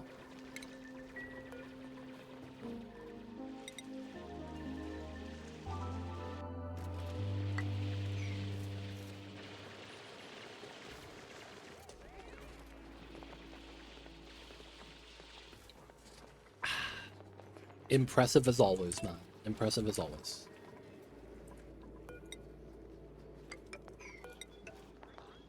Let's go, let's go.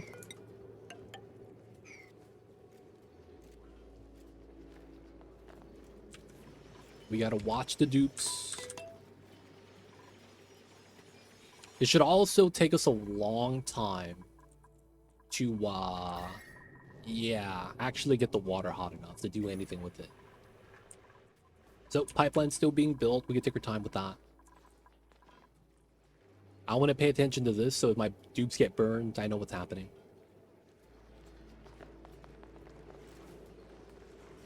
Full submerge. Bubbles, get out of there. Get out, get out. Thank you. So building 2 tiles shouldn't be bad. We'll do the tiles one at a time. Mamba's here. He's meowing at me. I hear you, babies. You're fine.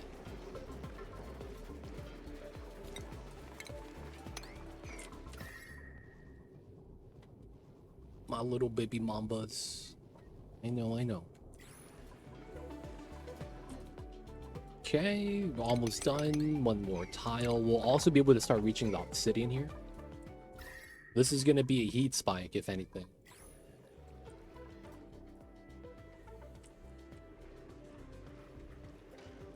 And then we just gotta lower this amount of magma, which is actually a lot. Somehow our magma went down? Am I crazy? Didn't we have magma here? It is what it is. No one's doing that, that's fine. We'll let them take their time. And...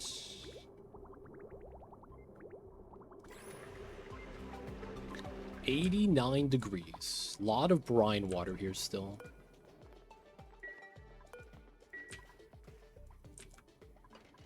Let them do their thing.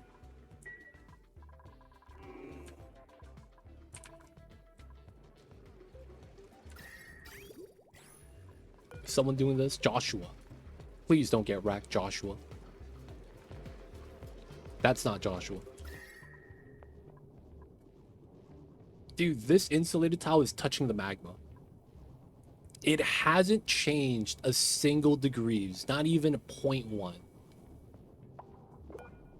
That's pretty impressive. I'm not gonna lie. There's debris up top, 6 tons, and there's magma down below. That's really nice. Oh. I guess when I built this, the magma got pushed up. Yeah, it's not bad. I wouldn't mind digging out more pockets too for the lava to sink in. It's just that I don't want my dupes to take damage. Otherwise, though, it's looking great right now.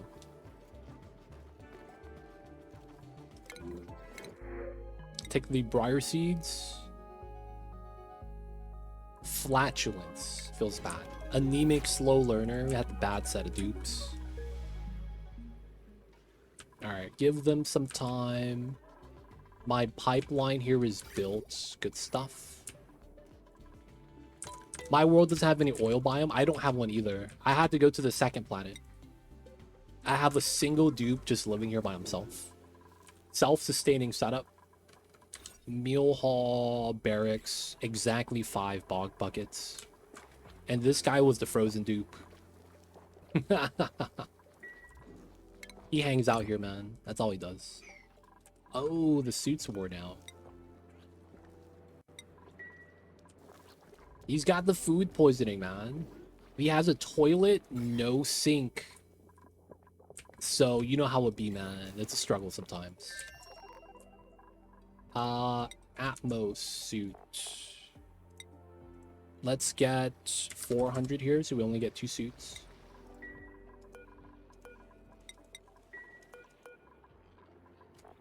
This is sweep only, that's fine. Alright, we're gonna get 2 suits delivered, so we send it to the other side. And then he'll have suit dock to use again. So he's over here to mine fossil lime and bring it back. And also oil. We have a bottle drainer here. So we're waiting for the new suits. But yeah, I initially used the cold right here to chill this down so we just pitcher pump. But then I realized I have to go in deeper to get the lead. Because, I mean, dude, sometimes you want conductive wires, you know? So getting the lead's really nice for that. Just because you want conductive wires. So I wanted conductive wires. That's ended up what we ended up doing, man. Alright, so lock the door. We're going to drop that on the floor and do Atmos here. Sweep. Sweep. And they'll sweep it through. Nice, nice. Alright, when we go back to here, we're going to deliver both suits and he'll be fine. There is an O2 line from the original planet. We're good.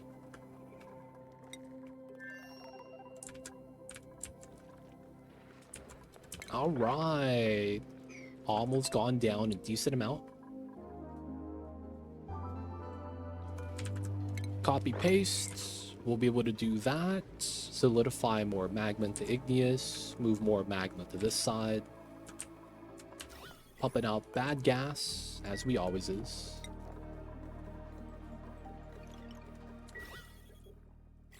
Alright, so the thing that I'm thinking we do is we trim this layer. We still have 1 layer. We do 2 right there. We have a 1 thin layer before the hot abyssalite, so that's safe. I'm going to make the dupes go down this way, so we're going to remove buildings here. That's only going to remove the ladder segment. We'll do it like that. Down here as well. Okay, and then we'll want suit docks here. Now we could send more dupes down if we wanted to. Can you build a printer on second planet too? No, I have them. He's right here. Or is that a bad idea? No, you have to do it. For the Great Escape pod objective, you have to do establish several colonies. What's going on, Matt Fang? How are you? Welcome in.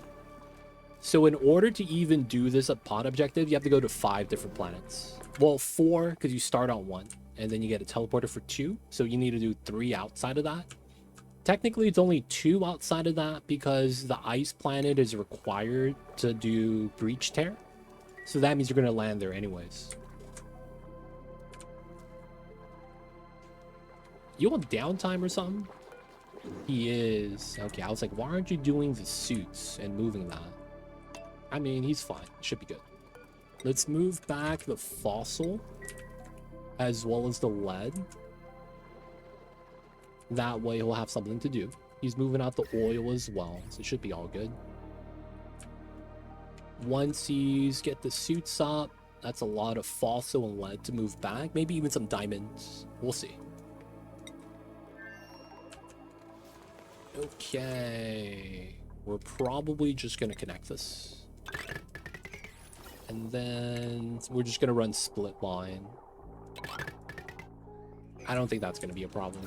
I think we also might run the pipeline down this way, just to make it look nice. Right? And then we can remove the pipeline from there. Maybe we might even do the power wires like that. Make it go straight out and up. Either way, though, skinny lines coming up. Not too bad.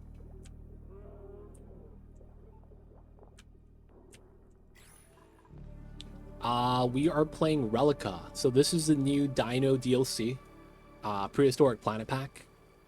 We are playing on the Relica Miner Cluster. This is not the lab map, and those are our map modifiers. So we have all DLCs active, but we're not doing some of the stuff. Like, we have Frosty Planet Pack, and we got the Bamini Egg, and we have the little seals, but we're not doing anything with it. They're just hanging out with the Rexes. So if the Rexes want a treat, we might feed them a seal. Maybe. We think about it. And then we have bionic dupes, but we don't actually take any. A Grande Mocha. I see you over there. Sounds like a Starbucks order. Coming in with a Prime. Thank you so much for the Prime and using it on me. Enjoy the emoji 20 dollars ad-free viewing. Don't forget that legit sub badge. Appreciate you. Thank you for the support. I see you over there. How are you, Grande? Welcome in, welcome in. This game is captivating. It is. If you need any help, any questions, feel free to ask. I'll be happy to help. Thanks for the series. It's been fantastic. Hey, if you guys needed help, someone actually, when this DLC dropped, commented on my VOD playthrough and said, can you do a playthrough where you kind of guide us along? And I said, sure. And that's how we got to this playthrough. Someone asked, and I was like, you know what, man, we'll do it. Why not? And it's basically, we're trying to set you up to do all the pod objectives, because one of the hardest things to do in this game, no matter what part of the game you're at, is doing something for the first time.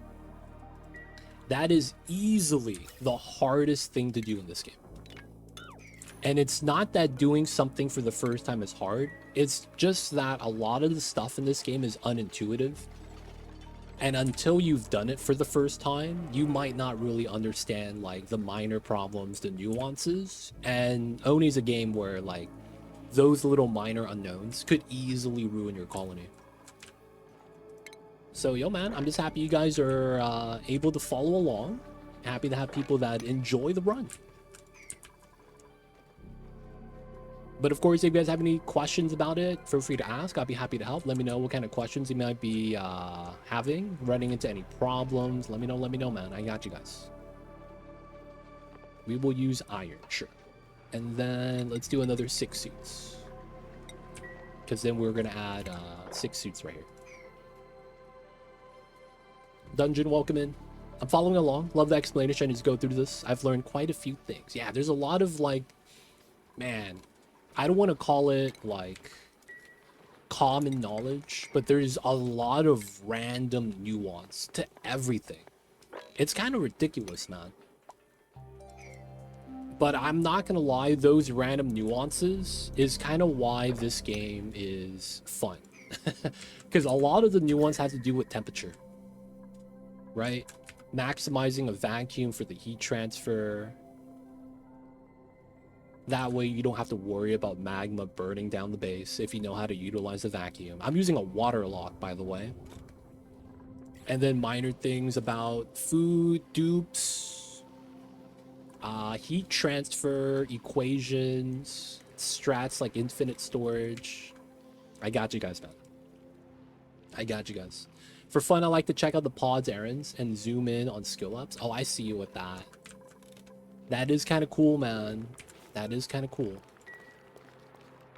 Though I will say one of the things that I think is probably the best animations in this game is the rec buildings.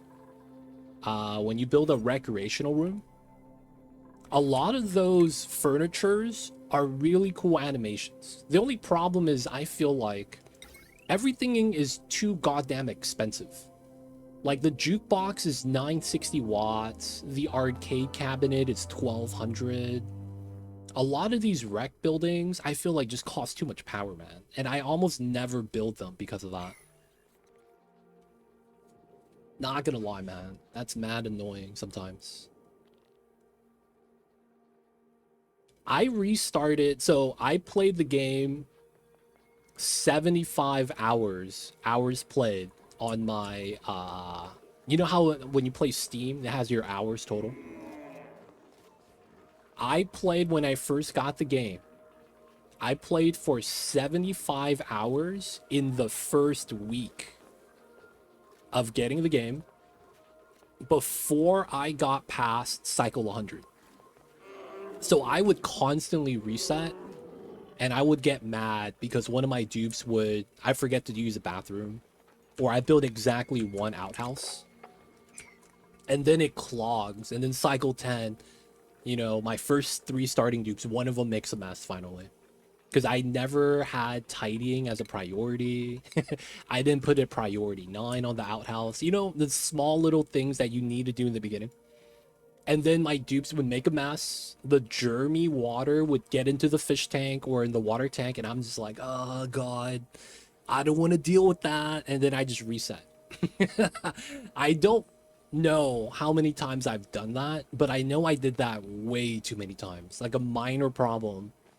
My dupes make a mess. Germy water gets into the water tank. I didn't know in the beginning that it was like a non-factor. So I would reset on minor problems like that for the longest time because I wanted to have like a good run where I make no mistakes and get to cycle 100. I chose that because of the carnivore achievement. Not that I was doing carnivore though. It was just more so that I was like, you know what, that's a good benchmark. Let me try that. And I did that so much, man. Oh, this is getting way too hot. I did that so much. But it took me 75 hours to get past cycle 100 by resetting every small problem. So, yo, man, that is a lot of resetting to answer the question.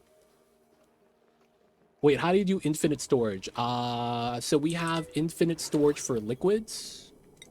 Right here, we have about 50,000 kilograms per tile. Salt water, we have 90,000. We have infinite gas as well. This is about 1,800 kilograms per tile of oxygen and hydrogen. I don't have a infinite pressure gas box traditional because I don't have any geysers that I want to store. So we just have chlorine and then polluted oxygen that's hot. So I'm like, I don't want to deal with that. If we had hydrogen vent or natural gas geyser, I'd probably make an infinite gas box, but we didn't have either. So I ended up not doing one outside of the spawn box. Closed loop refinery. This allows you to run a refinery full time and be power positive while doing so. Food storage as well. So if you guys have questions about that, let me know. We also have infinite solid storage, right here. So to give you an idea, we have all the items in my map is sweep to this tile. So anytime I sweep something, it goes here. That's why my map is clean and I have no bins. The biggest thing about this game in the beginning is like, oh man, I need so much storage bins just to store all the stuff. Not understanding that you can just do something like this, right? Yeah, the rec route's something I haven't really touched because it feels so meager for the cost. Yeah, I agree, man. To this day, 5,000 hours. That's like the last room I build. Well, no. The only room I barely build is probably hospital and massage clinic. Outside of that, it's probably rec room. Maybe greenhouse, because I don't use farm station. Kitchen sometimes. And then green ferret. So let's talk about the infinite gas box.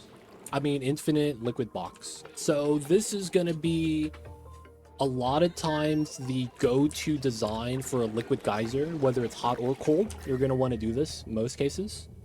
The idea is simple. Everything in this game occupies a single tile, whether it's a drop of oil or thousands of kilograms of salt water. Everything in this game has a minimum size. That's what we're abusing. So in this game, you can't have the water crush anything, right? So if you occupy these two tiles with different gases, it doesn't have to be CO2 and chlorine. Any two gases would work. And you stack them up like this, and you would just build, a vent on both tiles and, output the gas there. If you do that, and you get that set up, the water can't push out on it. Now, you might be wondering, well, this water is at 50,000 kgs, 100,000 kgs. How come your tiles aren't breaking? Neutronium, I don't have to explain, unbreakable. Second thing is doors cannot be broken by water pressure. Doors could only be broken by meteors and destructive dupes. So that being said, doors don't overheat, right? So they can't break like that. And then we lock the doors so they can't open. So since the doors are impenetrable, we're using that as walls here. Another tile that can never be broken by liquid pressure is airflow. Airflow tiles just are invincible when it comes to liquid pressure. So we're using that in that setup. So by doing it this way, you can see the water spawns, spills in, and then we just keep the infinite pressure box. There's a little bit of nuance to this that I won't get into unless you guys really want to know. But that's how you do it. So of course, this is saltwater geyser. The gas up here doesn't matter. If you do a polluted water, whether it's regular or cool slush, the second thing you need to do is make sure your room is pressurized with polluted oxygen. And the logic is that if you have any other gas, like in the case of CO2, it's going to be really bad. Because if you get a bubble of CO2 here, it could move around. And since it's a heavy gas, left and right on the low layer, and then your water right here starts off-gassing. You actually need this drop of water so that the gases inside don't float out. This water is preventing the gas from floating out. So this, because it's polluted water, it's going to off-gas, and that means the water itself is going to go down in mass. So you need to prevent that. That stops off-gassing the moment you're at 1,800 grams per tile.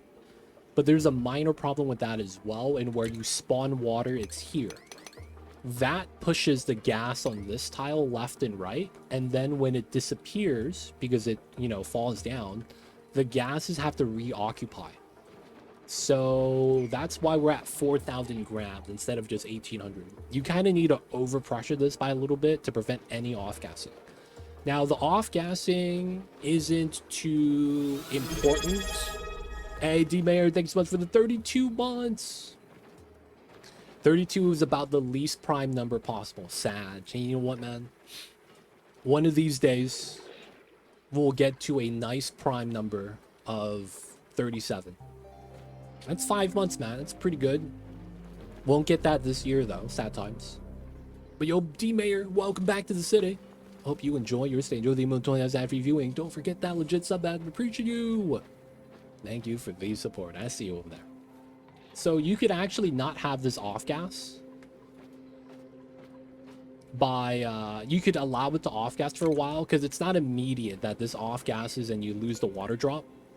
You could let this off gas for a while before you pressurize it, but you have to think about it, because eventually if you don't deal with it, it will, and then all the water pushes out, which is a bad thing, right? So that's infinite liquid. Anything about that, let me know. I restart a lot as well, but my reason is with aesthetics. I see you with that.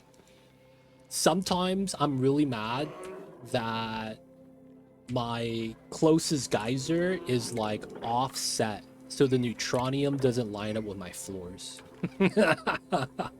Or my initial ladder that I make in the very beginning, I go up a little bit and there's a cool steam vent blocking my way. I'm like, I can't dig up anymore. This sucks.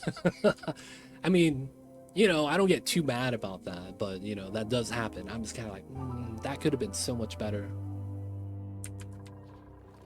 Do you have infinite gas storage? I do not. I don't have a geyser that I want infinite storage, but I could make one really fast and show you how it's done. Infinite gas is easy. Are you turning your ladders to plastic? No. I only have 300 kilograms, and I need that for steam turbines later. And then the second thing we're going to need is data banks. So we need to convert plastic to data banks, right? It turns out, man, we don't have enough amber. So we are going to add some more amber resin. We don't have enough lure plants, man. Feels bad. So we're going to need to make some more because we're out. We're automatically crushing amber to resin here and polypressing. And we still don't have enough plastic. Now, to be fair, 1, 2, 3, 4, 5, 6 steam turbines. And I'm making data banks with the plastic. It's a lot, man. All right, so this got up to 145. That's decent. We could allow this to keep running. Can you use the new databank building? I'm so mad about that building, dude. Oh my god, it's so stupid. I can't. And you know why? Because you gotta get databanks in order to unlock it. Why? Why do you need databanks to unlock a building that makes databanks? I was like I get that, but why make it expensive? Why not have it in the beginning, like it's an entry-level tech at 30 databanks, you know? That'd be not bad. But you put it deeper inside and it's 250? Oh, man. Who would want to do this? And then the tech before that is useless. It's just, man. It's poorly placed, poorly balanced. So I won't be turning my ladders to plastic because I don't have enough, right? We need 400 kgs for the 2 steam turbines we have here, or what we want there. But yeah. I don't have lure plants. Ooh. If you need plastic, the best plastic source is this guy. The Draco. And you would evolve them to the glossy variant. I have a ranch design on YouTube that is easily the best Draco ranch design of all time. I would highly recommend it. Look up that ranch build it, and then maybe give it 50 cycles, because then you're going to have to wait for the regular Draco to eat meal lice. And then you get a glossy Draco egg. And then after you get that, he has to reproduce. But it is easily the best design out all anywhere Oni. I mean, it's kind of like the tax to remove the dupe labor plus space infrastructure needed for databanks. I think it's fine. I think that if there was more use for databanks, you know what's really interesting about this? Someone brought this up the other day, and I think it's actually a really good point. Oni would do so much better if they had a Factorio style science. You know what I'm saying? You know how Factorio, after you unlock all the base techs, you could improve existing tech, and it's just a percentage increase? If they implemented that in this game, Oni would go so much further. And you could do minor things like rocket speed increase so that traveling in space is faster. You know, like something like that. Or interplanetary shots with the interplanetary launcher so that you could shoot resources across planets would be faster. Like, that's all you would really need to do. Maybe something like super minor, like 1% power increase across all power generators. Like, honestly, that would improve so much about this game. Because one of the things about this game is once you get enough tech, all the science is dead. This building is worthless because of that. However, this building would be amazing if they had the endless tech. You know what I'm saying? You would have a reason now to find sustainable plastic, sustainable water and dirt for the initial science, right? You would actually have a reason to go hunt for pips instead of just because they're cute, right? You would have so much more reason to do so much more stuff. And it would just be figuring out how to do the infinite tech and just do like a 1% increase to power generation, rocket speed, maybe some other stuff like, I don't know, increase the stat on dupes so the popped eardrum percentage is higher. You know what I'm saying? Like something stupid, but it's like, I wouldn't mind that if popped eardrums happen at 5 kgs instead of 3.5, right? So it's like, that would just open up so much, gives you reason to have like a good science setup. Yeah, and have it as numbers go up tech, right? It's just, it doesn't exist in this game. But it would be amazing to have. Clay, man. Check in the mail, please. Shout out to Clay. Y'all know what it is. Reach out to me, man. Send a check in the mail. And we all good. Pips are cute, though. Pips are cute. Clay likes to portray they don't listen to their fans, but they just don't. they're, you know, I can't be mad about that, man. There's a little bit about, Clay got here doing what they're doing. And their product's pretty good, man. I can't be mad about it. If they want to keep doing how they do everything, it's, you know, it's nothing bad. I'd say something that increases starter experience of printed dupes. Maybe make it so that you could have the upper limit of the attributes. And this will be like a flat plus value. Every 5 levels of tech, you get +1 to every stat, maybe. So you would have to level up 5 tech levels for +1, and then it's a flat gain.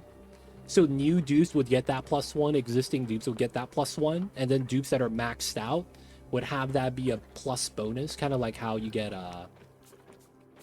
you know, you get the +1, but then you have skill level +1 instead of just regular attributes.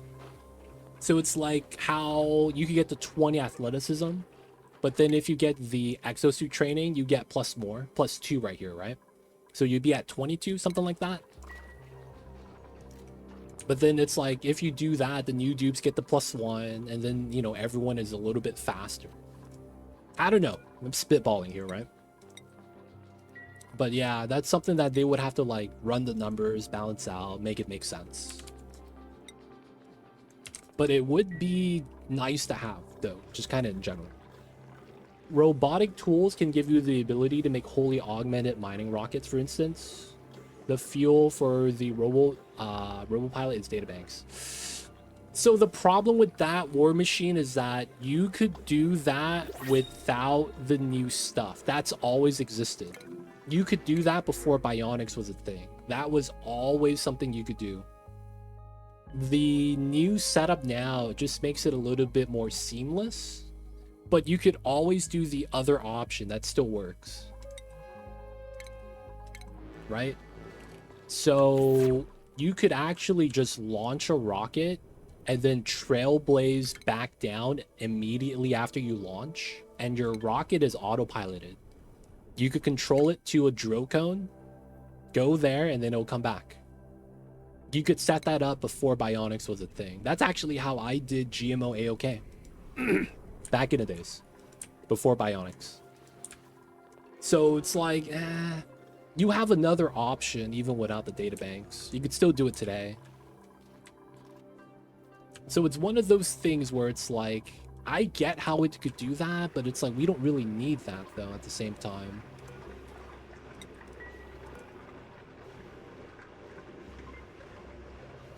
But that is a point.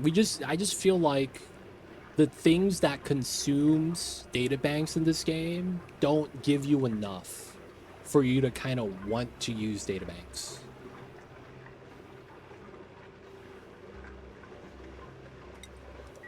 That's not the point, though, is to do without manual interaction. Like automation on a timer. Okay, so you're saying that hands-free. Did they fix the round trip bug with drill coning? Did they fix that? That was the one thing that was mad annoying.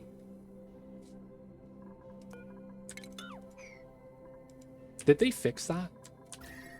So back in the days, what would happen is that when you do round trip on the rocket right here, when you're trying to drill cone on a POI, it would get there and then immediately leave instead of waiting for the drill cone to finish drilling.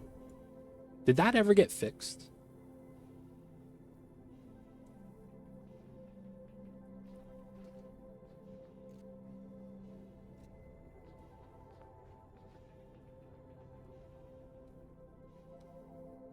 Without the capsule, you still need a manual rocket for a round trip.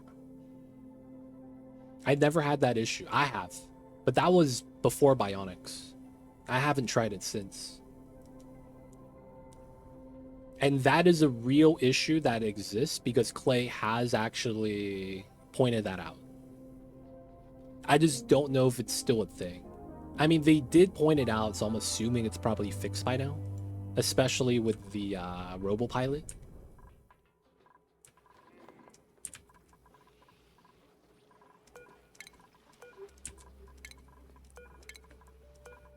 Give me my suits. Let's assume that it's fixed. I mean, I guess we could try drill coning to see if it's fixed on this playthrough. Wouldn't be a bad thing, I guess. But it's like, outside of that, what else do you really use databanks for? I guess some of the remote work stuff uses databanks, but these buildings really, like, it feels like this would have been good base game because of how large the map is, but with the spaced out size, this kind of doesn't really make sense. You can't go across planets. You could only work on, you know, the same planet with this. Like, these need to be better, man. They're not good enough to really, like, be worthwhile. To be like, oh yeah, you have that for databanks to kind of use. And it's like, those are not that good, though. It's not bad to downsize, but it's like, if you're playing something like Flipped Magma, the map is already really small. We might have some use for it here because the Relica cluster is pretty big. But like Flipped Magma is like half the size.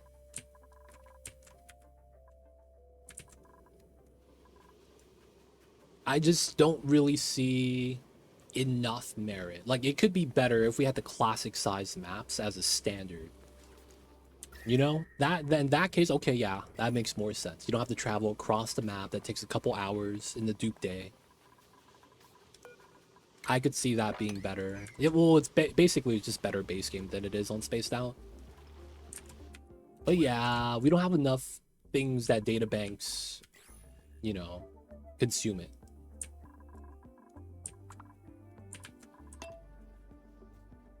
Yeah, I guess I'm just arguing that we don't need a freeway for a place that's just 2 blocks. You know what I'm saying? Why do I want to construct a whole freeway just to travel 2 blocks a little bit faster? when that's the size of the planet. If we had maybe, you know, more blocks in between, it would make a lot more sense. That's all I'm saying. Like, it has its uses. It's just like, man, we don't need a freeway for 2 blocks, man.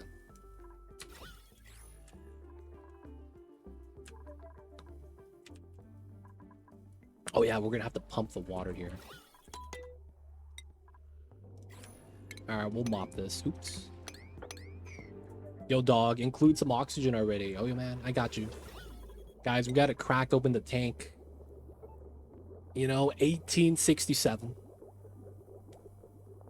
Gotta crack open the tank, boys. Y'all know how it is. All right. Moving the magma, this is taking some time. We have steam, though. We have steam. All right, let's finish building the inside of this. We will want suits inside. So we're just gonna run docks. 1, 2. 2 was good. I wouldn't be too mad with 2. I think I will want a mess hall inside.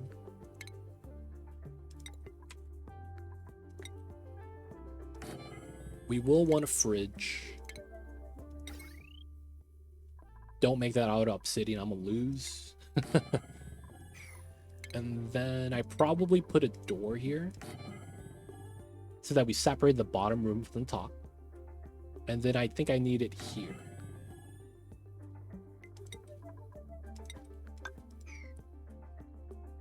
Yes, so that means 12 tiles, and that's minimum room size for mess hall. Yeah, minimum 12. And then we don't need anything, right? Mess hall is literally just a table. Nice. So we don't need a flower pot or anything. That works out kind of nicely. We could probably fit the bin inside there if we really wanted. Hey, my man's got some coffee, man. Good stuff. Did you grind the beans fresh? We put that there. We put plastic in here. And then we put the telescope next to it. That works out. Run that. No power on the fridge, but just in case we want that, we can put that there. Okay, and then we want the gas lines here. Cool. We gotta include some oxygen. Y'all know how it is.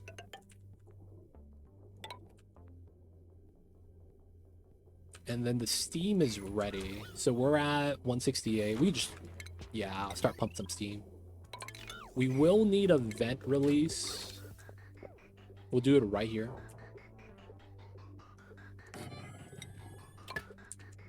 We're gonna always have like a little bit leftover steam because I'm not gonna be counting this. So we're gonna have to release it at some point. No, but it's like French press coffee maker. It's excellent. Oh, nice. I have a French press too, dude. I see you over there.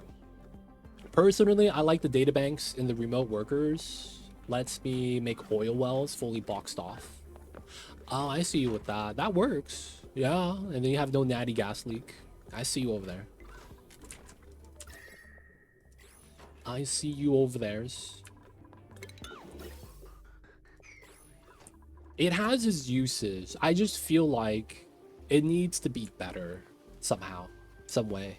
I don't know how to improve it though. I guess that's what the problem is. I don't know how to make it better, but I feel like it needs to be better. All right, we're still doing the magma. We're probably not going to get that done today. So we're going to do the double launch, or we're going to do the planet instead, right there. We're going to have to get that started. We're not going to double boost. We're just going to single boost here. And then once we get that done, we'll be good. Thank you, Mad Fang. I can't see my viewer count, so I'm not sure what that number is. Unless it's 69. In which case, that's nice. So you guys might be wondering, this rocket, why does it look weird? So when I was in college, man, they used to call me the thick general. Totally real, not making that up. And I was totally not overweight. See, legit. So you know, man, we gotta just carry over the thickness, have it be thick all the way. Now reality is this is actually beneficial because of how the rocket works. First things first, a rocket, no matter how it's built or shaped, is invincible to itself, right? So you guys might be wondering, what does that even mean, invincible to itself? Basically, when a rocket launches or lands, it's going to have the exhaust from the engine, sometimes even in the thousands. If you get the hydrogen engine, it gets up to 3K for how hot the hydrogen gets, right? So because of that, the rocket could potentially melt itself. So in order to kind of counteract that from happening, the rocket itself and the rocket platform is immune to the exhaust heat that it generates. So when you're launching and landing, the platform could be made out of lead, it doesn't really matter. And the rocket itself doesn't really matter in material type either. It's really just, as long as you have a rocket, it's invincible to itself. That being said, it's not invincible to everything. A meteor still damages it, right? You know how that works. So by moving the engine up, and I showed you guys how to do this earlier, the exhaust of the engine is up here, which means if you're building the rocket platform on the very top of space exposure, or if you're on a new planet, right, you're going to have it right there on top of the map. You're going to potentially heat up the map every time you launch and land.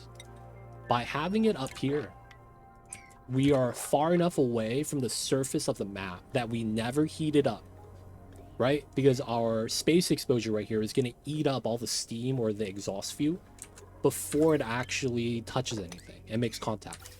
So because of that, we have a upside right there where we realistically just get you know, don't have to worry about cooking the algae on the top of the map. So, you know, we lose the algae and it becomes dirt, right? Good stuff. Second thing is, you don't have to build a ladder when you're boarding your rocket on a new planet. I'll show you guys what I mean when we do the launch right now. I don't have water inside. Okay, let me get water in here. Run that here. Just grab it from there. And then we'll be ready. Do the rocket launch and land. Alright, so I'll just tell you guys what that means. So this rocket platform is 2 tiles. When you build your rocket platform on a floor, you could just hop from here to here. The bottom of the Spacefarer is a floor. Not only that, the rocket platform is also a floor. So that means you could just hop up without having to build a ladder. So when you land on a new planet, some planets don't have minerals you could dig. Some of them might just have obsidian. Some of them might be all abyssalite. Some cases like that, you're kind of screwed unless you could dig in, right? So this allows it so that you don't get screwed. You just hop back in, go back inside. That's where all the oxygen and full bathroom and food is. So that way, you're always going to be close to the Spacefarer. If you're going to be using the rocket as a base, right? Sometimes I see people do that. I've done that too. What you'll do is you put a checkpoint here so that you live inside, but then you use the rocket with suits to leave. And then you use this as a base and you build around it on the outside. If you do that, having this on the bottom makes the most sense because you're closer to the floor to travel. And then you don't have to worry about the exhaust hitting everything. It's just good stuff. So this is has its advantages. The only downside is if you like to melt the inside of this, right? These are steel walls, meltable. The thing with that is, man, after this is built, you can't move this section because you can't build and push it up after it's done. So what that means is you could only add to the rocket above the engine, which is up here. So that means if you have to move the Spacefarer or any of the rocket modules, you're kind of screwed. you can't change engine types. So if you want to upgrade to like hydrogen engine, I don't believe it gives it to you, because it's going to be like, oh, this doesn't work. It's going to be really weird. So because of that, that's like the only downside. Once you build it, you can't really change the shape. Can you put a printer on rockets? I don't believe you can. Spacefarer. Yeah, mini pod is 1 per planet, and you're technically on the planet still. Feels bad. Rye-cross. I cannot pronounce that.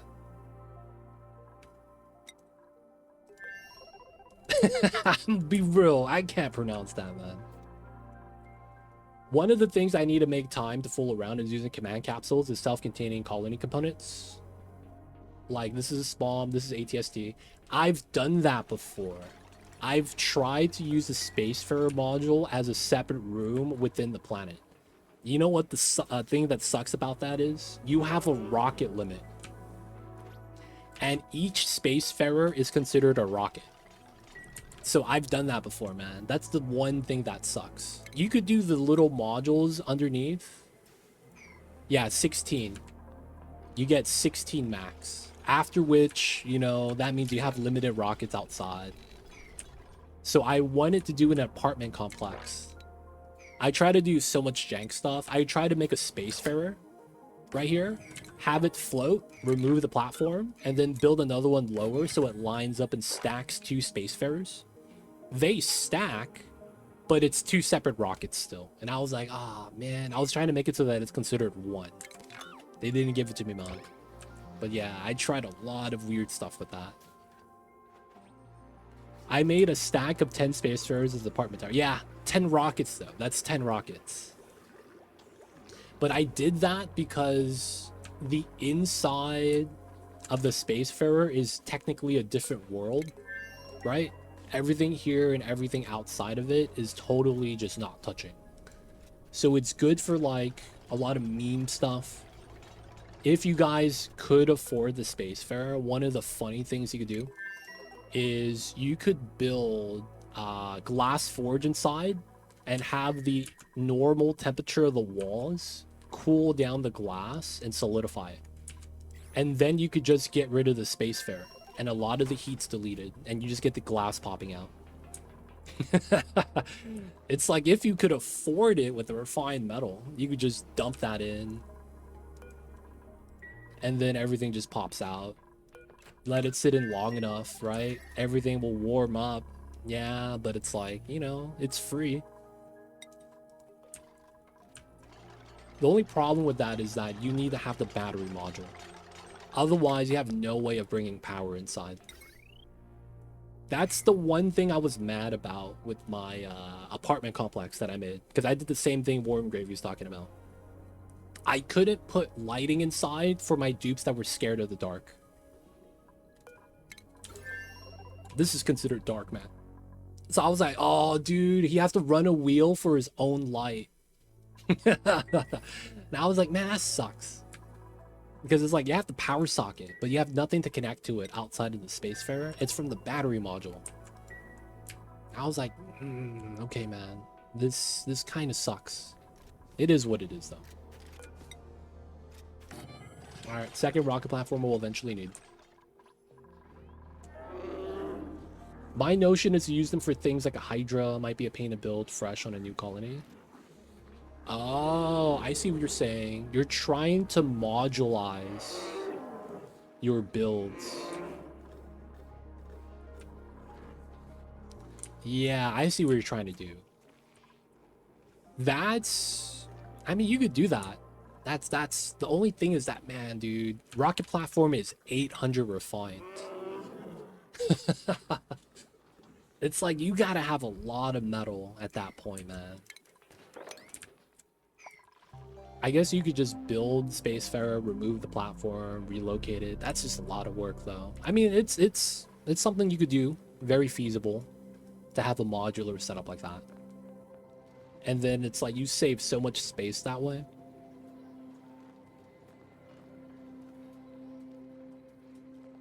You saw Francis John do something with a nuclear reactor inside of Spacefarer once, which is hilarious for a shippable. Dude, I'm not gonna lie, man. melting the walls and building like a flying planet like that, I've always wanted that to kind of be a stock feature, man. I was really hoping for someone to make a mod that lets us build. Have you guys ever played Civ? Sid Meier's Civilization series? The reason why I asked is because you could do something in the game called Science Victory. And how you do it is that you build rocket ship parts, right? And then you launch each individual part at a time. So you can't launch all of them at once. You have to build each part, send them to the same capital, and then launch it from there. I wanted something just like that. Basically, we could build a rocket ship part, launch it, and then we could choose where to drop it off, and we could build a like international space station, you know? So it's not like a planet, but like basically a planet. I'm imagining, you know, mini base mod with the neutronium on the side, and then we have a little bit of space to build like an area, and then we have, you know, spots for the rockets to dock. Have it like that, and then we're going to be able to shoot interplanetary launches to it for resource, and then it becomes a pit stop, floating ISS, and then we could launch land there and then fuel up and then continue the journey. And I'm not gonna lie, man, I wanted that to be a feature in the game. We never got it, but I'm still hoping, man. I'm still hoping that maybe gets added in one of these days. The rocketry expanded mod seems to be developing in that direction. You know what? Is that Sergeant Amalis? I told him about that idea maybe a year ago. And he said that he could try to do something like that, but, you know, no promises. I'm like, you know, that's fair. Because that's honestly a big undertaking. Huge. But yeah, I did pitch that idea to him because I knew he was making mods. And he needed ideas. But yeah, man, if that ever finishes, I want to check that out, man. I want to play that and check it out. All work in progress. Can't be mad. Oh, how hot is this? 250? That's way too hot. I forgot to turn that off for a second. Oh, we dropped the magma on that tile. Luckily, I made that out of steel. Look at that. Almost done with the magma content. No more contact with the insulated. Let's go. Alright, we got some repairs to do. That's my fault. Inside has oxygen and water. Alright, we're good. Let's put the pemmican in here. This will be a pemmican box. No suits. We're just... No, actually, we want one suit here, at the very least. Oh, did he just pee inside? Get out of here. This guy trying to pee inside. That's illegal, dude. I can't believe this, man. Alright, let's get some suits inside. Let's prioritize this to P9. Let's make some extra suits just in case. How was Geek? Geek got the suits. He got some ladders built. He's sweeping up the fossil and lead. He's doing good.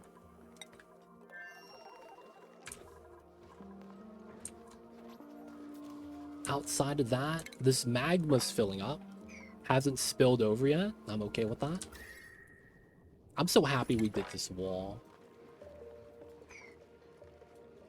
It's so much nicer. And then we'll probably have to lower the pitcher pumps to this level. At some point. Not yet, though. Okay. Did we get the suits inside? No, I want the suits. I want the suits. What if you put a bottle emptier on the top of the wall for less travel? Oh, that's a good idea. We'll put a ladder there. I see a mighty stoosh. We could do that. We could do that.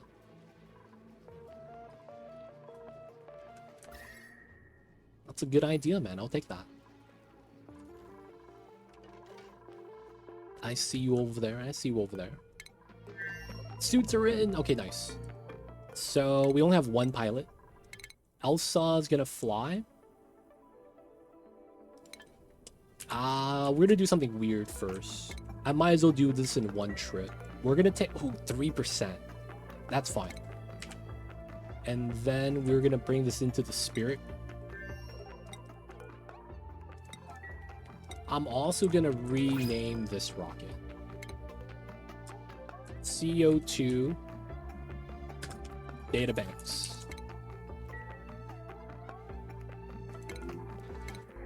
Let's grab the pinch of pepper nuts.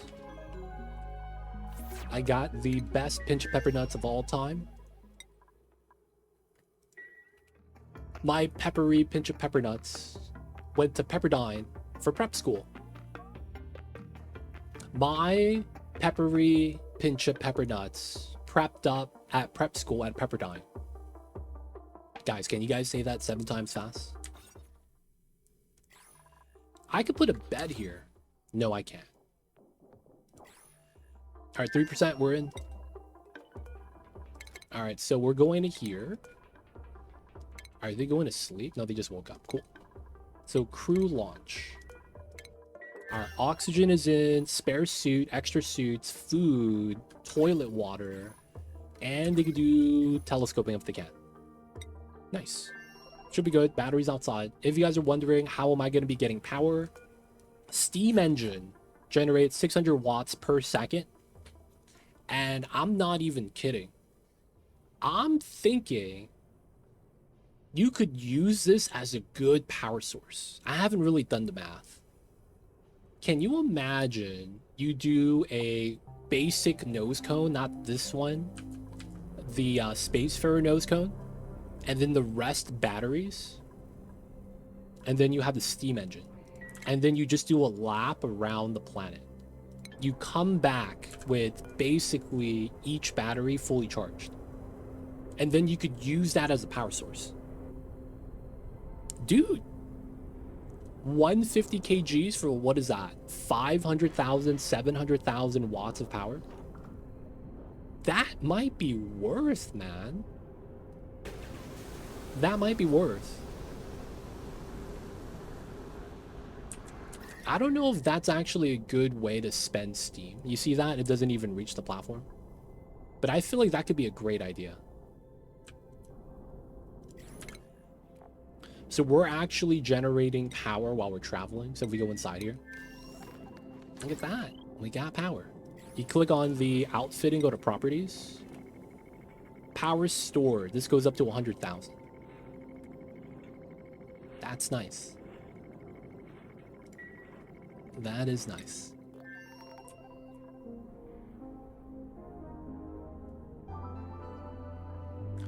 Yeah, that's true. If you do one of those rocket silo generators, you're positive on steam at that point, and then you're just kind of self-filling. That's true. I wonder, though, if you don't have that, would you still be able to do it? I wonder if the math works on that. Because it's only 150 kgs of steam. That's 150 kgs of water. Assuming the best way to get power out of water like that is through electrolyzing and getting H2. That 150 becomes what? Times 12%, 150. You get roughly, what is that? 18 kilograms of hydrogen times 18 kgs. And then that's 1 kg for the hydrogen to work. And then you get what? 800 watts. So that's what? 1 kg, 18 kgs. Right? You don't get that much power. That makes shorter rocket chimneys more viable. Yeah, it's true. That is true. I feel like that would be really good strat, though. Dude, we should do a challenge run like that. Only powered by rockets. And the only options we have is running the wheel or rocket engine power. That'd be so jank. We would have to run the wheel to tech up steam engines, and from there we get all the power. That'd be really weird, man. But it'd be kind of funny at the same time. Yeah, rocket power run. And then we could have a picture of the kids skateboarding on the half pipe. Or, what is it, Uncle Tito? With the hang loose. You know what I'm saying? Or he's at the bar that he works at. That'd be cool, dude. Yeah, that's exactly what it is. The skateboarding thing. I forgot the name of the kids on Rocket Power. Alright, how long is this? 0.9 cycles. Alright. This is good. No contact. Let's go. You're doing great here. This is still full power. Always nice. 0.9.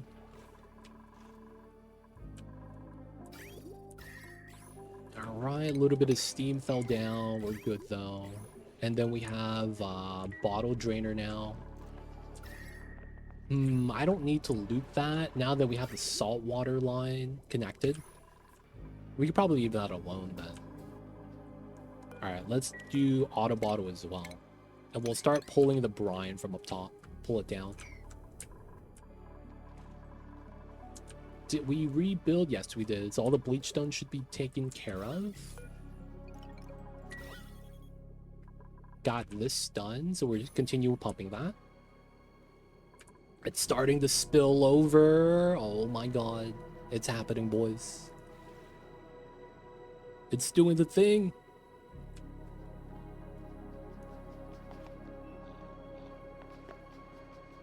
Alright, so that level... We need to go lower than that. We do. So I probably need to lower this. 0.6. Everything else seems pretty good. The extra lure plants. Hopefully we get more plastic.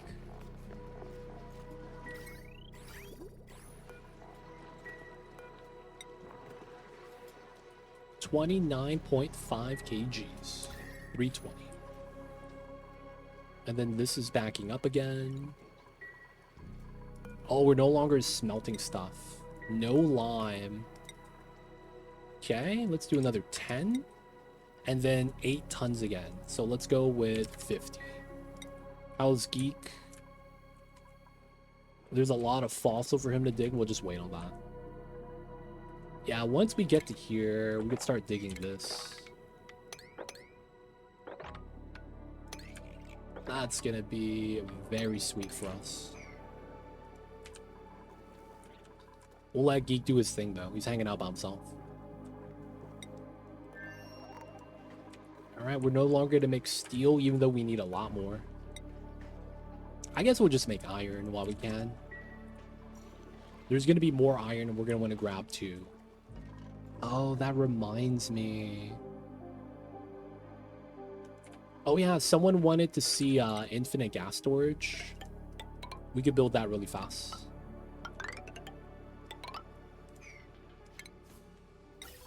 So infinite gas storage. Build a box like this typically. Have that set up. We will do bottle emptier, granite here. We will use water for everything. And then to showcase how it works, we use a canister drainer. Run the line. That's out of granite. 0.2, 0.3. Nice. Oh my god. How did you get stuck, dude? God damn it, dude.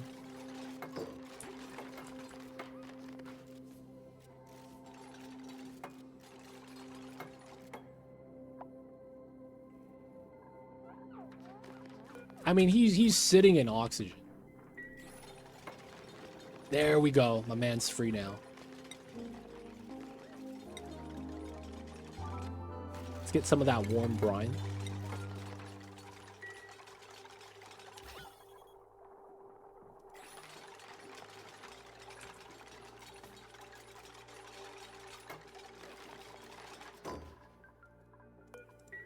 Alright.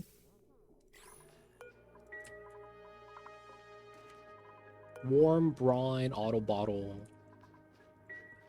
We just need a pitcher pump from there. Oh, we're just looping. Oh, man. Let's disable this.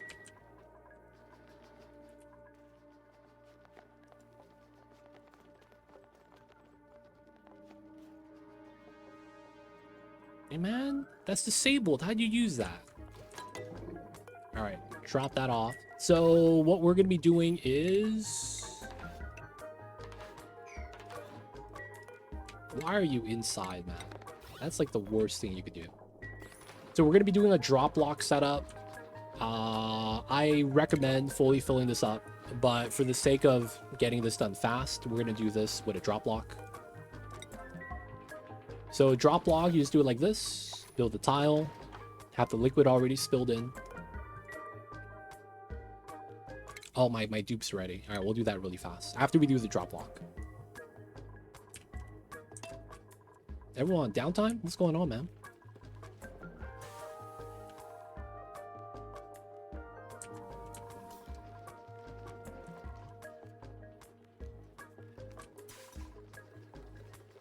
What is going on? There we go. So that pushes up the liquid gas on that tile. If it doesn't move up, just build a tile on it. And then what should happen is your dupe builds it. And then once they build it, the gas gets deleted. And then you could just deconstruct this. And then the liquid is going to spill over. And then once you get a line, you could remove this tile. And then you get the drop lock setup. Right. So drop lock, very straightforward. You have a vacuum in the middle. And then ideally you do it with oil. Oil is the least likely to move liquid. If you move something in that off gases through it, you're going to break the lock. So heads up. And that's drop lock. Really quick, we're going to need to do this. So we see a crash satellite, interesting. And then we have a couple of points. I probably want to land here. So what we're going to do is we're going to go into here, deploy the rover, right side. All right, let him do its thing. And then the moment it lands, we are going to want to deconstruct. All right, nice. We are going to swap suits. Elsa needs a full tank for this.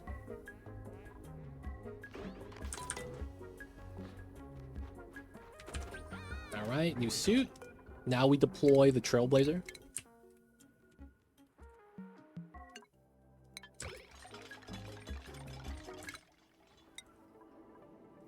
There we go. Trailblazer is coming down.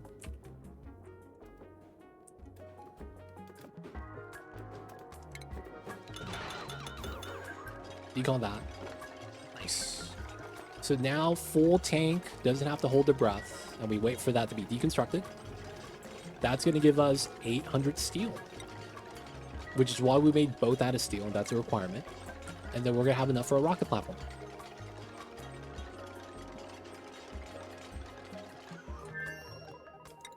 All right.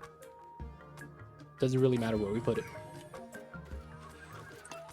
Now you need a dupe to build this. The rovers cannot build the rocket platform. Feels bad. So the rover's just kind of chilling now. You could use the rover to explore at this point. We're just going to leave the rover there. He's worked hard enough, so he's retired now. So we just let him kind of just chug the engine oil. You know, burn out, do donuts. He's hanging out, man. He doesn't have to work anymore, man. He's done a lot for us. All right, you could dig this out then, I guess.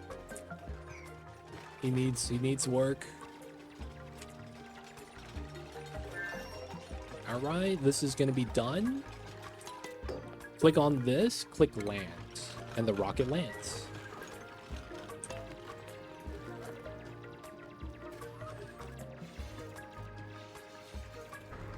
Oh, stuck. Classic dude. All right, and now we go back inside. Right, and then we go home. Bye, rover. And you see that? We barely touch the bottom. There's almost no change in temperature here. Good stuff, good stuff. So that's the easy rocket platform setup. right? In planets that are further away, more than 5 tiles, so that it's more than 10 tiles for the round trip. What you would do is, you might notice that I have a gas cargo on my rocket. You could fill that up with steam. And then you would want to just land, get back inside, bring the minerals with you, and then you could just build a pipeline from the inside of the Spacefarer to your engine. And then that pipeline, with a small ladder right there, you could refill and keep going. So you could start boosting off with a self-boost setup like that, which is what I typically like to do because it's pretty easy. All right, so that's going to be rocket platform stuff. Infinite gas pressure. So you have this room. Ideally, you're going to want to vacuum this room so you only have one gas type. For the example, I'm not going to care for it. So we're going to be choosing a liquid type. This is really important how you do it. So you have to watch this. And what I mean when I say that is that you need to be able... Is there no more brine up top? Oh, I never reconnected the pipes.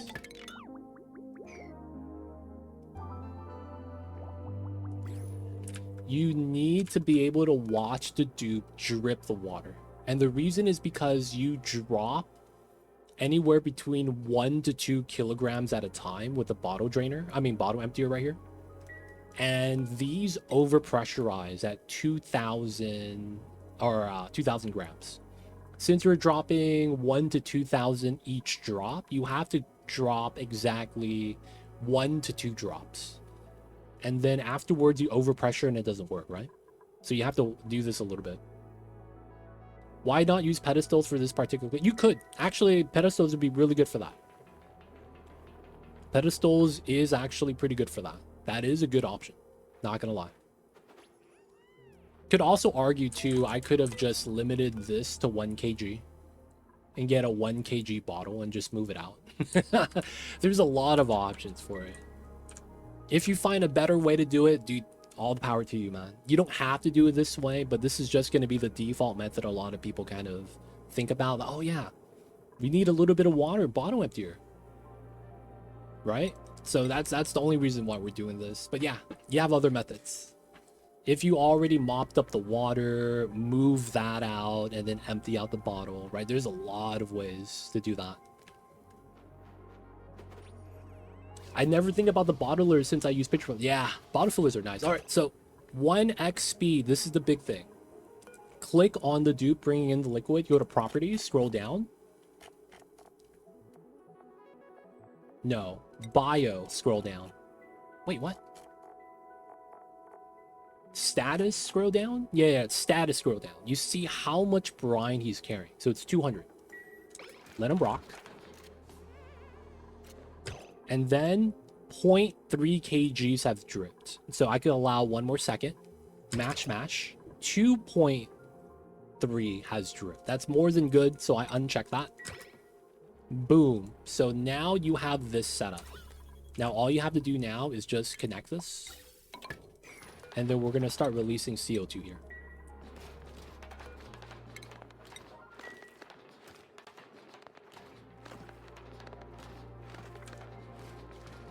For the most part, I don't know why he keeps hanging out here, man.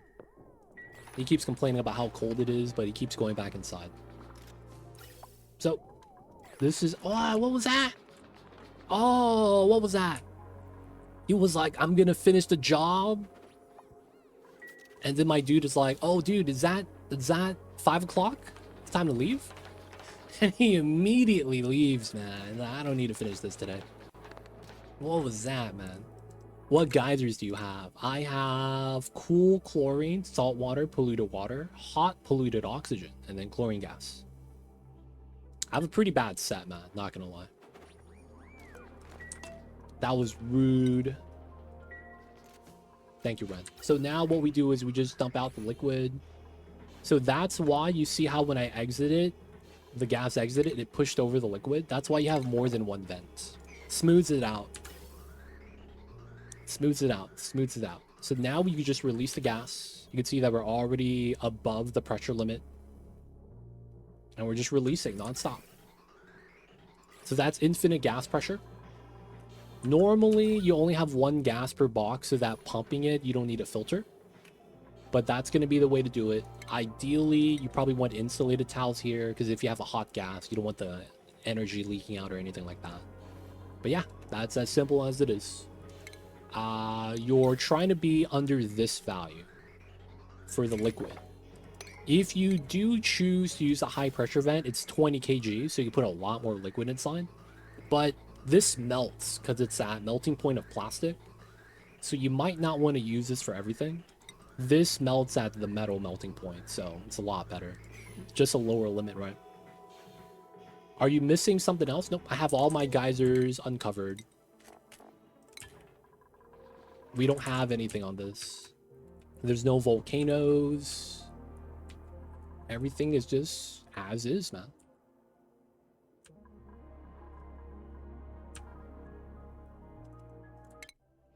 All right, 0.5 and we'll make it back. Fuel is fine. Fuel is fine. For what fuel? What fuel? What fuel? What are we fueling? Technically, magma's my fuel, right? We got a lot of magma, man. I don't think you're talking about this, though.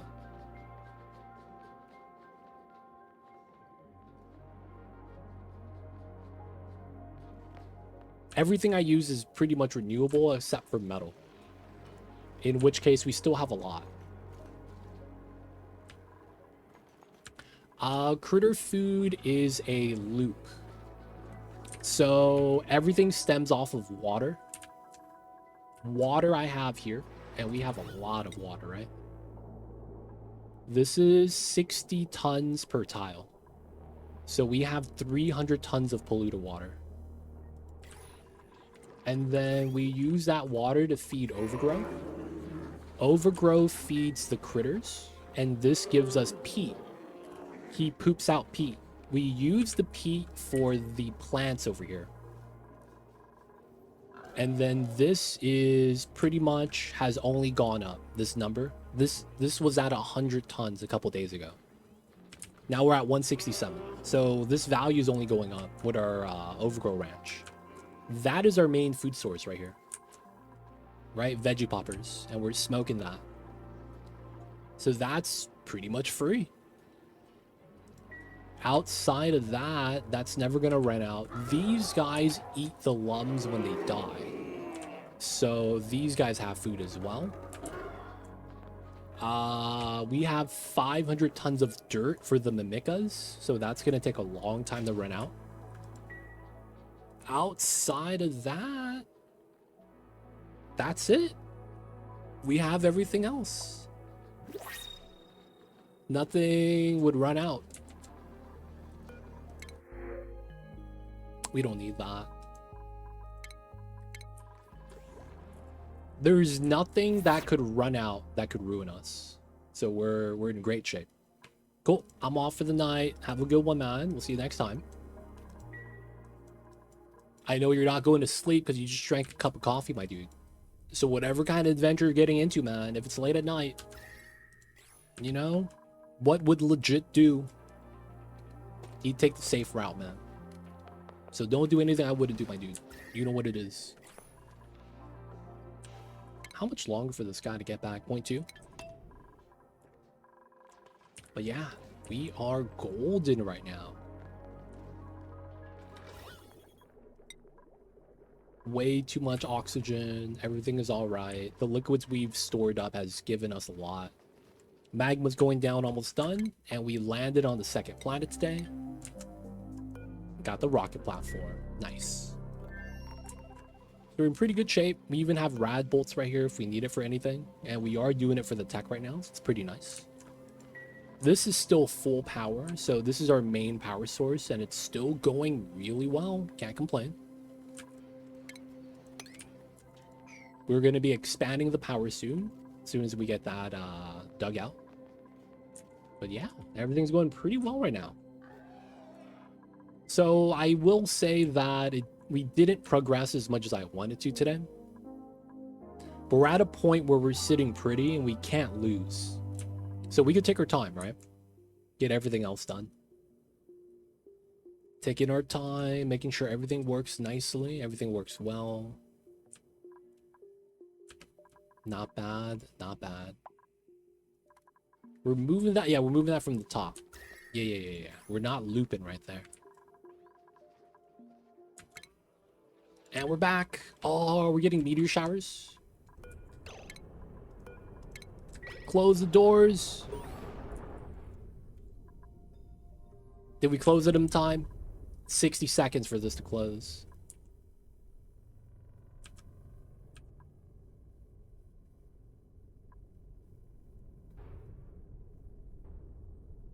And safe.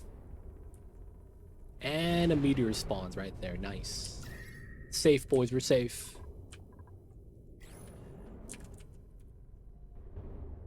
Not bad, not bad. Now I want to see if they snipe through the tile right here perfectly. I don't think they will do that, but that would be ridiculous. Good accuracy.